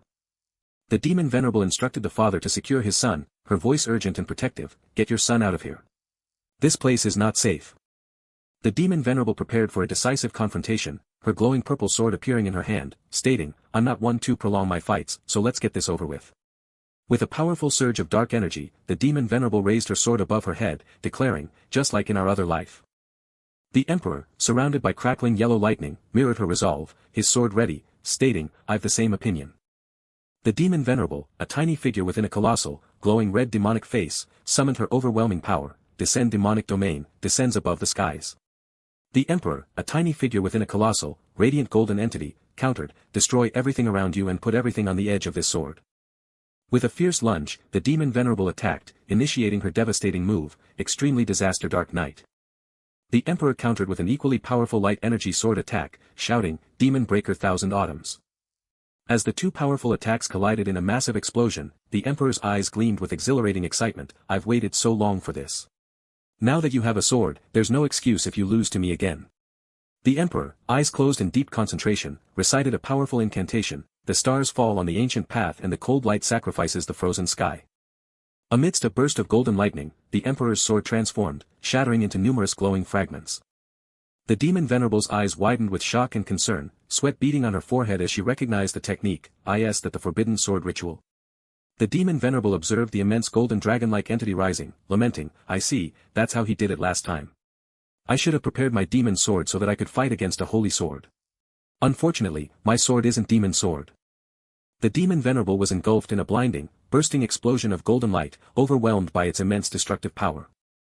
A colossal golden beam of energy descended cataclysmically from the sky, striking down into the city below. An ominous, jagged crack appeared dramatically across the stormy, cloudy sky. The sky fractured, revealing a gigantic, cosmic rift, as explosions erupted across the city below. A massive, swirling cosmic vortex formed in the fractured sky above the city, framed by the towering buildings.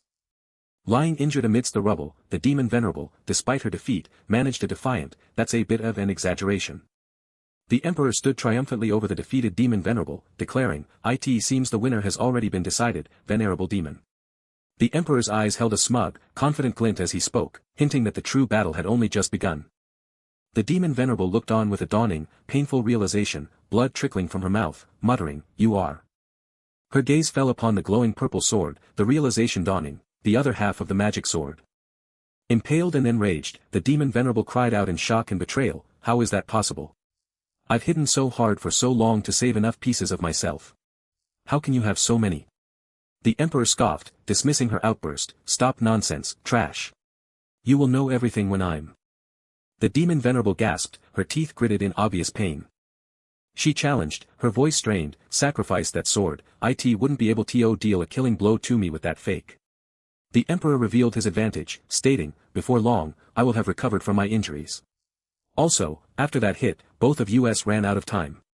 And now I have half a magic sword more than you." The demon Venerable conceded, albeit bitterly, although it would be a poor victory to win.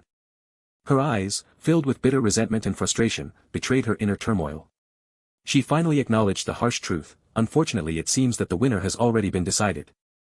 But then, with a sudden impact, the demon venerable looked down in shock as a piece of glowing purple demonic energy impaled her chest. Despite being impaled by 2 pieces of demonic energy, the demon venerable laughed menacingly, declaring, "How can you tell me what to do when your IQ is down? Kek. They'll both die here." An unknown assailant declared the Empress of Demons was next, sending a devastating strike of dark power plunging toward the injured demon venerable, promising a violent end on the tense, ruined landscape. A malicious cackle followed the unknown voice's chilling command to "go to hell," as the blade of dark energy streaked forward with aggressive, chaotic speed. A tremendous impact erupted, as the weapon of dark power connected, unleashing a violent burst of energy. The raw, unchecked power of the strike lingered, suffusing the very air with an ethereal wash of light and energy.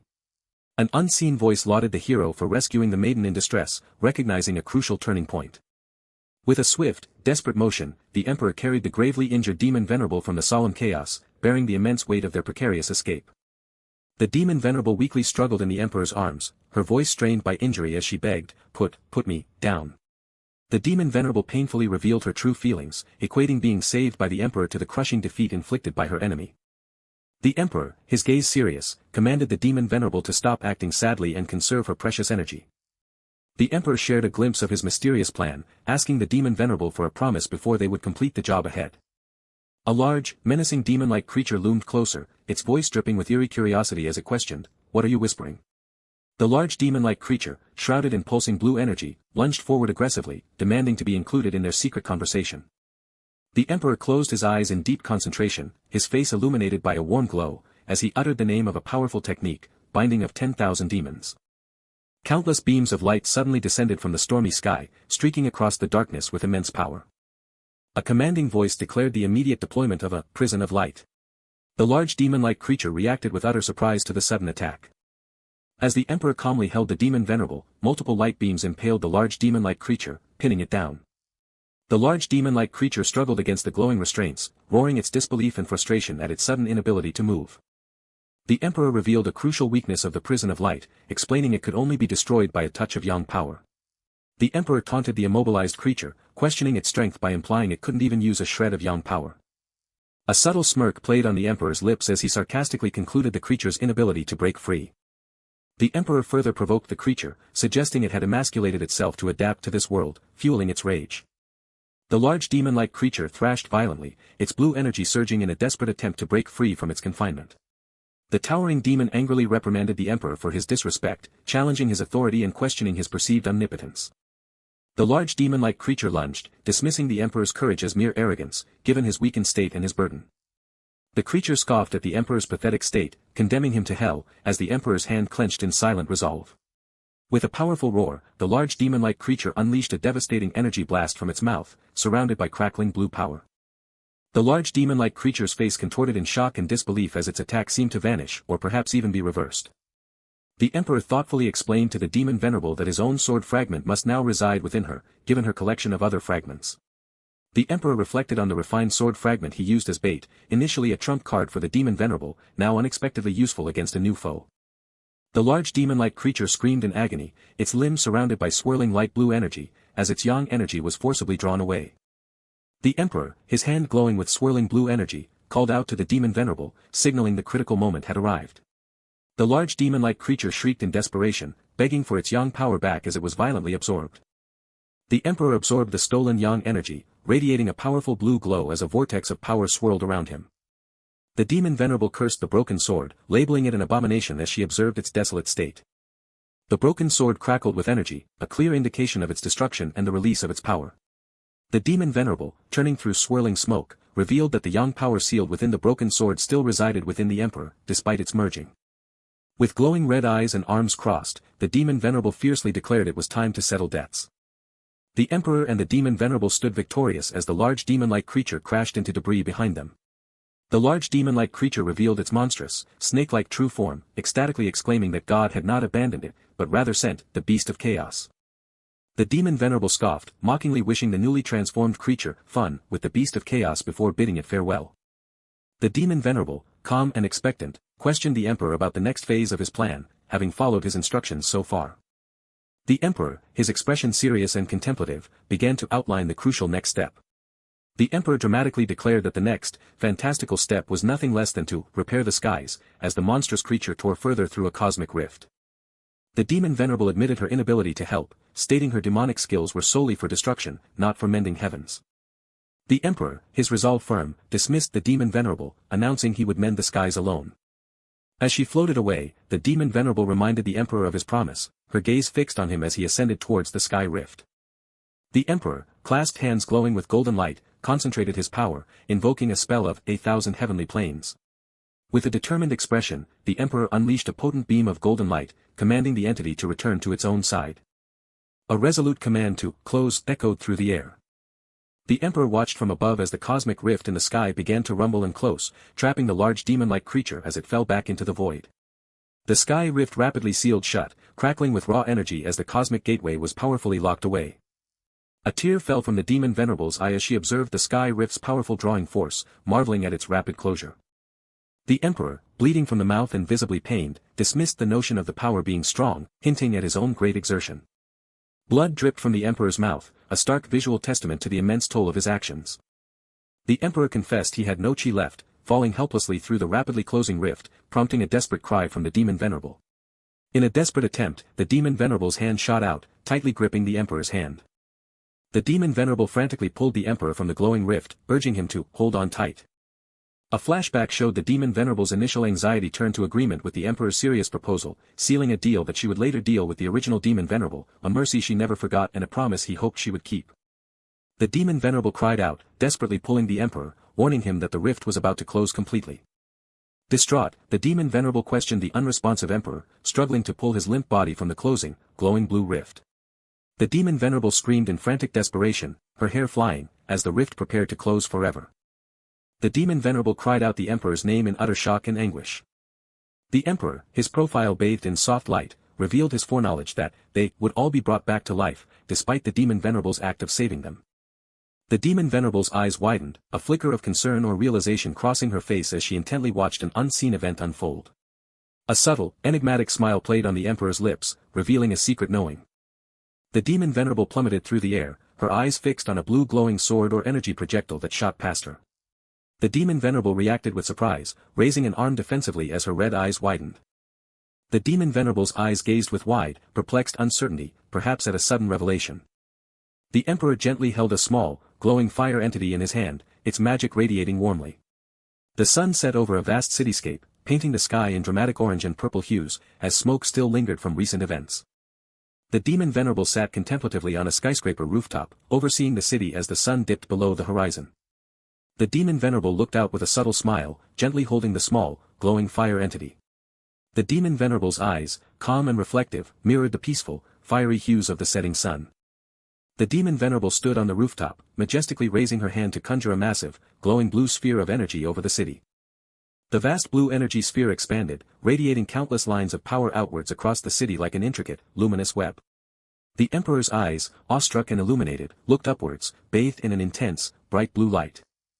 The demon venerable's eyes, reflecting the blue light, held a calm and powerful resolve. The demon venerable hunched over, racked with intense coughing, visibly weakened and exhausted from her efforts. The emperor contemplated the immense cost of resurrection, a sacrifice reflected in the blood pooled in his hand. The emperor continued his somber reflection on the exorbitant price, concluding that resurrecting many people cost far more than just one. The demon venerable, her back to the viewer, declared she had fulfilled her promise as she released the small fire entity into the sky. The whimsical, ephemeral fire entity floated away, gracefully disappearing into the sunset sky. The demon venerable stood with her back to the viewer, her hand reaching upwards, as if longing for something just out of reach in the sky. The demon venerable's face, bruised and bloodied, showed a tender blush, hinting at shyness or burgeoning affection.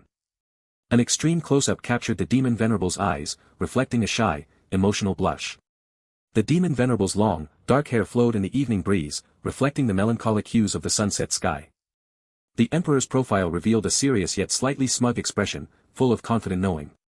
The demon venerable modestly covered her chest as the narrator confirmed the war's end, inviting readers to anticipate the next chapter of the story.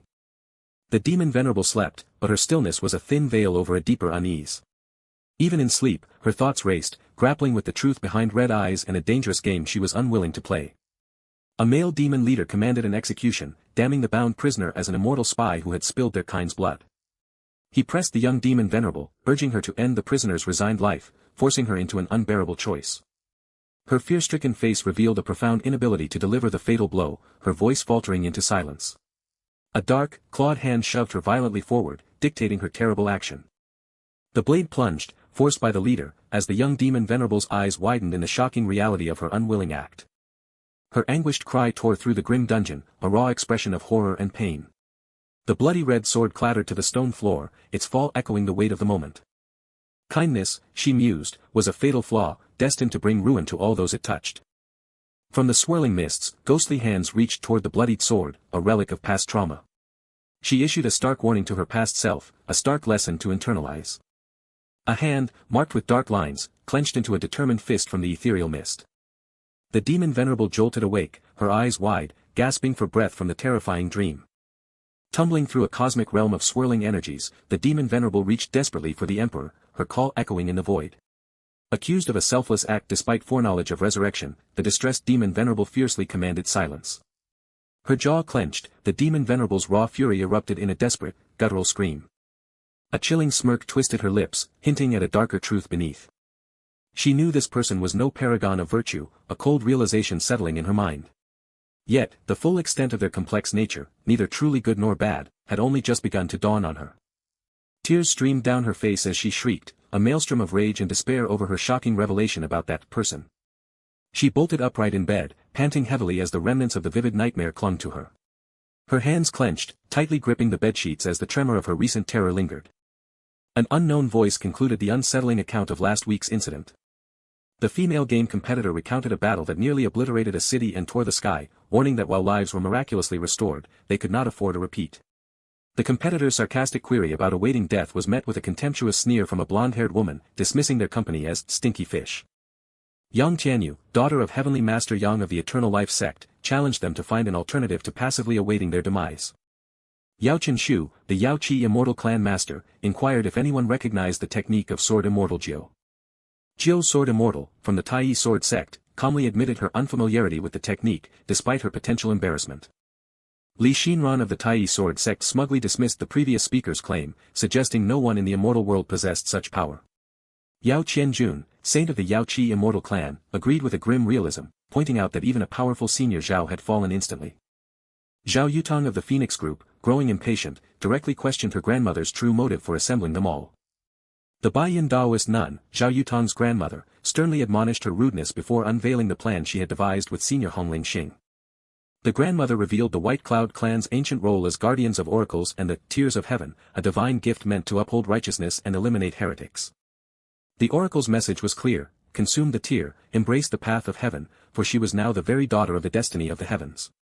Despite their ignorance of its power, the clan had sealed the Tears of Heaven, recognizing it as an undeniable divine blessing.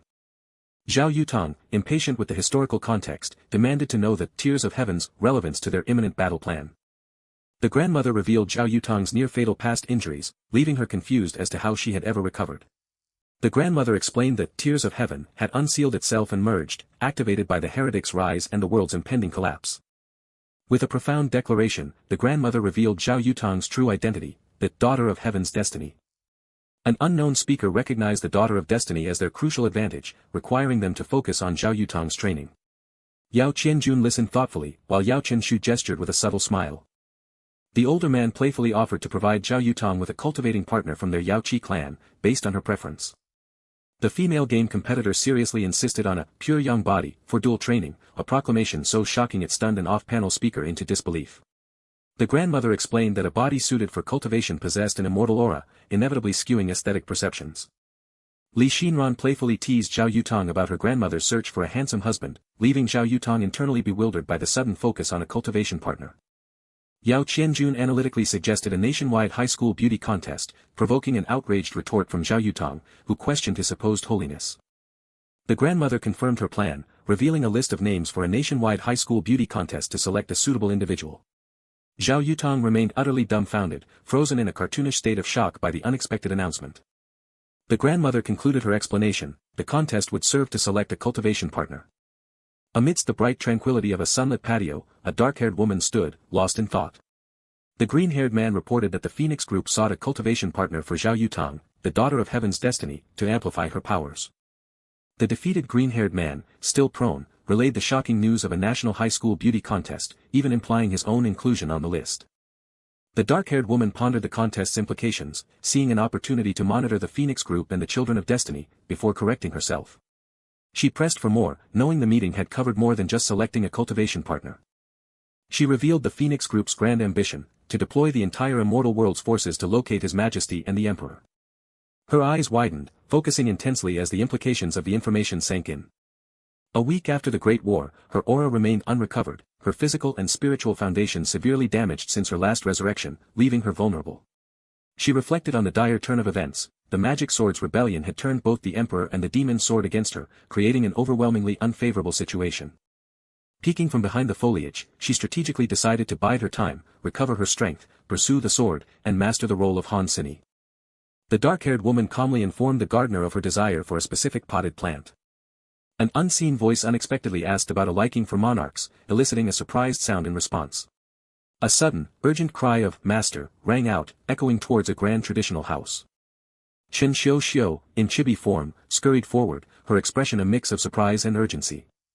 A golden aura emanated from the meditating protagonist, undisturbed by Ch1's concerned, breathless query about his well-being.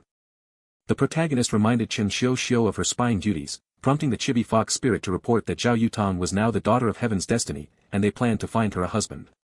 Ch1 vaguely mentioned a national high school event, and the protagonist, piecing it together, surmised their intent was to boost Zhao Yutong's power against the demon venerable, then inquired about other news. Ch1 reported the search for the master and the great demon, but the protagonist, having heard enough, dismissively ordered her to leave him be. He reflected on the forbidden art's toll, his mortal body weakened and stripped of all power, as if he had just been reborn into this world. He decided to keep his true identity as Lin Mo, a closely guarded secret, at least for the foreseeable future.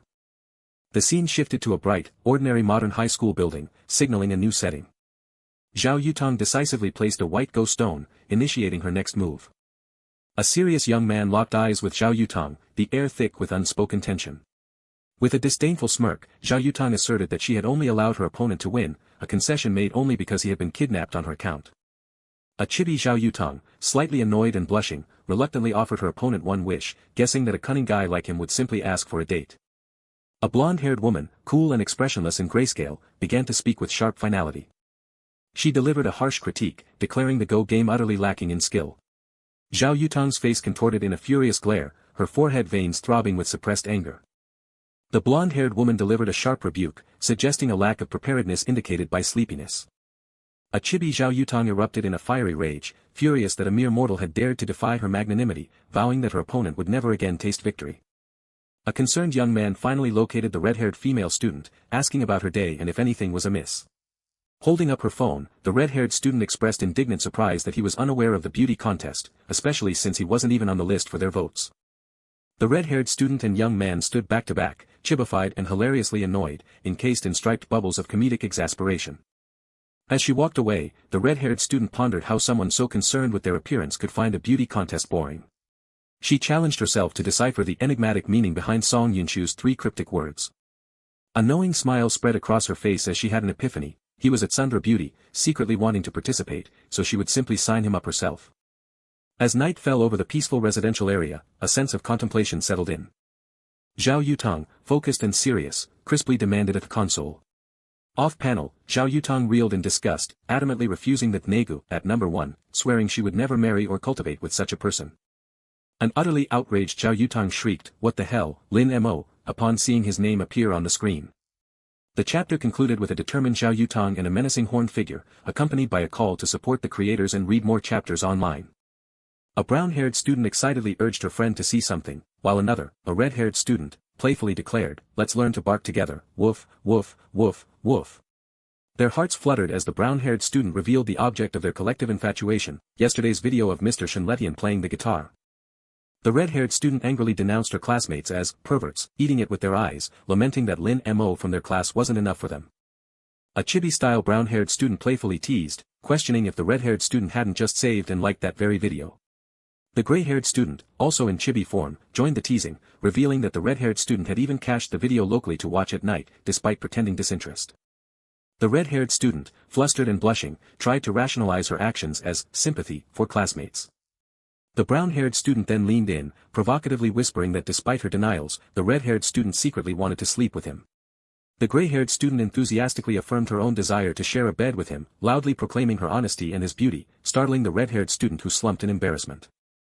Meanwhile, a purple-haired young man thoughtfully agreed with an unseen sentiment, while a blue-haired young man listened intently. The purple-haired young man privately fumed, lamenting the 8 hours he spent on his photos, believing he would win the beauty contest. He seethed with frustration, realizing Lin Mo had surpassed him and this Ch1 had appeared out of nowhere, leaving him outside the top 10. The purple-haired young man angrily threatened to sing like a barking dog upon someone's return, dismissing the clip as a simple thing, referencing the term negu. He then called out defiantly, demanding someone acknowledge the arrival of the great Ch1. As Ch1 walked through the school hallway, female students watched, eyes filled with adoring hearts. Ch1 gently smiled, calming the crowd. Okay, alright, everyone, that's it for now. He then announced his intention to speak with Zhao Yutong senpai, surprising the blonde-haired student. Zhao Yutong inwardly questioned why Ch1 sought her out, assuming he knew nothing of the contest. Ch1, with a confident smile, asked an unseen audience for their continued support. Zhao Yutong's eyes narrowed, a profound sense of unease settled upon her as she realized something was deeply wrong with his voice. Ch1 offered something towards Zhao Yutong, who recoiled defensively. Zhao Yutong inwardly questioned why he was saying something so childish. Shocked that his influence had no effect, Ch1 declared it disgusting, while Zhao Yutong internally observed the heavenly demon's voice was useless against her. He questioned why Zhao Yutong's power could reject his heavenly demon voice, wondering if her status as the daughter of destiny was the cause. Outside the second canteen, a blonde-haired woman walked away as another with short gray hair approached the building. Zhao Yutong, now chibi-style and surrounded by angry flames, slammed her fist on the table, declaring her fury about the disgusting man, startling the gray-haired student. She furiously surmised that Ch1 was an evil cultivator using a demonic voice to seduce girls, and if he became her cultivation partner, it would expose not only her but the entire Phoenix group. A single tear ran down her face as she realized he was also on her grandma's short-selected list, meaning the Phoenix group might not uncover his true identity, or worse, might even seek to collaborate with him. She concluded that approaching her grandma for answers would be utterly fruitless in either case. In the bright cafeteria, Zhao Yutong sat with the gray-haired student while other students bustled in the background. A male student in the background commented on the rarity of seeing Li Mo alone, noting how girls were currently seduced by Ch1, which Zhao Yutong overheard. Zhao Yutong reflected that while he was in second place, she wondered what would happen if he could remain in first. The gray-haired student teased Zhao Yutong, suggesting she pursue Lin Mo immediately. Zhao Yutong abruptly stood up, hitting the table in shock and anger at the gray-haired student's remark. Blushing and flustered, Zhao Yutong insisted that she and Lin Mo were just friends. She questioned her own inability to articulate her feelings, her face flushed with internal conflict. A flurry of internal struggles depicted Zhao Yutong's emotional turmoil about Lin Mo, denying their friendship, rejecting the idea of helping misunderstood classmates, and becoming increasingly nervous. The gray-haired student pointed out Zhao Yutong's nosebleed, highlighting her embarrassment and revealing her true feelings. The scene abruptly shifted with a sharp, energetic transition. The school building stood against a vivid sunset, bathed in warm orange and pink hues. Zhao Yutong marched briskly through a school hallway with a determined expression, followed by a surprised male character carrying a briefcase. Two male students in the hallway noticed the fuming Zhao Yutong and expressed their curiosity. Zhao Yutong, still blushing and with a plaster on her nose, decided she would take a picture of Ch1 first, suspecting his contest photos were stolen and that his magical voice alone couldn't have secured his rank. She looked down, still blushing, her nose adorned with a plaster as her embarrassment lingered. She considered using her professional photography team for Lin Mo, believing he wouldn't refuse a simple photo shoot. The protagonist firmly refused an unseen request. The protagonist, in chibi form and with a nosebleed, angrily ranted while punching the air, questioning why she was the only one annoyed and demanding to be left alone to find a part-time job. She then thought about her unwell state, determining that she must now dedicate all her time to cultivation. Zhao Yutong reflected on her recent kidnapping, which had made her distrustful of all girls. Zhao Yutong processed this new information with a thoughtful, slightly saddened expression.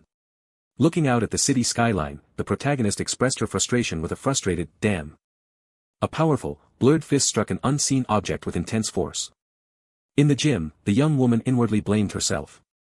She fiercely punched something, gritting her teeth, consumed by the memory of a promise to protect him. Repeatedly striking the punching bag, she lamented that she had promised he'd be fine, but in the end, she had only told him lies. She furiously punched the bag, cursing herself, blaming herself for his lost trust. An anxious thought crossed her mind, wondering what if they asked her to marry that turtle head. She was shown crying and sweating, her face a mask of extreme distress. Tears and sweat streaked her face as she dramatically looked up, expressing her profound unhappiness. With a shout of, "Damn," the young woman delivered another powerful, determined punch. A muscular red-haired man, looking serious, stood opposite another man in a gray suit at the gym's entrance. The unnamed male character informed the red-haired man, Sister He, that Miss Zhao had reserved the entire gym for the day. Upon her arrival, she had immediately taken off her shirt and began a relentless session on the punching bag, and had not stopped since. The red-haired man pondered about the rich girl who could afford to book the entire gym, inferring her status from her school uniform. He smirked, a confident and intrigued expression on his face. He excitedly thought about how fantastic it was that the stupid student had presented herself, a challenge he had long desired. The unnamed male character advised caution, noting the girl's bad mood and her infrequent visits to the gym. The red-haired man confidently dismissed the warning, ordering that all of her money be returned and that she be told to never return. He then challenged the blonde-haired student, commenting on her punching technique, saying, "Hey, pretty. You're not bad at all, but it is a pity that you have no resistance." The red-haired man smirked, introducing himself as He Yunhe, the gym's personal trainer. When the blonde-haired student reacted with surprise, He Yunhe threateningly stated that if she didn't leave, he would kick her like the punching bag. He Yunhe aggressively provoked her, challenging her to a fight and declaring she would be a coward if she didn't beat him today, claiming he had never heard of such a thing. Suddenly, someone was violently thrown through a window from the first floor, shocking a gray-haired student below. The female student with long blonde hair plummeted from the first floor with an angry expression, causing the gray-haired student to exclaim about the strange request and her murderous intent. The gray-haired student cried out in confusion, asking why they were fighting, while the purple-haired young man recognized the defeated figure as Sister He, who had been trying to blackmail him. He Yunhe, his face partially damaged, desperately knelt and pleaded with the young cultivator to spare his life. As the blonde-haired student pulled off He Yunhe's mask, revealing his surprised face, she questioned his reason for wearing it. She scornfully taunted He Yunhe about his scar, asking if he truly thought covering it with a mask made a difference. With a satisfied smirk, the blonde-haired student grabbed He Yunhe's shirt, reminding him of his earlier challenge and declaring she wasn't finished with him yet. The blonde-haired student violently continued to beat He Yunhe as he lay on the ground. A police officer arrived, holding up identification, and began to announce that they had received a report of a crime. Someone exclaimed in shock, identifying the unconscious He Yunhe as a wanted criminal with a 500,000 yuan reward, accusing him of heinous crimes against an 80-year-old man. The crowd's perception instantly shifted, they surrounded the surprised blonde-haired student, praising her for doing the right thing and apologizing for their misunderstanding. She was publicly recognized for her contribution to Ch1 City and awarded a large sum of money. Surrounded by media microphones and cameras, the blonde-haired student was questioned intensely about her martial arts skills and how she defeated the criminal. The blonde-haired student walked through a school hallway, seemingly unfazed by the recent events, as another student passed by in the background. A light brown-haired student questioned Zhao Yutang, wondering if she had invited Song Yunshu today specifically to boast about her recent feat, before dismissing the idea. Reflecting on her triple luck of the daughter of destiny, the blonde-haired student mused about her recent streak of good fortune, connecting it to her grandmother's frequent insistence on finding a partner. She then pondered if she could leverage this great luck to pursue Lin Mo, while the red and gray-haired students comically puffed out their cheeks. The light brown-haired student advised her friend that Lin Mo was notoriously cold, suggesting she choose Shenletian instead. The red-haired student spluttered in surprise, possibly choking on her drink, at the suggestion. The blonde-haired student calmly dismissed any concerns, stating she didn't have to worry about that. She then instructed her friend to gather all information about Lin Mo, including his likes, dislikes, and daily routine. The red-haired student, Song Yunshu, declared with fierce loyalty that Lin Mo was her best friend and brother, a fact Zhao Yutang might not know. Despite a scolding for her greed, Song Yunshu shamelessly demanded payment for any further information. Zhao Yutang, initially furious at the defiance, quickly shifted her approach, offering a staggering 500,000 yuan reward for interesting details about Lin Mo, paired with an unspoken but clear threat. Song Yunshu, beaming with satisfaction, asserted the absolute power of a lady's word. The protagonist's mind reeled with an entirely different observation, questioning Song Yunshu's gesture. Song Yunshu, radiating a fierce determination, declared there was no turning back from her chosen path. He found himself perplexed by the physics of her figure and the length of her flowing hair.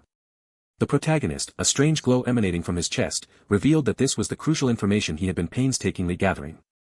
His exasperated thoughts, however, were still fixated on a more immediate, less strategic concern.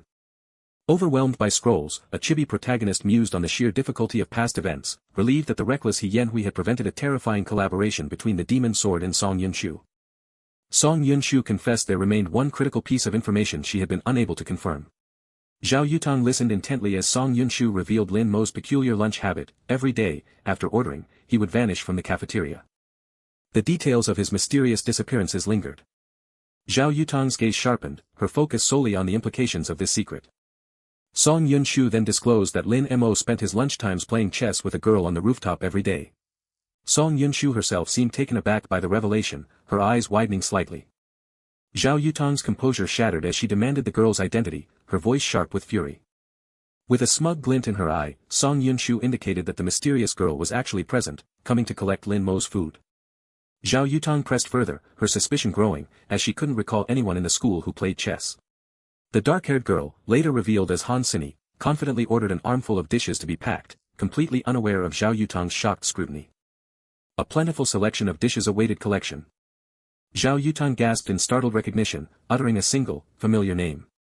The protagonist, Lin Mo, closed his eyes, the name Han Sini echoing with a deep, contemplative weight in his mind. Zhao Yutang's face twisted in an expression of profound shock and dawning fear. A storm of grief and outrage consumed the black-haired girl, screaming accusations of betrayal over a life lost for a stupid game, while a distressed Zhao Yutang averted her gaze, and in his own thoughts, Lin Mo pondered if she should focus her attention on AKO instead, as Han Sini was no match. Zhao Yutang turned, her confusion palpable. So it was before, yet now, the time had finally arrived. As rain clouds gathered above, Lin Mo suggested they move indoors, concerned about the weather, but his chess partner remained silent. Han Sini, unyielding, declared their contest had begun and would end only on this very rooftop. Challenged by Han Sini about his fear, Lin Mo dismissed the notion with a practical reminder of the day's forecast, rain and snow. His true fears, however, were of getting wet and, more comically, of a certain girl using the situation for a full frontal assault. Han Sini's cheeks flushed, as if sensing his entirely inappropriate internal musings. Recalling a past kidnapping and his subsequent distrust of women, Lin Mo suddenly threw his coat at her, preemptively deflecting any accusations of impropriety should the rain begin to fall. With the first drops of rain, Lin Mo looked down, a worried frown settling on his face. Rain streaked Han Sini's blushing face as she pouted in annoyance. Lin Mo's brow furrowed further, a bead of sweat joining the falling raindrops. Han Sini, her arms defiantly crossed, let out a soft huff of exasperated pleasure, her blush deepening. A chibi Lin Mo defiantly refused his own advice, while a furious, flaming version of himself roared at her to wear the coat, cutting off any future excuses for losing. Han Sini winked, agreeing to wear the coat this once for revenge over yesterday's defeat, while Lin Mo inwardly fretted over the potential social misunderstandings of a rainy rooftop chess game. Han Sini remarked that the jacket fit her quite well, save for the slightly short sleeves. A soft, contented smile bloomed on Han Sini's face. Lin Mo, speaking with the confident swagger of his past self, boasted that the jacket's excellent fit was a given, considering it belonged to a legend whose size 36 was renowned. A chibi Han Sini sweat dropped, utterly bewildered by the mysterious number 36. Lin Mo, sensing the imminent downpour, quickly dismissed the topic. A sudden cascade of rain fell, soaking both of them. A chibi Han Sini, drenched and enraged, screamed at Lin Mo, cursing his crow's mouth, a Chinese idiom for someone whose predictions of bad luck always come true. With a sigh of resignation, Lin Mo decided he had had enough for the day and would go home. Han Sini's urgent cry halted him mid-stride. Her voice quivering with frustration, Han Sini lamented her efforts to prepare after yesterday's defeat, only for the heavens to betray her with rain. Tears streamed down her face, indistinguishable from the heavy raindrops. Lin Mo internally cursed, remembering that in this world, women were supposed to be spontaneously prepared for rain, and he feared Han Sini would soon realize his own lack of foresight. Despite being utterly soaked, Han Sini stood resolute, declaring that the rain didn't matter, she had to win today. Han Sini's raw fury erupted, as a bewildered chibi Lin Mo looked on. Lin Mo, frustrated, wondered why she had to make such an intense face. Lin Mo, looking away, tried to dismiss her, insisting they end the game for the day and she go home. Her tears fell, each drop mirroring the rain on her face. Deep sadness clouded Han Sini's expression as she continued to weep. Amidst her tears, a flicker of surprise crossed Han Sini's face. Then, Lin Mo looked at the soaked board and declared, "It's my turn." A faint, watery smile began to break through Han Sini's tears. With eyes closed, she embraced the quiet joy of the moment, a soft smile gracing her lips. Han Seni's mind drifted, recalling her long journey from birth to powerful cultivator, and finally, to empress of the demon race. For tens of thousands of years, she had known only combat and fear, leading to a solitary existence devoid of friends or confidants, as drops of rain ran down her hand. She recalled a past where affection was a luxury she neither needed nor could choose, destined solely to be a queen of demons, leading her race in bloodshed. With a subtle movement, her hand released a go piece, a silent testament to her contemplation. Now, in this world, she was experiencing a profound feeling she hadn't known for tens of millennia. With renewed focus, her hand gently placed a go piece onto the board. She reveled in the joy of simply doing things she liked with another, a profound happiness she realized she was experiencing for the very first time in her entire existence. A sudden sneeze echoed, far from the rainy rooftop, inside a cozy, brightly lit home. Ch1, a chibi fox-eared spirit, inquired about Lin Mo's well-being, but he, ever focused, asked for an update on the dark door situation. Ch1 proudly reported that the Sinan Lin Mo had given her were published, with 8 already successfully sold. Lin Mo explained his strategy. The Sinan would serve as compasses to locate Yin energy, hoping this would curb the aggressive influence of the demon sword. Lin Mo then commanded Ch1 to hide all cultivation-related items until the damaged wall was repaired, and she obediently assented. Lin Mo's Aunt Linli burst in, her voice booming with urgency. Linli demanded to know when Lin Mo had entangled himself with Zhao Yutang, the esteemed miss of the Zhao family, who had sent a truckload of gifts and requested a talk.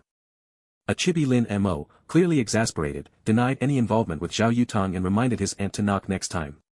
Despite his aunt's urging to greet Zhao Yutang, a chibi Lin Mo declared it boring and swiftly vanished to take a shower. Linli, her eyes gleaming with ambition, began to scheme, seeing Zhao Yutang's interest in Lin Mo as a golden opportunity to marry him off and secure their family's success. Aunt Linli smoothly informed Zhao Yutang that Lin Mo was taking a shower, and the blonde student patiently agreed to wait for him. Aunt Linli announced that her family would be leaving, suggesting Zhao Yutang could chat freely with Lin Mo, but Zhao Yutang politely stated she only needed to deliver a message and then she would depart. Feigning skepticism at Zhao Yutang's simple intention, Aunt Linli then loudly called for her husband and son, declaring their sudden need to leave until tomorrow. Zhao Yutang called out, attempting to stop her. Zhao Yutang agonized over the sudden departure, wanting to apologize but fearing her words might only worsen the misunderstanding. Overwhelmed by nerves, Zhao Yutang turned and quickly made her way towards the bathroom. She stood, hands on hips, a newfound determination etched onto her face. A door creaked open, revealing a sliver of light. Zhao Yutang gasped in surprise, realizing she had inadvertently stumbled upon a bare-chested Lin Mo, wrapped only in a towel. Lin Mo's eyes narrowed, his gaze intense as he looked down at her. The narrative voice observed with a touch of disappointment that while photographs might not capture it well, Lin Mo hardly seemed extraordinary. Amidst the bustling dining hall, a curious voice questioned swordswoman Jiu about her blade, noting her deviation from the casual dress code.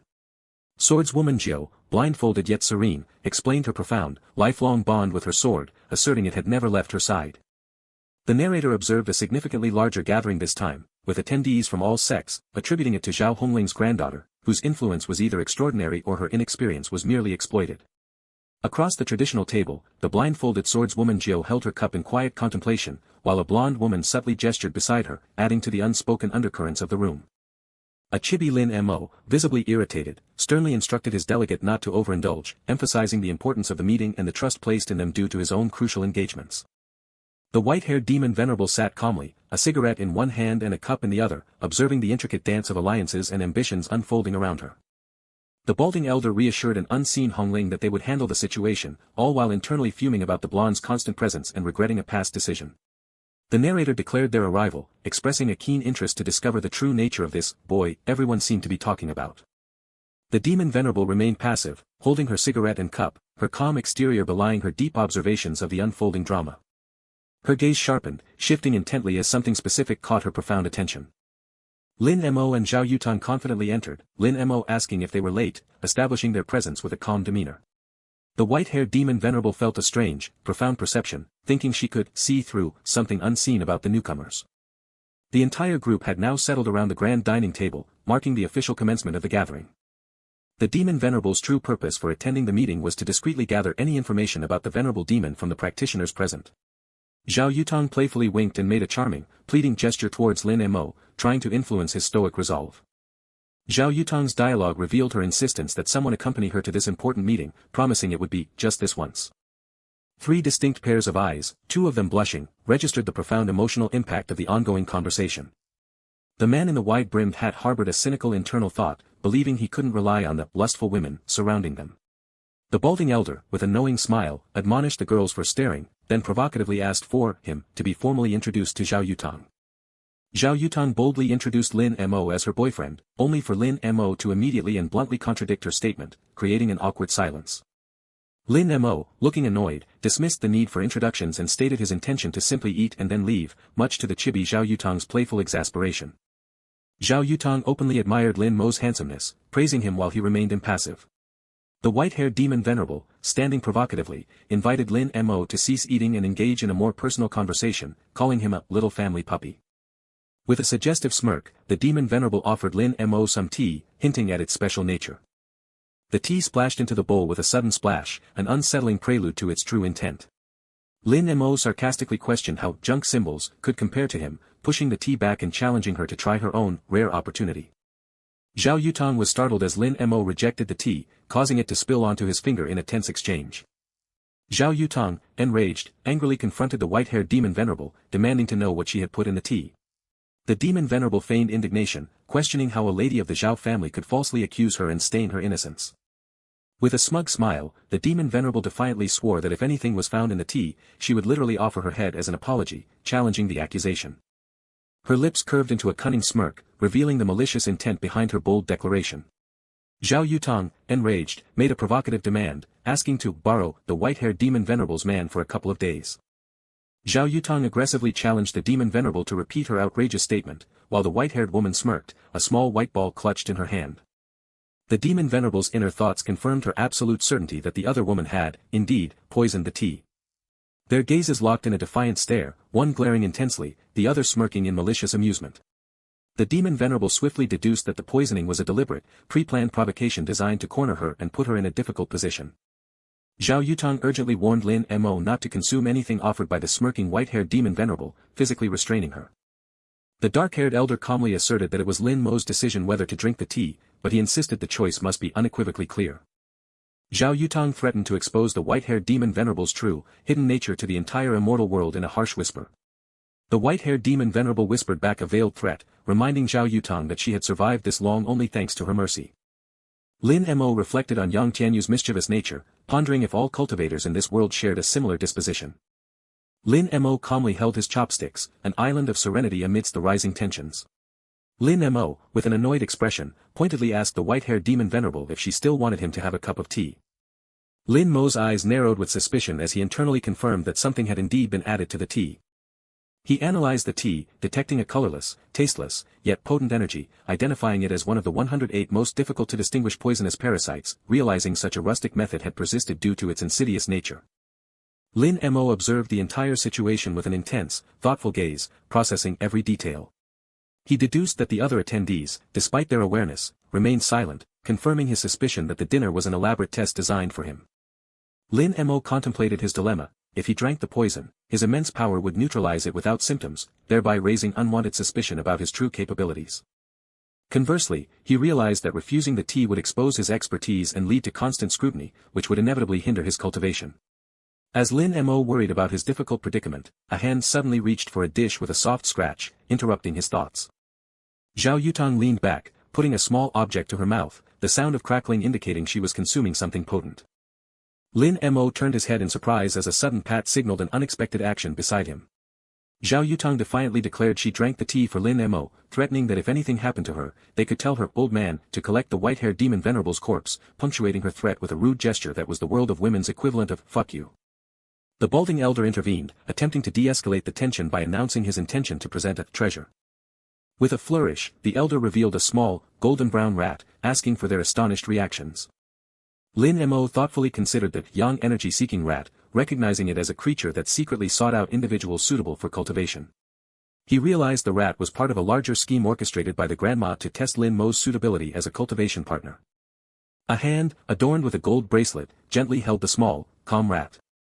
Lin Mo's face was etched with deep thought, focusing on a critical detail that tied everything together. He pondered the rat's effectiveness, given his investigations revealed no immortal practitioners in the Lin Mo family line for 18 generations. Zhao Yutang's eyes widened in sudden, profound surprise. The rat began to squeal frantically, emitting a repeated, high-pitched squeak. The rat struggled violently in the hand holding it, its loud, desperate squeaks filling the air. Zhao Yutang, in utter shock, internally questioned if the young energy-seeking rat's reaction was truly what it implied. The balding elder's eyes were wide with a profound, uncomprehending shock. Both the hat-wearing man and the blindfolded swordswoman Jiu reacted with visible surprise, a bead of sweat forming on their brows. The white-haired demon venerable exclaimed in utter shock, a sweat drop illustrating her profound disbelief.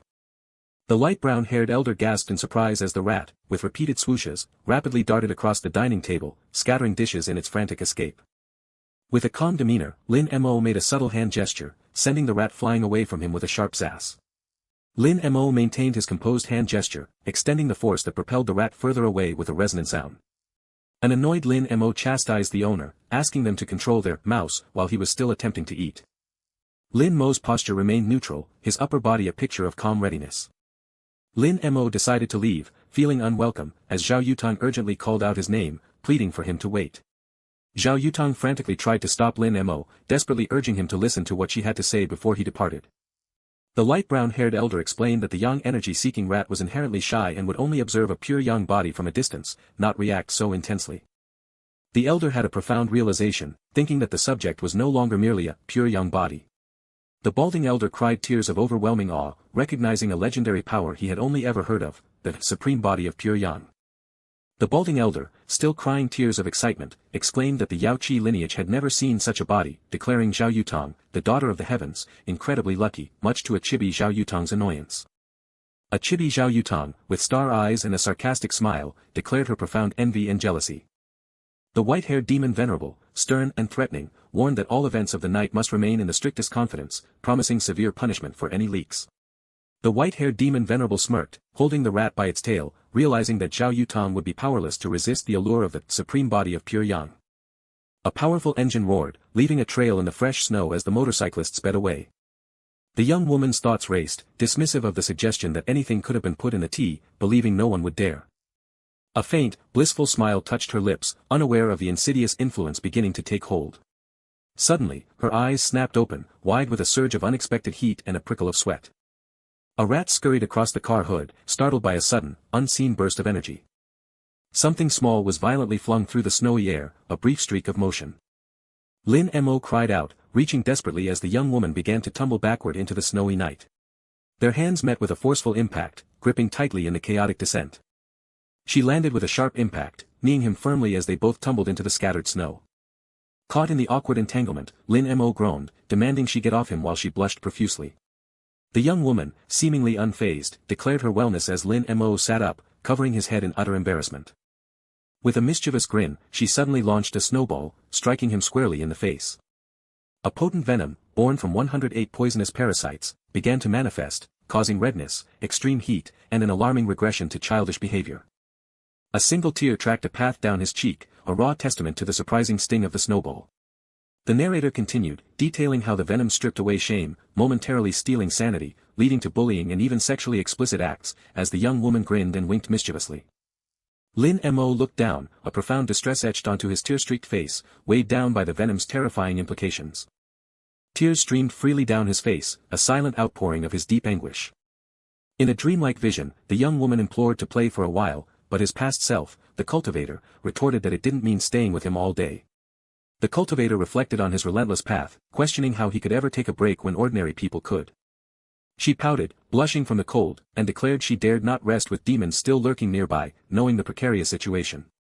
Her gaze dropped, a pout still on her lips, her blush deepening in the cold air. She fumed, declaring her upset that he wasn't an immortal emperor and should leave such matters to the elders, but his chibi form defiantly asserted his future potential. She looked at him with a serious expression, directly asking how long it would take for him to achieve his lofty goal. His gaze drifted, contemplating the monumental journey ahead, achieving immortality, living with the heavens, becoming emperor, and eradicating all demons. His question hung in the cold air, leaving the young woman looking down, her expression etched with profound worry. He pondered the immense span, wondering if it would take 1,000 years, or even 10,000, to achieve his destiny. She bit her lip, a silent gesture revealing her deep-seated apprehension. A grim thought crossed his mind, if his path was so long, the world itself might end before he reached his goal. He posed the painful question of whether she could ever marry a mere mortal like him, prompting her hopeful, blushing reply. He questioned why she couldn't dedicate even half an hour to enjoy the snow with him, despite his grand aspirations. He apologized, his gaze averted, recognizing that he had placed her in an impossible situation. With a sad, wistful smile, she spoke of a reunion in the next life, a hopeful plea hanging in the air. Lin Mo's memory echoed, a poignant reminder of her playful persistence to enjoy the snow with him. The scene shifted violently to a fiery vision as Ing reached out, while Mota stood engulfed in flames, reiterating his grim vow to eradicate every last demon. Mota's enraged voice questioned how such a sacred spiritual place could be ceded to mere mortals, as a colossal demon-like creature pulsed with menacing purple energy. The towering demon declared its intent to seize the aura from the place, since its lord showed no concern, as Ing lay defeated on the fiery ground. Ing struggled, gasping for breath, the oppressive weight of the demon's presence crushing her. The demon lunged, its glowing purple sword a swift, deadly arc of energy. Mota reacted with a sharp gasp of surprise, his hand instinctively gripping his dagger. Steel met demon flesh with a resounding clang, as Mota's glowing sword forced the monstrous creature to recoil. The demon seethed, its thoughts dripping with contempt for the immortal world and its perceived insult of sending a mere novice, even against a demon sword like itself. The demon snarled, warning that its brethren would soon arrive, making escape impossible, as Mota clutched the unconscious Ing. Mota defiantly challenged the demon, questioning if its brothers would arrive before it perished, as a massive purple energy claw lunged toward him. The scene erupted in a symphony of crackling flames, traditional buildings consumed by the devastating inferno. Mota gasped, blood trickling from his mouth, reeling from a single, devastating hit. His face contorted in agony, a fresh trail of blood staining his cheek as his eye twitched with unbearable pain. "Oh, no! Ing!" Mota cried out in horror as she fell through the fiery sky, bleeding grievously. His desperate reach was futile, and he realized with crushing despair that it was too late as Ing fell away, the massive, winged demon looming ominously. His eyes, wide and bloodshot, burned with an inferno of rage and absolute despair. With a determined stomp, he crushed the pulsating purple demonic energy beneath his foot. The demon grinned triumphantly, gloating that it had fooled the little novice. The demon revealed its cunning trap, declaring his immobility now that his attention had been on the woman, as swirling purple energy engulfed Motu, leaving his eyes wide with shock. With a brutal chop, his arm was severed, spurting blood as a bloody, injured hand reached out from the background. His blood-splattered face contorted in horror, he could only utter a single, desperate word, "Ing." The demon stood triumphant, holding his severed, bloodied arm aloft as Mota faced his grim defeat. "Now it's your turn, novice," the demon snarled, a wave of energy sweeping the female figure aside as it prepared its next attack. The demon gasped in shock, questioning if the venerable devil had discovered its unauthorized actions, as shimmering purple energy forcibly pulled it away. Motu, surprised and enraged, cried out, realizing the demon served the venerable demon. The demon retorted defiantly, demanding how he dared question it, as its purple energy pulsed and disappeared. The demon's disembodied voice echoed, stating he should be grateful to the venerable demon for unknowingly saving his life. Thanks to the venerable demon, the voice sneered, you are now hailed as a hero of the immortal world. Mota knelt beside her, desperately pleading for Ing to speak, to tell him how she was, her body grievously injured and bleeding profusely. Weakly, she recognized him, "Motu, you're back," as he cradled her in his arms amidst the burning village. "You're finally back, it's you," she whispered, her voice fading, I can't see anything anymore." He sobbed, desperately trying to reassure her, "It's me. It's me. Ing. Don't say anything. My brothers will be here soon and you'll be fine." "I can't take it anymore," she choked out, reaching for him, "Motu, listen to me." Her voice was barely a whisper as she imparted her final, cryptic message, on the crest of the cliff. Tears streamed down his face as he closed his eyes, making a desperate promise to stay by her side if they ever met again in another life. He wailed in profound grief, clutching her lifeless body as he whispered his apologies, surrounded by the burning devastation. Flames roared, consuming the snowy forest in a destructive, uncontrolled inferno. The demon venerable, her eyes burning red, angrily confronted her father, accusing the demonic sword of mass slaughter and warning of endless problems if he continued to be sheltered.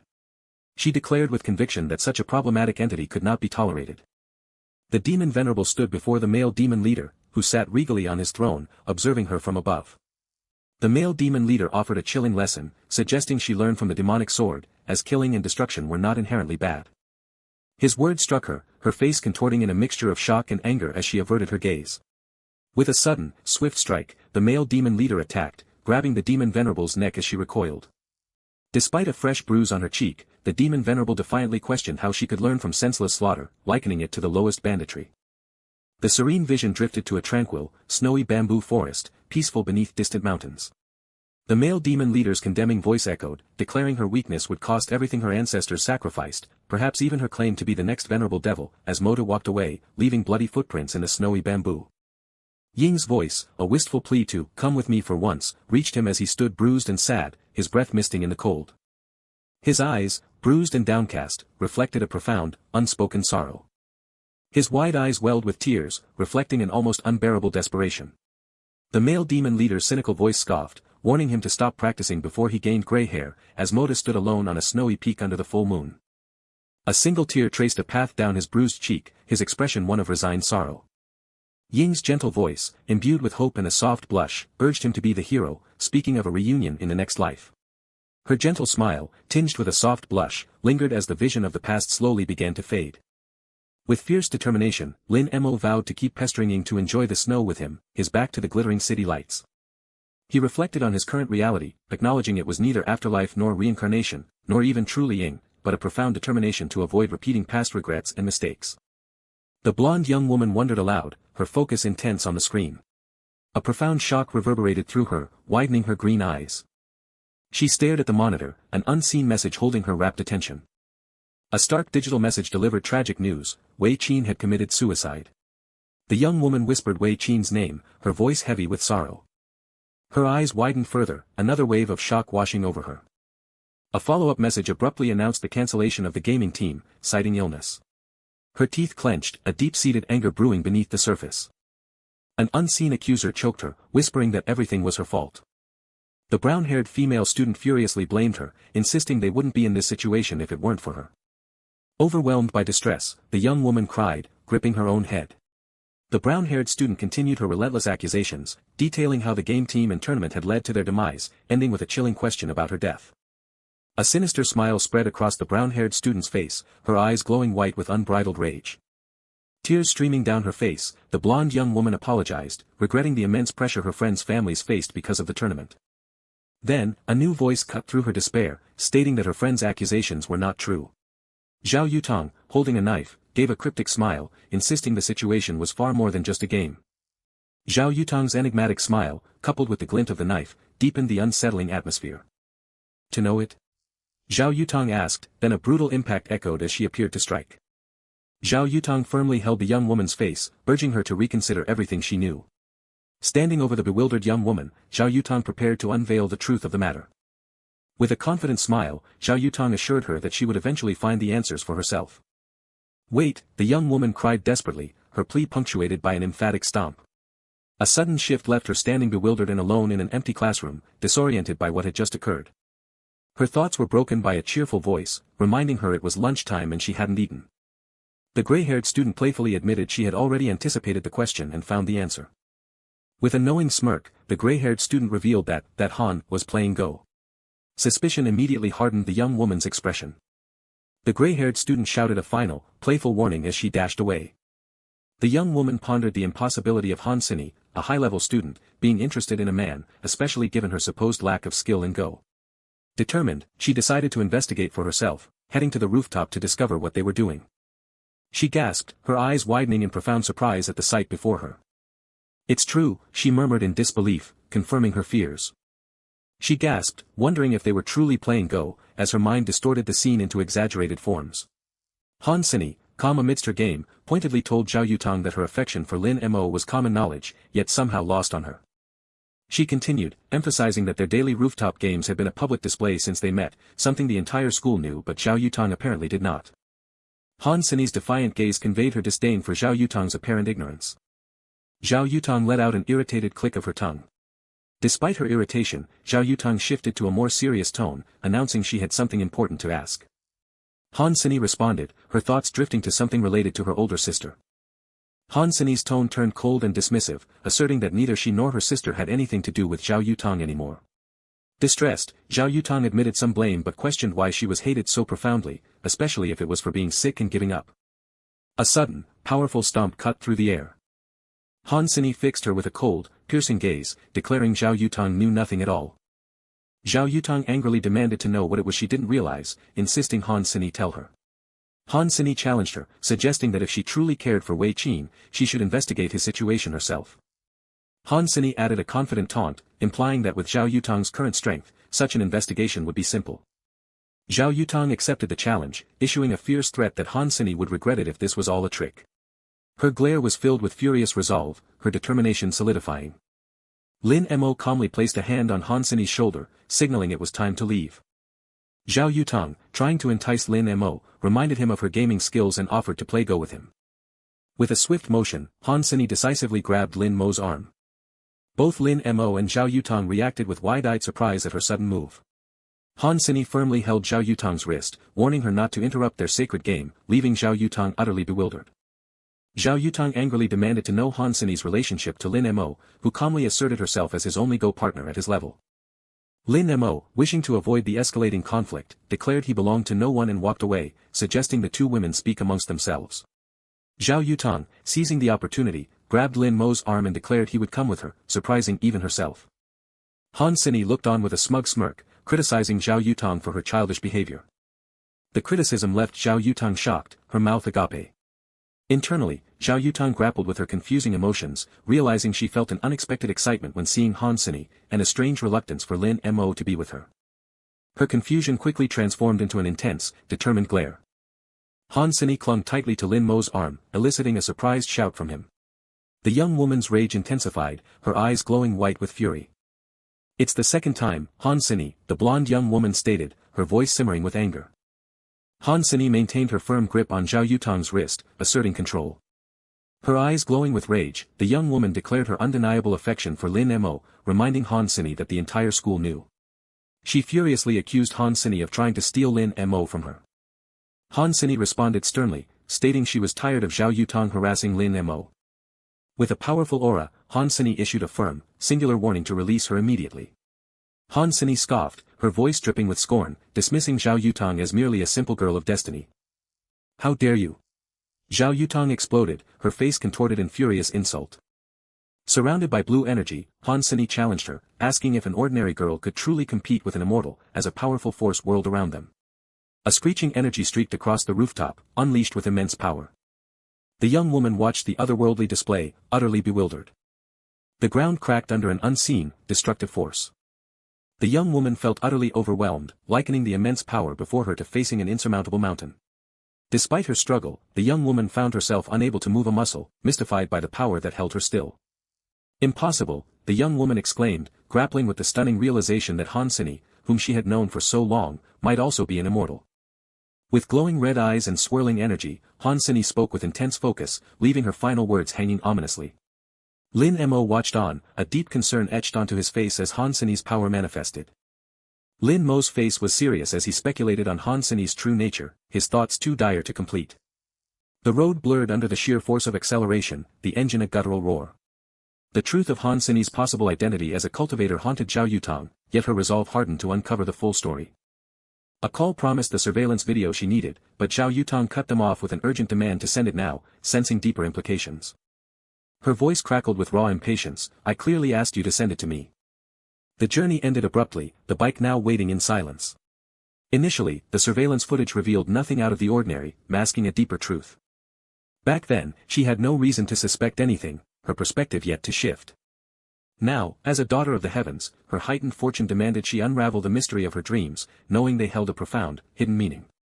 A sudden revelation struck her as she stared at the screen, her eyes widening in disbelief. The narration highlighted the building adjacent to the pivotal incident. A smartphone displayed a grid overlay on a building, pinpointing a specific focus. Zhao Yutang spotted a familiar, yet unsettling, face. Yang Tianyu's condescending smirk warned Zhao Yutang to be careful, claiming any prolonged existence was due to her mercy, and a chilling realization dawned on Zhao Yutang. Zhao Yutang's inner thoughts churned, realizing Yang Tianyu was once again targeting mortals, and with clenched fists, she swore, "Motherfucker, this time I won't forgive you." A grand building stood illuminated against the night sky, exuding opulence and formality. The narration hailed the arrival of a great immortal master of the Yang family in the mundane world, a pleasure beyond measure. Inside a luxurious lounge, a group gathered, their relaxed demeanor barely concealing an underlying tension. Yang Tianyu sat casually on a plush couch, seemingly indifferent to her surroundings.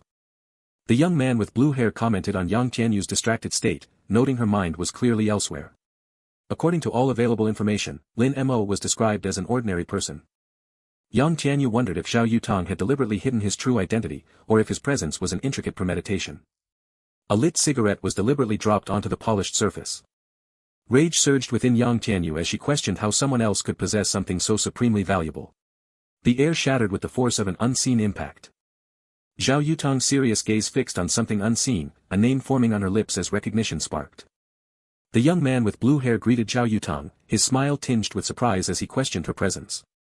A phone was slammed onto the table with deliberate force.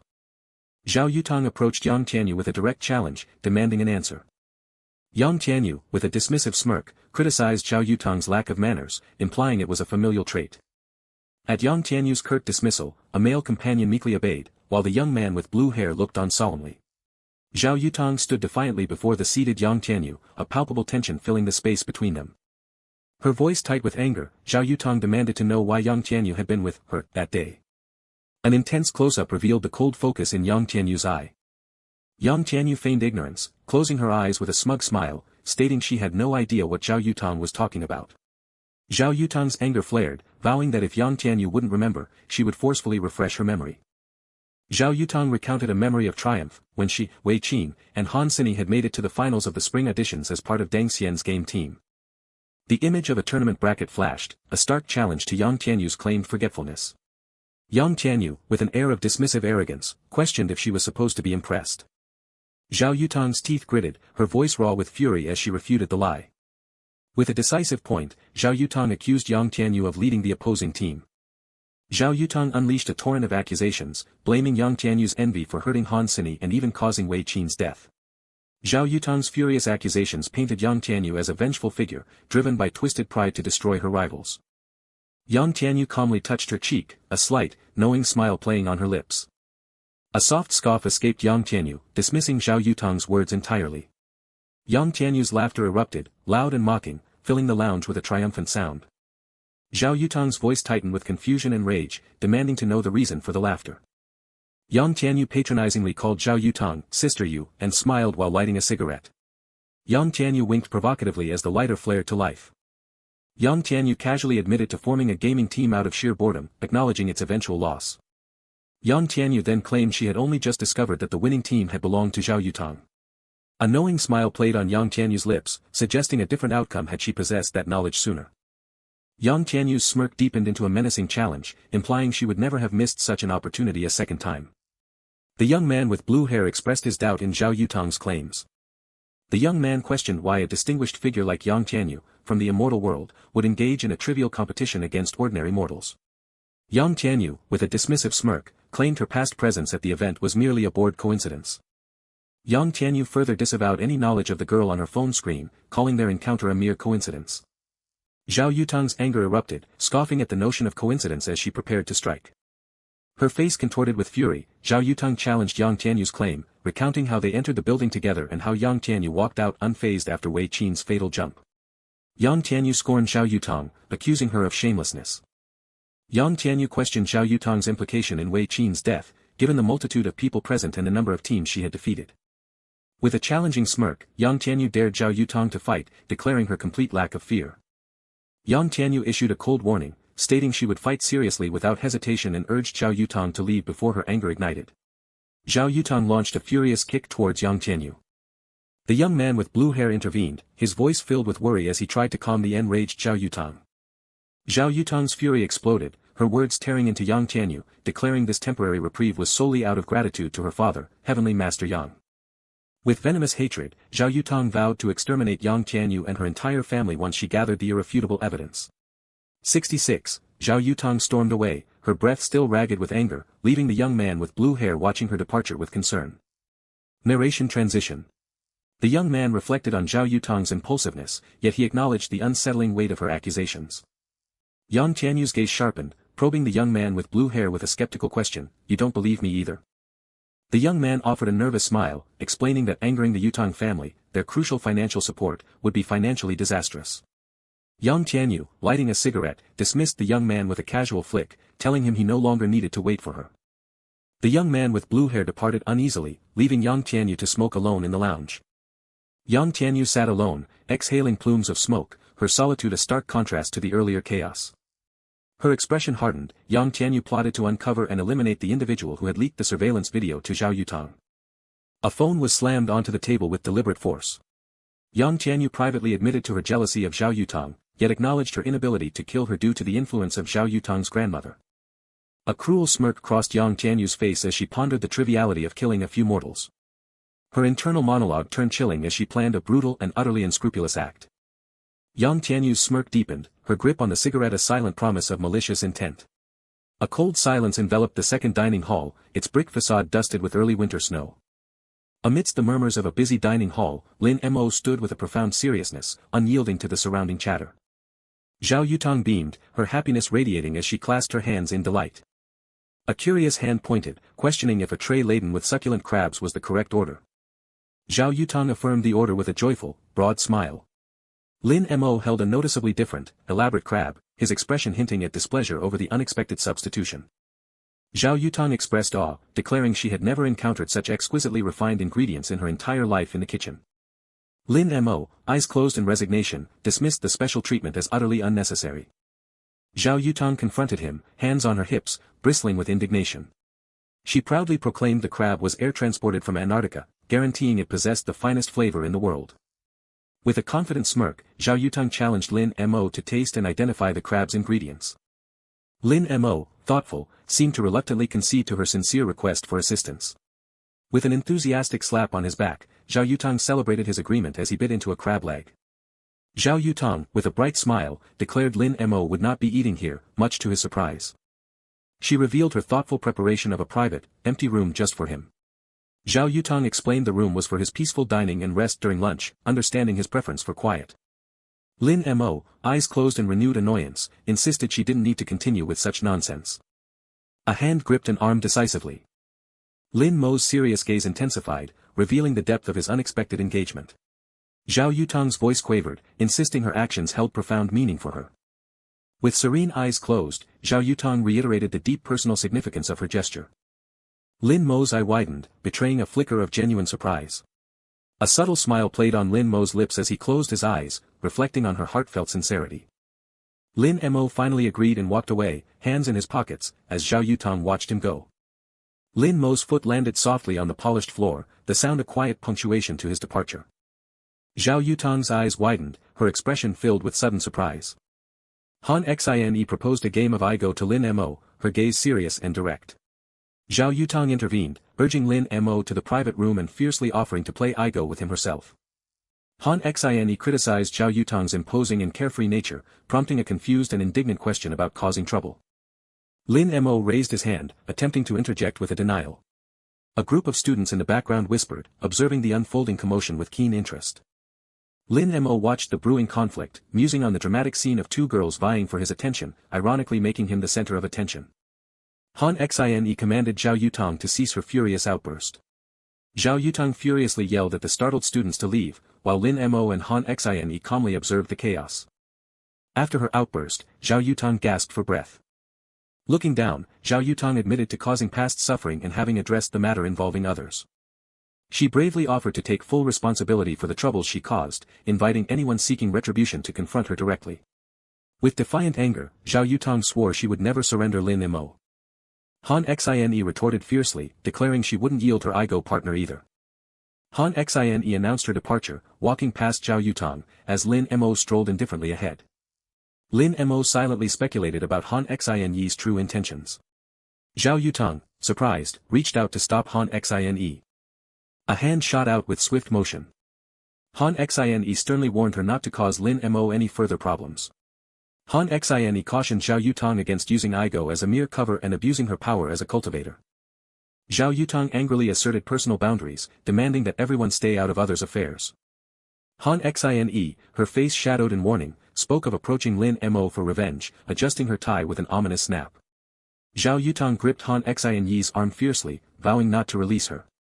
Han Xine blushed, defensively denying any romantic feelings for Lin Mo and clarifying their relationship as merely I Go mates. A hand reached out quickly. Zhao Yutang declared she would compete fairly only if the other party acted without malice and with honesty. She boasted confidently of her superior ability to provide Lin Mo with everything he could possibly desire. Han Xine, head bowed in dejection, questioned what Zhao Yutong could possibly offer Lin Mo, while Zhao Yutong smirked confidently. Han Xine insisted she could offer Lin Mo a good partnership in Igo games, frustrating Zhao Yutong. Zhao Yutong held her head in defeat, declaring her inability to continue dealing with the situation. The city's rooftops lay stark and cold under a gray sky, blanketed in a thin layer of snow. Han Xine sat alone on a snowy rooftop, forlorn, hugging her knees beside an Igo board. A hand softly dropped an Igo piece onto the board. Han Xine rested her head on her arm, sighing at the profound boredom she felt. She lamented that after decades of playing Igo alone, this particular game was the most tedious of her life. Han Xine remained seated on the bleak rooftop, hugging her knees in profound sadness. Her troubled red eye, framed by dark hair, reflected deep inner turmoil. The empty building in trance confirmed her fears. He had not arrived. Han Xine contemplated her earlier confrontation, questioning what she could truly offer Lin Mo. As she held an Igo piece, she pondered the difficult question of what she possessed to give him. Standing on the cold, vast rooftop, she bitterly realized all she had to offer was a game of Igo in the stark winter air. Regaining some strength, she abruptly realized she hadn't even noticed the early winter, being impervious to both cold and heat. A wave of remorse washed over her as she realized her mistake, having subjected the mortal Lin Mo to the bitter cold. Flustered and blushing, the venerable demon questioned why she was so concerned for a mere mortal. The venerable demon then grandly plotted to conquer this world and bestow it upon Lin Mo, should she become its queen. In a cosmic vision, a chibi representation of the demon venerable smugly dreamed of conquering the world for Lin Mo. A door creaked open slightly. Han Xine gasped, startled by a small, cat-like creature that suddenly appeared. Han Xine covered her face in distress, realizing the significant threats posed by the demonic sword and immortal emperor, despite the world's novice cultivators. She stood on the snowy rooftop, pondering as the cold wind whipped around her. Deeply distracted and distressed, she wondered if Lin Mo had actually gone to the private room Zhao Yutong prepared. She rationalized that the sensitive youth of this world often avoided crowds, especially after being surrounded by so many students. Her hands clasped in conviction, she affirmed her theory about Lin Mo's preferences. Gazing at her phone, she tried to convince herself that her worry for Lin Mo was misplaced, as he was merely an Igo buddy. Holding her phone, she internally debated Zhao Yutong's words, rationalizing her actions toward Lin Mo as well-intentioned and hoping he wouldn't misinterpret them. She decided to call Lin Mo, just in case, to clarify her intentions before their next Igo game. Blushing, Han Xine nervously introduced herself to Lin Mo over the phone, hesitating before she could explain. With a sympathetic yet dismissive tone, Lin Mo rejected her, assuring her she would find someone better before abruptly ending the call. Lin Mo's words, though unseen, must have struck her deeply, implied by her distressed, partially visible eye. Frozen in shock, Han Xine resembled a cracked stone statue, phone still clutched in her hand. She screamed in furious anger, having smashed her phone onto the snowy ground. Zhao Yutong's mind raced, she couldn't leave things unresolved and felt an urgent need to find Lin Mo to set everything straight. She struggled internally, realizing she had been swept up by the moment but denying any true feelings for Lin Mo beyond their shared game. With resolute conviction, Zhao Yutong desperately tried to rationalize her complex emotions, firmly declaring Lin Mo was merely her go-partner. Her determined stride carried her into the bustling hallway, where her gaze immediately caught sight of another student. Zhao Yutong wasted no time, directly asking the student with pigtails about Lin Mo's whereabouts. The student with light blue pigtails responded with a hint of surprise, admitting her initial ignorance. Then, a sudden flash of insight illuminated her memory. Ah, yes, the student exclaimed, remembering she had just seen Lin Mo playing basketball in the schoolyard. With a knowing wink and a gesture, the student urged Zhao Yutong to hurry, warning she might miss Lin Mo if she delayed. Zhao Yutong's brow furrowed in genuine surprise, questioning the unexpected information about Lin Mo. The student with pigtails, dismissing Zhao Yutong's skepticism with a shrug and a wide grin, announced her hurried departure. Annoyed but resolved, Zhao Yutong crossed her arms, deciding she would see the truth for herself. A cacophony of shouts and bouncing balls echoed across the outdoor court, signaling active play. From her vantage point by the fence, Zhao Yutong scanned the court, her search for Lin Mo unrelenting. Her gaze sharpened, meticulously scrutinizing every movement on the court. The ball swooshed and rattled as a blonde-haired player skillfully dribbled past her defender. The ball clanged through the hoop, earning a surprised praise from Zhao Yutong, who instinctively recognized the skilled player as Yutong. Her annoyance flared at the blue-haired girl's deception, but quickly subsided as she decided to directly question this other Zhao Yutong for information about Lin Mo. Two students shuffled past with a wooden table, murmuring apologies as they moved sports club equipment, briefly interrupting the court's flow. The blonde player reacted with a gasp of surprise, recognizing one of the equipment movers as Han Xine. Cutting straight to her objective, Zhao Yutong pressed the blonde player, asking directly about Lin Mo's location. The blonde girl casually spun a basketball, confessing her ignorance of Lin Mo's whereabouts and wondering why he hadn't joined Zhao Yutong as planned. Zhao Yutong let out a frustrated huff, her patience wearing thin. She commanded attention with a sharp, insistent call. A fiery intensity blazed within her eye, revealing a deep, simmering anger. With an almost effortless swirl, Zhao Yutong began to spin a basketball on her finger. Holding the ball, Zhao Yutong met the blonde girl's gaze with a confident challenge.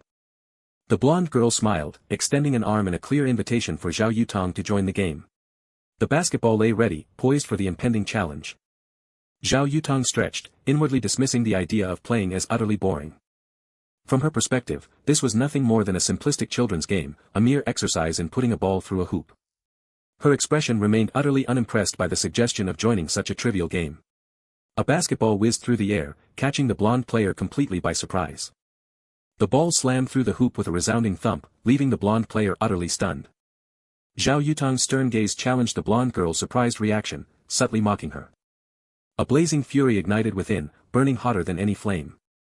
The blonde player angrily challenged Zhao Yutong, accusing her of cowardice and dismissing her single successful shot. She smugly concluded that a refined girl like Zhao Yutong could only master the delicate game of Go, believing her unsuited for anything more. The blonde girl stood with her arms crossed, exuding a self-satisfied smugness.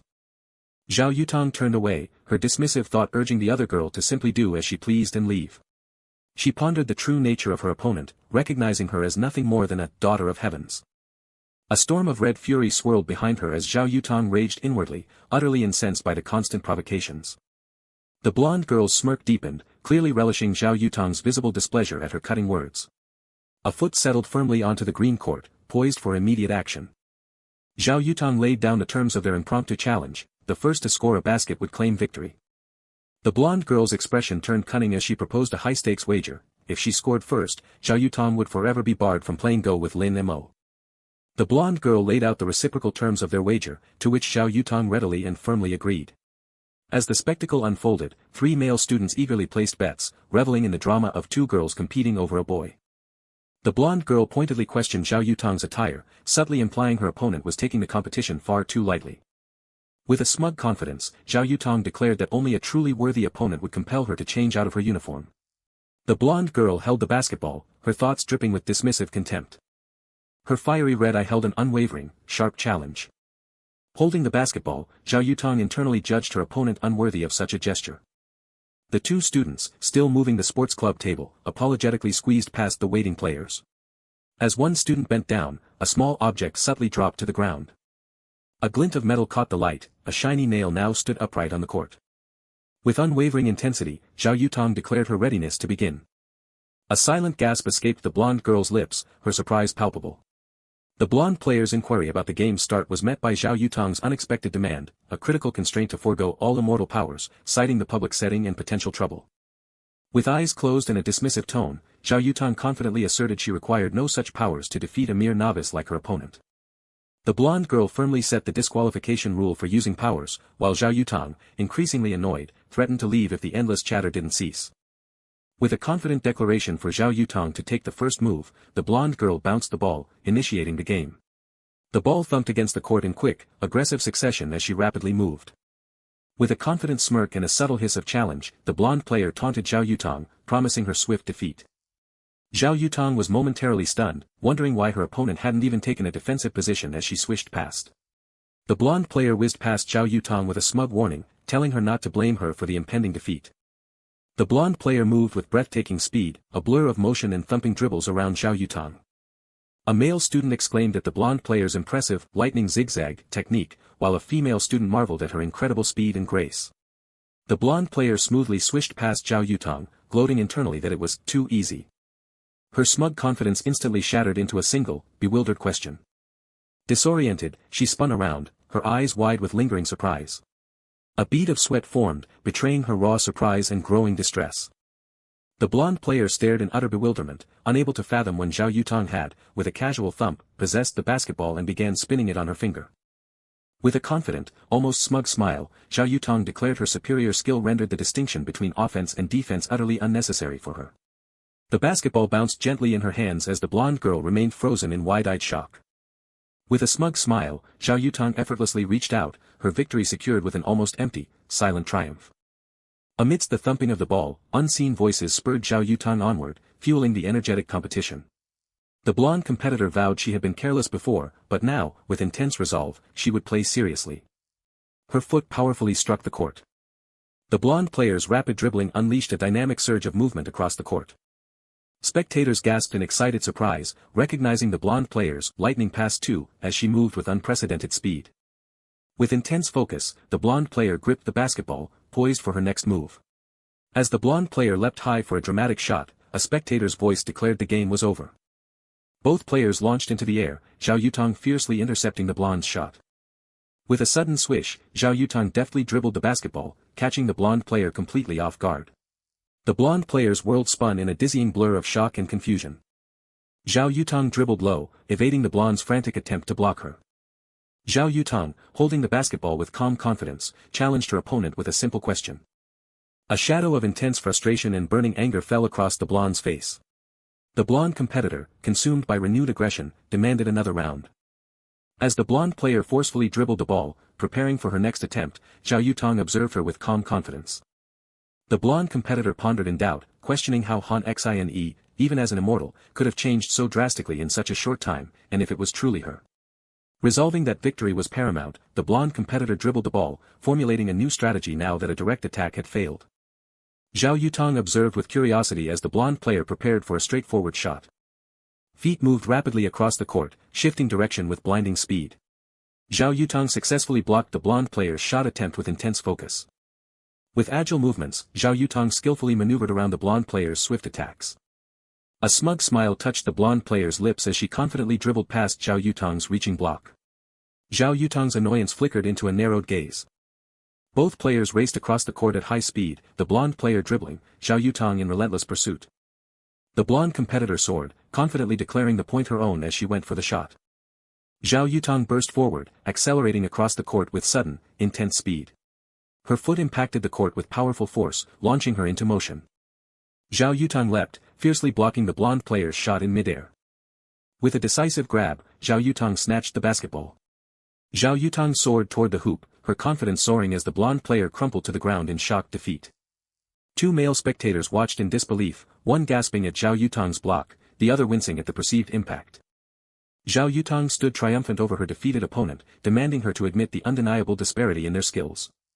The blonde player bowed her head in silent, humiliating defeat, unable to meet Xiao Yutang's gaze.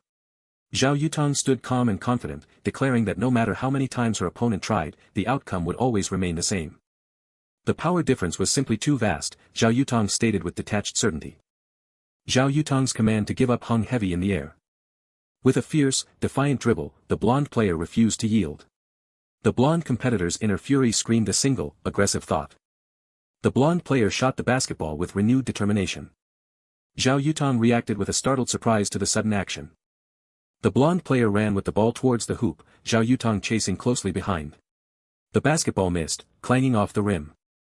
Xiao Yutang, in swift pursuit, realized her opponent's true strategy as the ball remained in play. Both players ran side by side, their contrasting expressions revealing the fierce intensity of the moment. The blonde competitor, teeth gritted, angrily shoved Xiao Yutang aside. A foot landed on a sharp object, drawing blood in a painful, shocking spray. Xiao Yutang's single, furious curse conveyed a surge of intense shock and anger. Both players raced intensely across the court, vying for the rolling basketball. The narrative emphasized the dramatic significance of dealing with the daughter of destiny. Two sets of legs rapidly moved across the court, leaving trails of motion in their wake. The blonde player gripped the basketball with firm determination, ready for her next play. Xiao Yutang leapt to block, accidentally hitting the blonde player's head with the ball. The blonde competitor, radiating fierce blue energy, pushed her opponent back with an intense, aggressive surge. A violent burst of blue energy emanated from the blonde player, forcefully pushing away her unseen opponent. Xiao Yutang fell heavily to the ground, surrounded by shattered debris, consumed by sudden pain. An unnatural silence fell across the court as the blonde player stood triumphant over a defeated Xiao Yutang, observed by the stunned onlookers. A broken basketball net lay twisted on the court, a testament to the immense force unleashed. The blonde competitor, her head bowed in profound resignation, admitted her defeat. As Zhao Yutong struggled in pain on the ground, the blonde player walked away calmly, leaving the devastation behind. Several male students rushed to Zhao Yutong's aid, offering concerned help to the confused, slightly annoyed girl. Zhao Yutong dismissively declared her injury was merely a scratch. A chibi Zhao Yutong casually waved away her injury, much to the chibi-style concern of two male students. Chibi-style characters reacted in exaggerated panic as blood splattered dramatically from Zhao Yutong's head. Zhao Yutong, annoyed, tried to dismiss her injury, but her concerned male friends insisted she seek immediate medical attention. A chibi Zhao Yutong, with a bandaged head, reflected on the past, finding the memory of her former self in the infirmary utterly embarrassing. As Zhao Yutong was escorted away, other male students discussed the surprising strength displayed and the broken basketball hoop with lingering shock. A clear sign marked the event preparation room. A running student, Mouth Agape, exclaimed he had found his calm friend casually eating a crab leg. Two excited male students informed Lin Mo that Zhao Yutong and Han Xine had fought over him, though he remained dismissive, only to be told Maria was badly injured. A concerned friend urged Lin Mo to visit the injured Han Xine in the infirmary, but Lin Mo, holding his crab leg, flatly refused. Lin Mo's friends confronted him, expressing concern for Han Xine's well-being and his responsibility for the incident, regardless of his feelings. Lin Mo's eye narrowed, reflecting a gaze of intense determination. Two male students reacted with fear and submission to Lin Mo's intense expression. Resigned, his friends decided they had done their part in informing Lin Mo, leaving the choice to him, and prepared to leave. Lin Mo remained in thoughtful contemplation, his eyes closed in deep reflection. A quiet moment of reflection passed as Lin Mo shifted a steaming mug on the table. Lin Mo stood before the infirmary, caught in a moment of thoughtful indecision. A door silently slid open, inviting entrance. The doctor looked up, clearly surprised by an unexpected arrival. The doctor welcomed Lin Mo inside, confirming someone was in, but Lin Mo hesitated. Lin Mo stepped into the infirmary, observing his surroundings quietly. With a stern, resigned look, Lin Mo questioned his own presence. Lin Mo spoke, his voice filled with concern about an injury he had heard about. His eye conveyed a serious and determined gaze. Zhao Yutong sat on the infirmary bed, looking shy and vulnerable with her red eyes. Han Yin she cast a shy, blushing glance over her shoulder, a hint of something unsaid lingering in her eyes. Zhao Yutong stood with eyes closed, projecting a calm facade despite the turmoil within. Han Yin she confessed her true concern, explaining that she disliked how others made him appear weak in front of everyone. The thought of being perceived as weak sent a jolt through Zhao Yutong, his mind reeling in disbelief. He quickly clarified, assuring her there was a misunderstanding and that he recognized her as a rare opponent, unlike those other girls. Han Yin she turned, exposing the small cuts on her back as she provocatively questioned his meaning. She then looked back with a smug smile, her words hinting at others who might only desire his body. Han Yin she laughed mischievously, wishing she had captured his annoyed expression at her teasing. As tweezers approached her wound, Zhao Yutong's voice provided reassurance, distancing himself from the other girls. Despite his resolve, Zhao Yutong found his expressions and heartbeat betraying him, struggling with her vulnerable presence.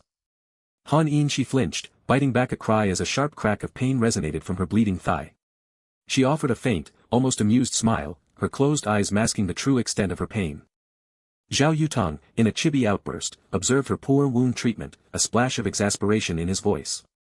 With a confident chime, Zhao Yutong presented his shining tweezers, ready to take over the daunting task.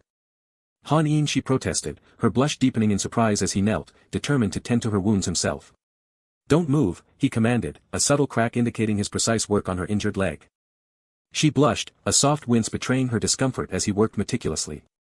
Her wide, blushing eyes held a complicated mix of embarrassment and an unyielding resolve. Zhao Yutong's gaze was sharp, his focus unwavering as he concentrated on the task at hand. With a delicate snap, a bloody shard of glass was expertly extracted from the wound. He stated grimly that her leg contained a significant amount of broken glass, revealing the severity of her injury. He outlined his precise plan to remove the shards, disinfect, and bandage, assuring her that he would prevent any scarring. As the sun descended in a symphony of orange and gold, a soft chime marked the quiet passage of time. The tray, now holding numerous bloody shards, stood as testament to the successful, albeit gruesome, extraction. With a quiet sigh of, "That's it," Han Yin she sat, her leg now bandaged, visibly subdued by the ordeal. Zhao Yutong calmly announced that her leg problem had been temporarily addressed, a brief reprieve from her pain. Han Yin she's eyes widened, her cheeks flushing crimson in mortified surprise as he casually declared her back and butt were next. But, she stammered in chibi shock, while a chibi Zhao Yutong, bewildered, asked if her ass still hurt. With a decisive swoop of her hand, a blushing Han Yin, she declared she would tend to the injuries on her ass herself. He calmly reasoned that she couldn't reach those areas herself, reassuring her that he was fully capable of handling that part of the treatment too.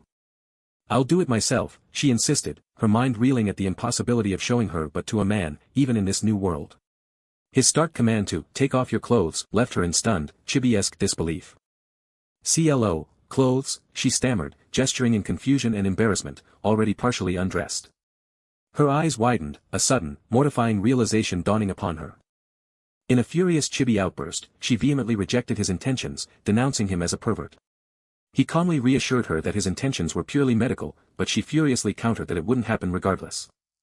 Blushing, she attempted to downplay her injuries, insisting they were too minor to warrant such extensive trouble. His patience wearing thin, Zhao Yutong sternly commanded her to turn around.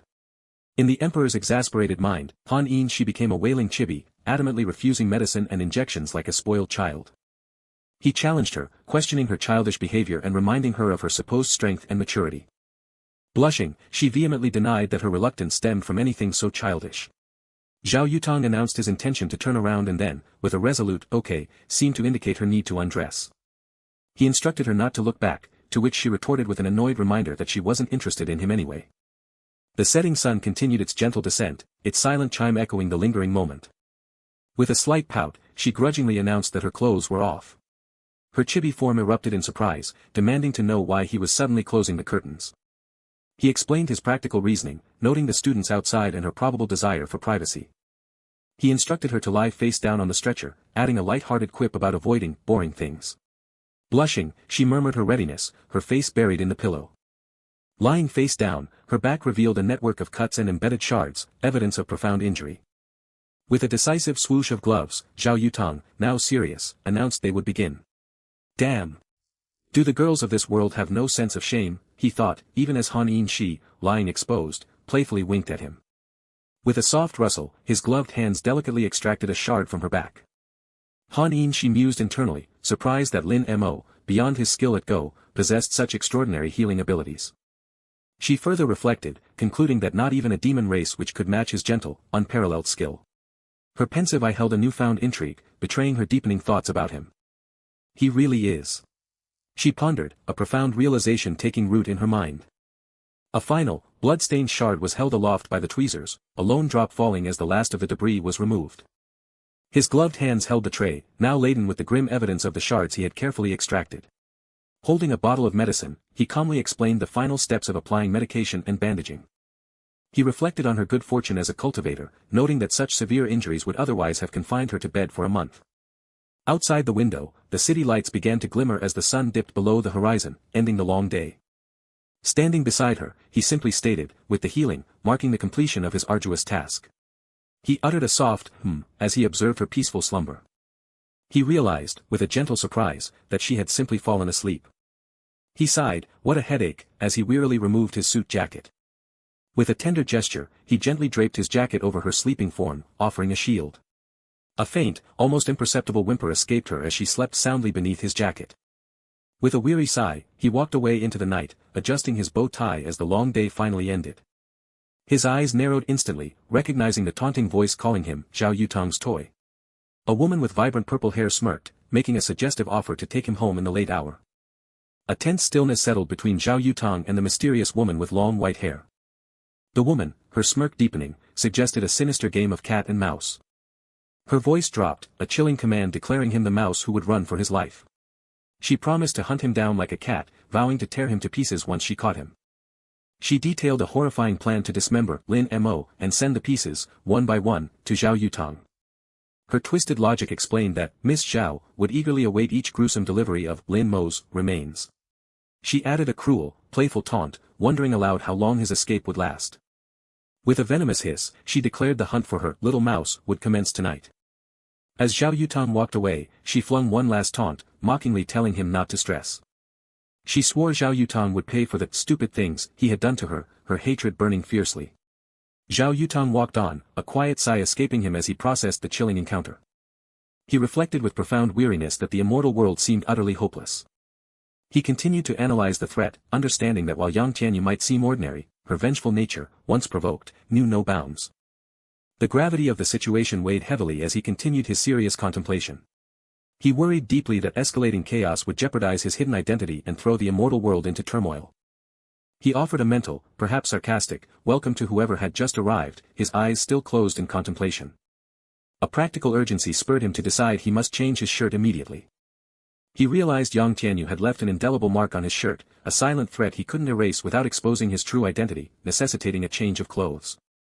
Later, Zhao Yutang urgently called out Qin Xiu's name, holding the marked shirt in his hand. Qin Xiu, in her distinctive chibi form with fox ears, responded with eager loyalty. With serious resolve, Zhao Yutang commanded Qin Xiu to discard the marked shirt as far away as possible, a task she eagerly accepted. He hoped it was a mere prank, but an unspoken threat simmered beneath. Any further provocation from Yang Tianyu would be met with total destruction. His eyes burned with an unyielding and intense resolve. The scene transitioned to a sterile, dimly lit infirmary, its sign stark against the wall. The demon venerable sat upon a bed, lost in a contemplation that belied her fearsome title. She chastised herself, marveling at the irony of her carelessness after years of battle, having fallen asleep in front of a mere high school student. A lingering frustration colored her thoughts as she continued to ponder her recent lapse in judgment. A gentle, bashful smile touched her lips as she pleasantly realized she now owed him yet another favor. A silent, almost imperceptible reaction flitted across an unknown woman's face. Her red eye held a telltale blush, betraying the depth of her bashful, romantic thoughts. A hopeful thought crossed her mind, perhaps inviting him to dinner, knowing his fondness for delicious food, was the answer. In a bright, determined chibi form, the demon venerable resolved to conquer a new, perplexing challenge, modern dating etiquette. Her regal pride clashed intensely with the indignity of owing a mere teenager a favor, leaving her utterly flustered. Her wide eyes betrayed a sudden, dawning realization. A hand gently felt the texture of the dark jacket, perhaps seeking a clue. She thoughtfully sniffed, a subtle scent from the jacket stirring a memory or emotion within her. The urban night hummed with distant city lights, a silent witness to the unfolding drama. With a frustrated release of steam, the overwhelmed demon venerable collapsed onto her bed, mentally exhausted. In a fit of frustrated despair, she dramatically declared her surrender, overwhelmed by the baffling complexity of this world's rules. Rising in exasperation, she loudly proclaimed that even the demon world's rules paled in comparison to the confounding complexity of this realm. With an angry, determined declaration, she summoned forth a whoosh of red energy and cried out for her doppelganger. She exasperatedly ordered her doppelganger to practice the entire process of asking him out for dinner, a truly absurd task for the queen of demons.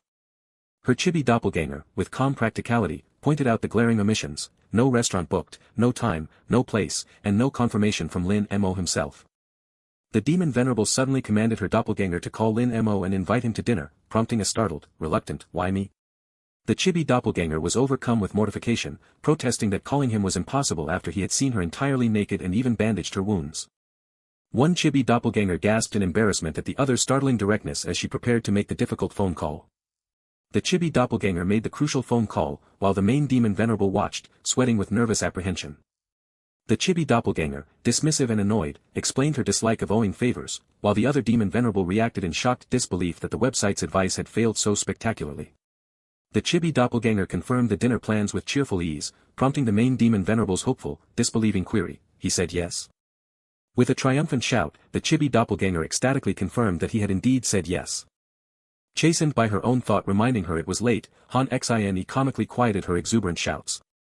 In a practical follow-up, a phone was passed to make the necessary dinner reservations.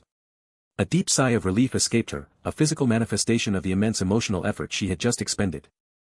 With a commanding presence and swirling red energy, Han Xine answered the phone, announcing her identity with chilling intensity. Her powerful chibi form angrily demanded to speak with Shenletian, while a second chibi internally remarked on her dramatically bipolar temper. Shenletian, the green-haired man, made 2 precise reservations for dinner, demanding specific choices for the chef, ingredients, and dishes for an important person. His voice held a hint of surprise as he inquired about the desired quality category for the elaborate meal. Han Xine's voice cut through with an unwavering demand for nothing less than the best. Han Xine's extravagant demands included live cooking with all ingredients visible and personal service, to which a surprised Shenletian readily assented. She issued a challenging decree for his Heavenly Demon clan's best cooks to prove their prowess, a challenge Shenletian accepted with determined resolve. A satisfied exhale of relief escaped Han Xine, signaling the completion of her surprisingly daunting task. With renewed seriousness, Han Xine proposed they rehearse, a suggestion her compliant chibi self readily accepted. The sprawling cityscape glittered under the night sky, broadening the scope of the evening's events. Shen Lishan's voice, edged with surprise and concern, questioned the profound implications of her demand for their clan's absolute best cook. With alarmed determination, Shen Letian fervently declared this dinner a critical personal test from the great demon lady, one they absolutely could not fail. Abstract geometric shapes swirled, signaling a shift in the unfolding narrative. Shen Lishan's thoughts drifted, pondering the unusual request to mobilize the Heavenly Devil clan's most important and remarkable culinary talents for a single dinner. With stern authority, Shen Letian declared that the Queen of Demons' instructions were absolute, brook no doubt, and he personally would ensure Zoe Xiang restaurant was ready by tomorrow. A wave of stress washed over Shen Letian. Having failed a beauty contest previously, he couldn't afford another mistake, yet he still pondered why the demon lady, also known as the Queen or Venerable Devil, was making such a fuss for a mere dinner invitation. A quiet tension permeated the room as the demon Venerable moved with purpose, leaving the young protagonist, Zhao Yutong, in dejected contemplation. Zhao Yutong replayed the night's exhaustive rehearsals in his mind, every word meticulously practiced, yet a deep uncertainty still gnawed at him. The demon Venerable, brimming with confidence, firmly assured him that the plan was foolproof and nothing could possibly go wrong. But the chibi Zhao Yutong, overwhelmed with anxiety, lamented that this was no ordinary meal, his worry evident to the chibi demon Venerable. Far from their anxieties, the modern school building stood silently, a stark contrast to the escalating drama. A blonde student sat idly on a park bench, letting out a soft sigh of boredom as the quiet urban landscape stretched before her. Her impatience grew, and the blonde student voiced her utter boredom with the passing moments. She stewed, frustrated that her temper had cost her a bet and that everyone would now perceive Han Xine as superior. As a faint electronic chime sounded, the blonde student stretched thoughtfully, pondering if the game of Go might offer an unexpected opportunity. Her expression shifted to annoyance as an incoming call interrupted her thoughts, making her declare it a bad time. The chibi blonde student gasped in confusion as ethereal spirits floated around her, delivering the shocking news that Zhao Yutong had passed away and required burnt offerings. With sudden seriousness, the blonde student, her face etched with worry, urgently relayed news of the Heavenly Demon clan's high-level members mobilizing in the city. She pressed for answers, demanding to know if her grandmother was aware of the unfolding crisis, only to be told that an unprecedented event was imminent and Major Hongling was already en route. The blonde student's resolve hardened, and she declared her intention to handle the situation herself if her grandmother remained unavailable. A frustrated escaped her lips as she expressed exasperation, lamenting the constant presence of an emperor in their noses and a demon queen on their backs, all while longing for alone time with Lin Mo. Her eyes widened in sudden surprise, a realization dawning upon her that shifted her focus entirely. She questioned if the person she saw was Han Xine, wondering why she would be playing Go on the rooftop with Lin Mo. Han Xine, radiating annoyance, demanded to know Lin Mo's exact whereabouts with a sharp intake of breath. The details of a school uniform blazer became the unexpected focus, hinting at a hidden identity or a subtle uniform of purpose. Han Xine dismissed the question about Lin Mo with a shrug of indifference, leaving the blonde student visibly disappointed. The blonde student, exasperated, pointed out that she had given Han Xine daily opportunities to be with Lin Mo during lunchtime, frustrated that she hadn't capitalized on them. Han Xine, with a subtle smirk, revealed her calculated decision: Lin Mo would no longer play Go with her on the rooftop, a clever move to avoid suspicion. The blonde student retorted with a smug shrug, mocking Han Xine for orchestrating her own misfortune, a self-inflicted wound. Han Xine, her brow furrowed in anger, responded with sarcasm, declaring it normal for guys to be sensitive and dismissing the blonde student's jab. The blonde student flinched, startled, as if struck by an unseen blow, a bead of sweat trickling down her cheek. Han Xine then dropped a bombshell, revealing Lin Mo had promised to have dinner with her tonight, implying that the true self-saboteur was someone else entirely. The chibi blonde student let out a furious cry and stomped her foot in pure rage, but the chibi Han Xine, radiating smug satisfaction, flashed a peace sign in triumphant victory. As dusk settled, the school entrance became a place of serious reflection for the blonde student, while another figure moved silently away. Her voice firm with determination, the blonde student spoke into her phone, demanding to know the time and location so she could uncover the Heavenly Demon clan's true intentions. The blonde student listened intently as urgent news revealed the Heavenly Demon clan had fully booked the entire Zoe Xiang hotel, with all members currently gathered there. A wave of shock and worry washed over the blonde student as she learned her classmates, Han Xine and Lin Mo, had entered the Zoe Xiang hotel minutes ago and were now unreachable. With a determined surge, the blonde student declared she was on her way, cutting the call short with a decisive click as she sped off on her motorcycle. Within the bustling, elegant confines of a traditional Chinese restaurant, Zhao Yutong and Han Xine settled at their dining table amidst the quiet movements of busy chefs. Zhao Yutong savored his meal, the sounds of his satisfied eating echoing in the warm, inviting atmosphere. Han Xine, blushing slightly, delicately cut her meat with graceful precision, a gentle smile gracing her lips. With an air of refined courtesy, Han Xine offered the plate of carefully sliced meat to Zhao Yutong, inviting him to enjoy the food. Zhao Yutong mused internally that Han Xine's table manners were impeccable, a paragon of education and respectability in this world. A gentle hum escaped Han Xine's lips as she smiled contentedly, eyes closed, lost in the peaceful moment. Zhao Yutong pondered, his gaze distant, that if his true identity hadn't been a secret, he would have taken Han Xine as his disciple. Han Xine then revealed her extensive preparations, asking for his opinion after spending the entire night learning every technique to ask a guy out to dinner. Her expression grew smug, a slight blush coloring her cheeks, as she declared Lin Mo surprisingly easy to handle. In the kitchen, the clang of pots and pans resonated as chefs worked feverishly, a symphony of culinary dedication under the steam and fire. A male chef with dark hair, a master of demonic refinement from the Heavenly Demon clan, gravely identified a woman as the queen of all demons, a title heavy with dark power. Ch1, the green-haired queen of poisons of the Heavenly Demon clan, warned with worried urgency not to look directly at her, emphasizing that their sole duty was to cook. The balding head of the Ghost Division, a chef from the Heavenly Demon clan, smugly identified the boy beside her as Lin Mo, internally reveling in the Demon Queen's advantage over the Daughter of Fate and praising their lady's cunning. Ch1 impatiently chided his colleagues, reminding them it was too early to judge and ordering them to stop babbling and help with the urgent task at hand. The balding chef's mouth fell open, his expression a sudden mix of shock and surprise. His face contorted with anger and grim determination as he issued a dire warning: failure with this meal would cost them their heads. A title card dramatically introduced the next player, the sect leader of the Heavenly Demon clan. A powerful kick, imbued with unknown energy, connected with a sharp impact as a white-haired female character unleashed her aggressive force. An awkward silence hung between the white-haired female character, who pouted slightly, and Zhao Yutong, who maintained a stoic poker face as they sat at the dining table.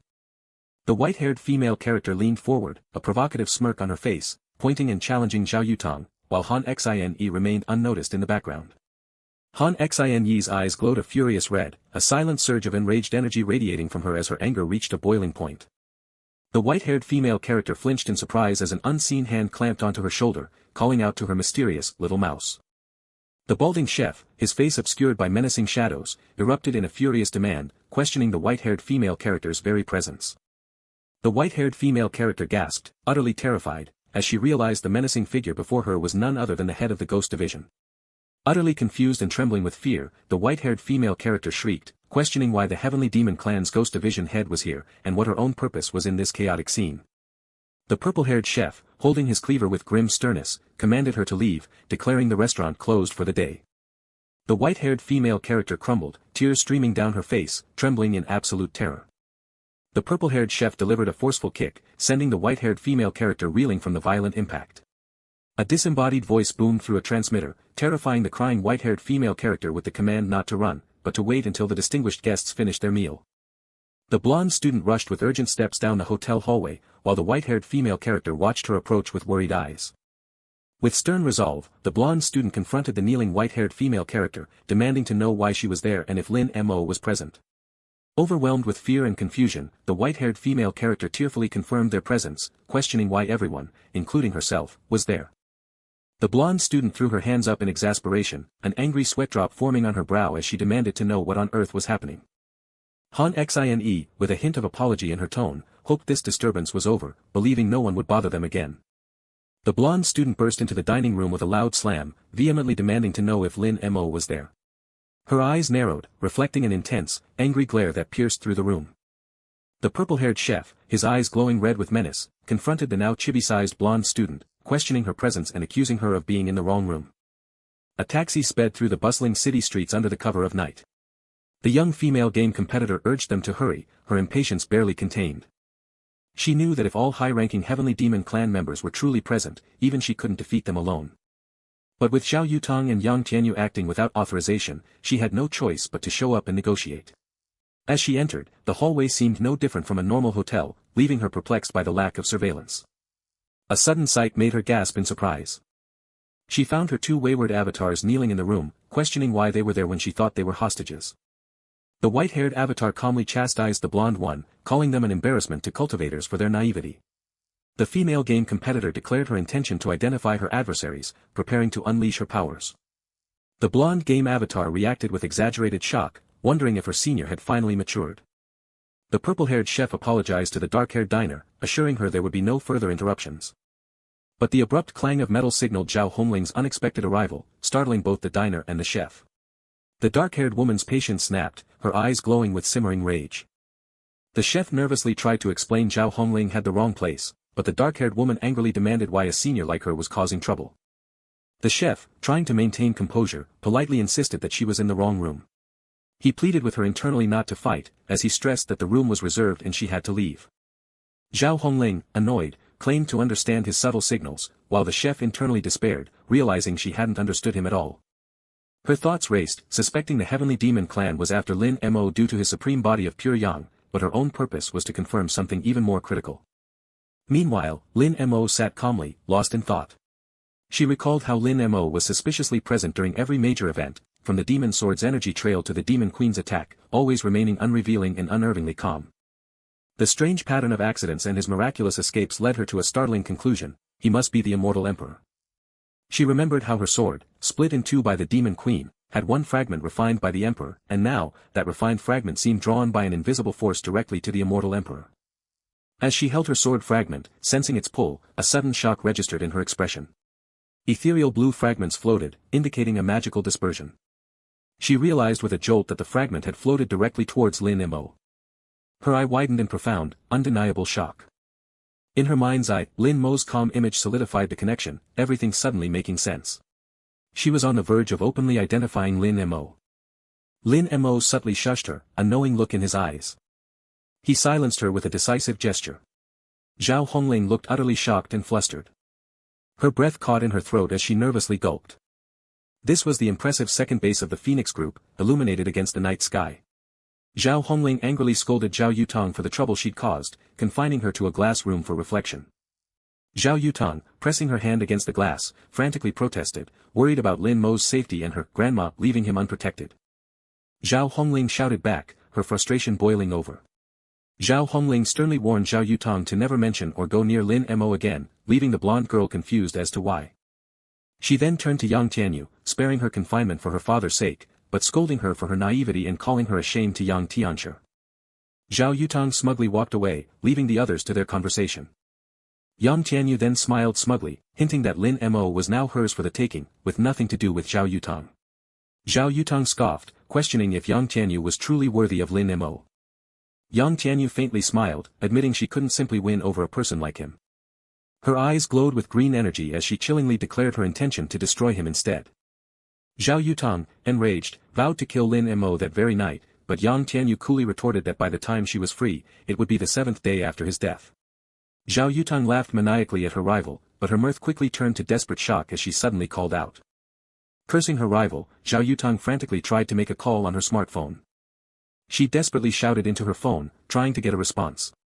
Her frustration mounted as she realized the confinement room's Wi-Fi signal was terrible. Meanwhile, Yang Tianyu desperately tried to communicate a garbled warning about Lin Mo's imminent danger. Zhao Yutong listened intently, deciphering Yang Tianyu's broken warning over the phone. A surge of red and black aura enveloped Zhao Yutong as her eyes glowed, realizing someone truly intended to kill Lin Mo. A grand, well-lit house stood impressively against the night sky, a scene of quiet luxury. Bandaged feet, clad in wooden geta sandals, tapped decisively on the dark pavement. Yang Tianyu finally arrived at her destination, unable to wait any longer to enact her plan. With a sinister smirk, Yang Tianyu confidently addressed Lin Mo, telling him to prepare for his death. But a sudden, overwhelming force made her eyes widen in extreme shock and fear. A massive, terrifying red energy, shaped like a skull, towered over her, utterly overwhelming her. A shadowy blur whipped past in the darkness. Yang Tianyu fled in sheer terror, realizing she had barely escaped death and wondering what terrifying entity possessed such a suffocating aura, unlike even the Heavenly Demon clan leader. She gritted her teeth, internally boasting that her speed was among the best in the world of immortal cultivators, so fast even Zhao Hongling couldn't catch her. Yet, tears streamed down her face as she questioned why, despite her abilities, she couldn't escape this oppressive feeling. She agonizingly wondered why the oppressive, suffocating pressure still clung to her. A deep, red void pulsed ominously, emanating a threatening energy. To her surprise and sudden relief, the suffocating pressure finally eased. She finally escaped into the dark forest, breathing a sigh of relief and marveling that she had survived such an encounter. Exhausted and parched, she gratefully reached for a water bottle offered by an unseen hand. But her eyes widened in profound shock at what she saw. The mysterious dark-haired woman, surrounded by a crackling red aura, stood menacingly with the water bottle. The dark-haired woman calmly pointed out that Yang Tianyu had wet herself, suggesting she no longer needed the water. Choking in her assailant's grip, Yang Tianyu defiantly asserted her prestigious identity as the only daughter and heir of Taoist master Yang Tianshi, demanding they get to business. The dark-haired woman calmly acknowledged the boast, her grip remaining firm around Yang Tianyu's neck. With a chilling lack of mercy and blood splattered on her cheek, the mysterious woman declared that Yang Tianshi would simply have to produce another child.